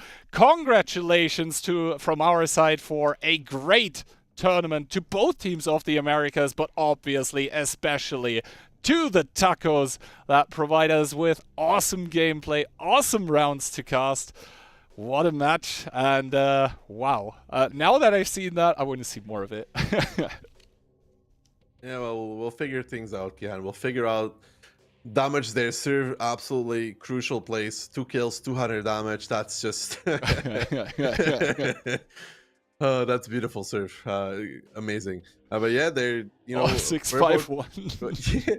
Burbo, they're trying to get a surprise onto Toma, but Toma just with all their tanks in the south, waiting for this, and then getting a really good engagement and using those hold-on tanks to their advantage, while Burbo had 2 out of their 4 hold-on tanks, like the EMX and the Eskong, not even there able to help. So, good stuff there from Burbo. Yeah, good stuff from Burbo or Morbo, but obviously better stuff from the team of Tomatitos once again. Congratulations for winning this match, thus winning this tournament. You guys got any and every reason to be proud of each other, and probably, you know, make a little paper crown, put it onto your own head. That being said, Ducky, it has been an absolute blast. It has been my deepest pleasure to cast this tournament with you. By the way, for all of you guys watching in chat, we'll raid him after as well, so you can see some high-class gameplay from him, and also keep claiming your drops. Ducky, thank you very much. I'll, as always, leave the last words to you. Yeah, I think this tournament showed us that the teams from other servers can compete and can put up a show, and that for the region of Europe. They should not be underestimating their respective counterparts in other servers. Hopefully, and I think there's a good odds that we'll have this format again somewhere in the future after the success of this one. I would say so. Beautiful stuff there coming out from all teams, especially the 28 teams. Big congratulations for taking down the EU teams and Toma for winning. Good stuff, solid performances. But there are two people who have a lot of things more to say. Insane and Toxic, take it away.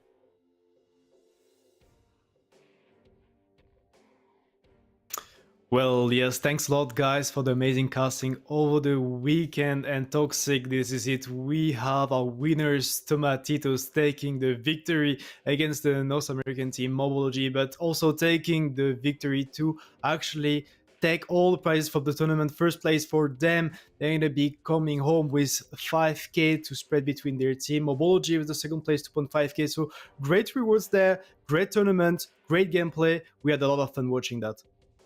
Yeah, and we had a very, very, very strong team winning this, right? They won every single match in their group. They slaughtered the Krakens. They won versus Full of Nitzi very, very convincingly yesterday.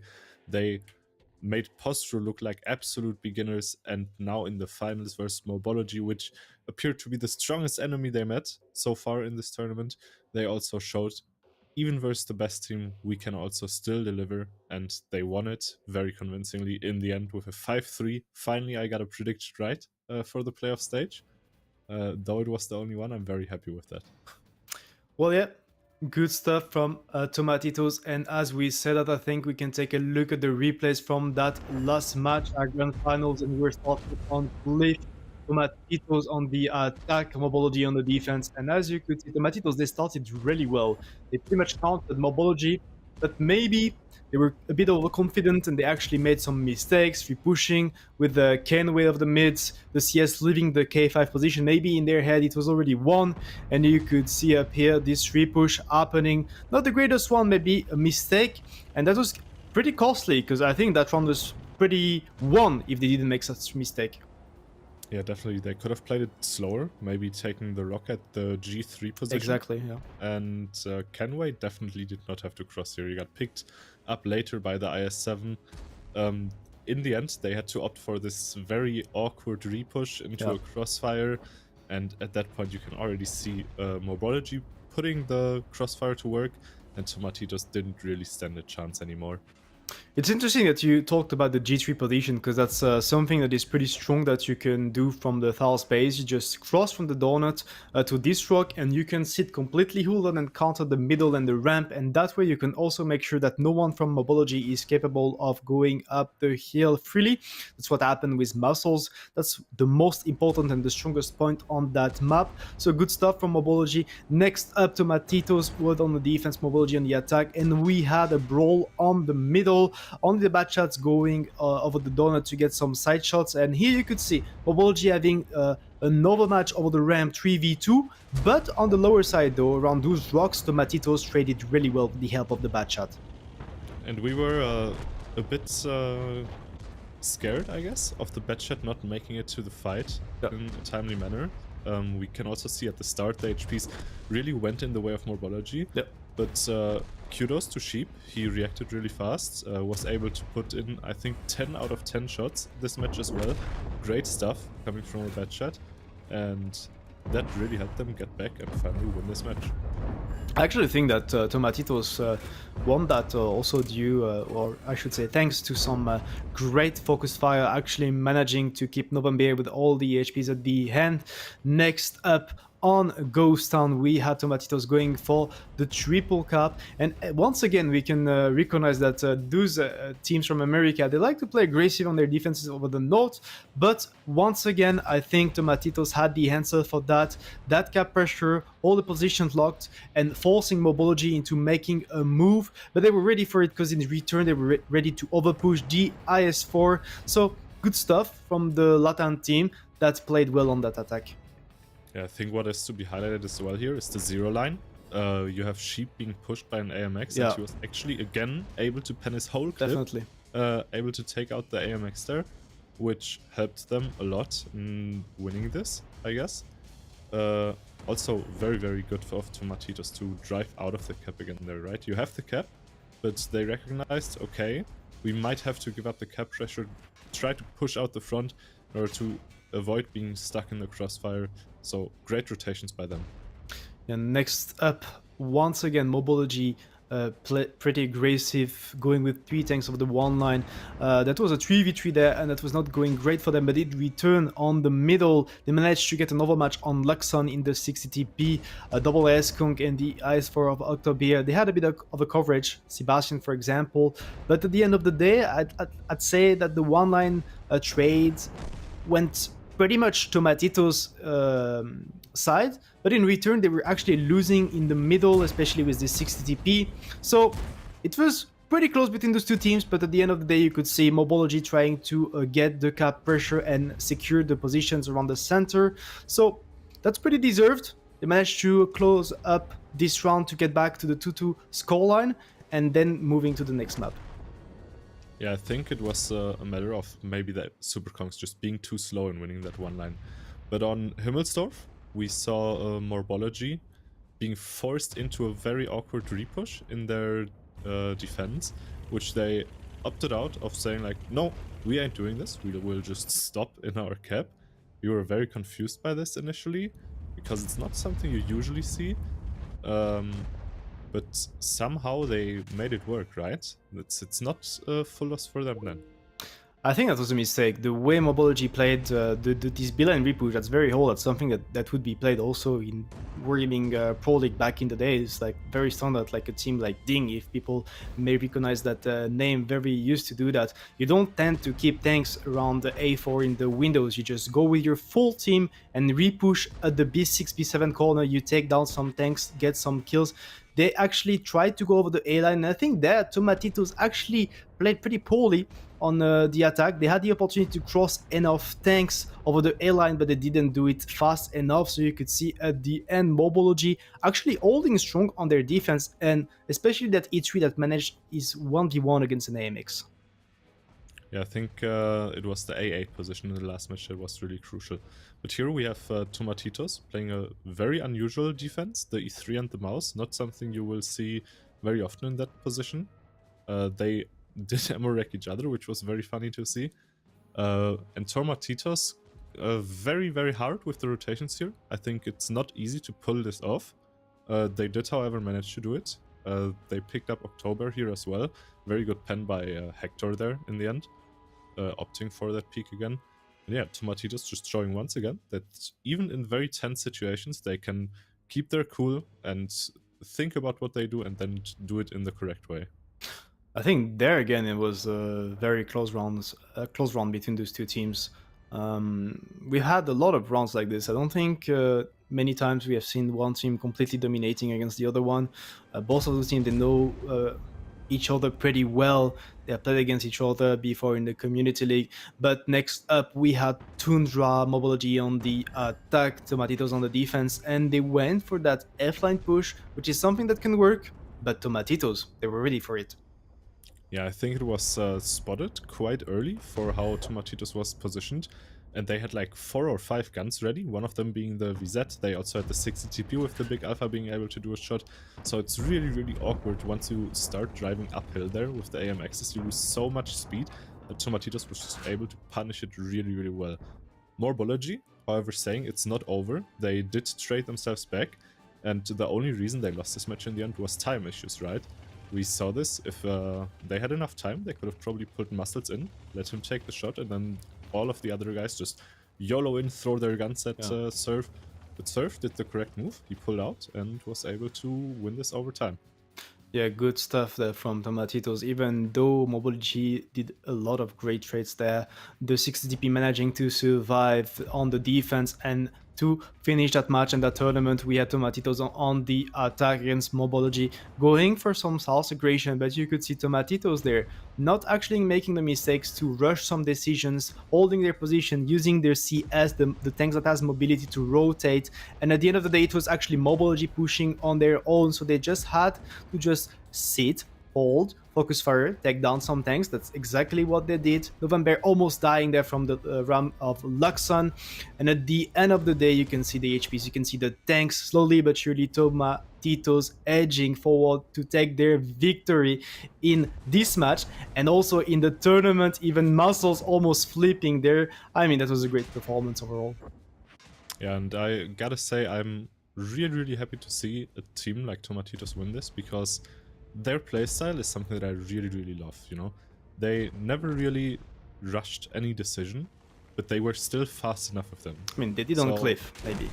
Bit of a mistake to start with. That's true, the Cliff, but in general, they're able to react in a very controlled manner and are able to pull off even the kind of hard rotations, which is not something that a lot of teams can do, that's for sure. Well, yeah, good stuff. Well-deserved victory for Tomatitos, but also congratulations to Morbology to make it to the finals and also give a great fight to the winning team there. I mean, that was probably the closest match we had today. Both of the EU teams sadly underperforming. I think both Postrow and all of nitzi will have a lot of work to get back on track for the next World 7 tournament. Just talking about that, we'll be covering the next one on end of January, the 21st and the 22nd of January. So make sure to be available to watch this. And that's pretty much it for this weekend, Toxic. That was the Winter Invitational Finals. One of the first, if not the first, cross-regional event we had in 7v7. We had the Krakens from Japan. We had Sentinels from Australia and New Zealand. So something a bit new, but I think watching at the numbers, it actually it appears that the viewers were pretty happy with this event. Yeah, and I gotta say, I was happy with it as well. I'm very happy to have been a part of this. It was a pleasure. For everyone out there, after the stream, make sure that if you haven't claimed your drops yet, to keep watching on Duckhilzor's channel, or any of the casters' channel for that matter, to be able to claim your drops. And that's it for me. Thank you for having me. Do you have anything left to say, Insane? Well, I think you summarized everything well. Thanks for watching this tournament. Make sure to be here for the next World 7, and we wish you a pleasant night.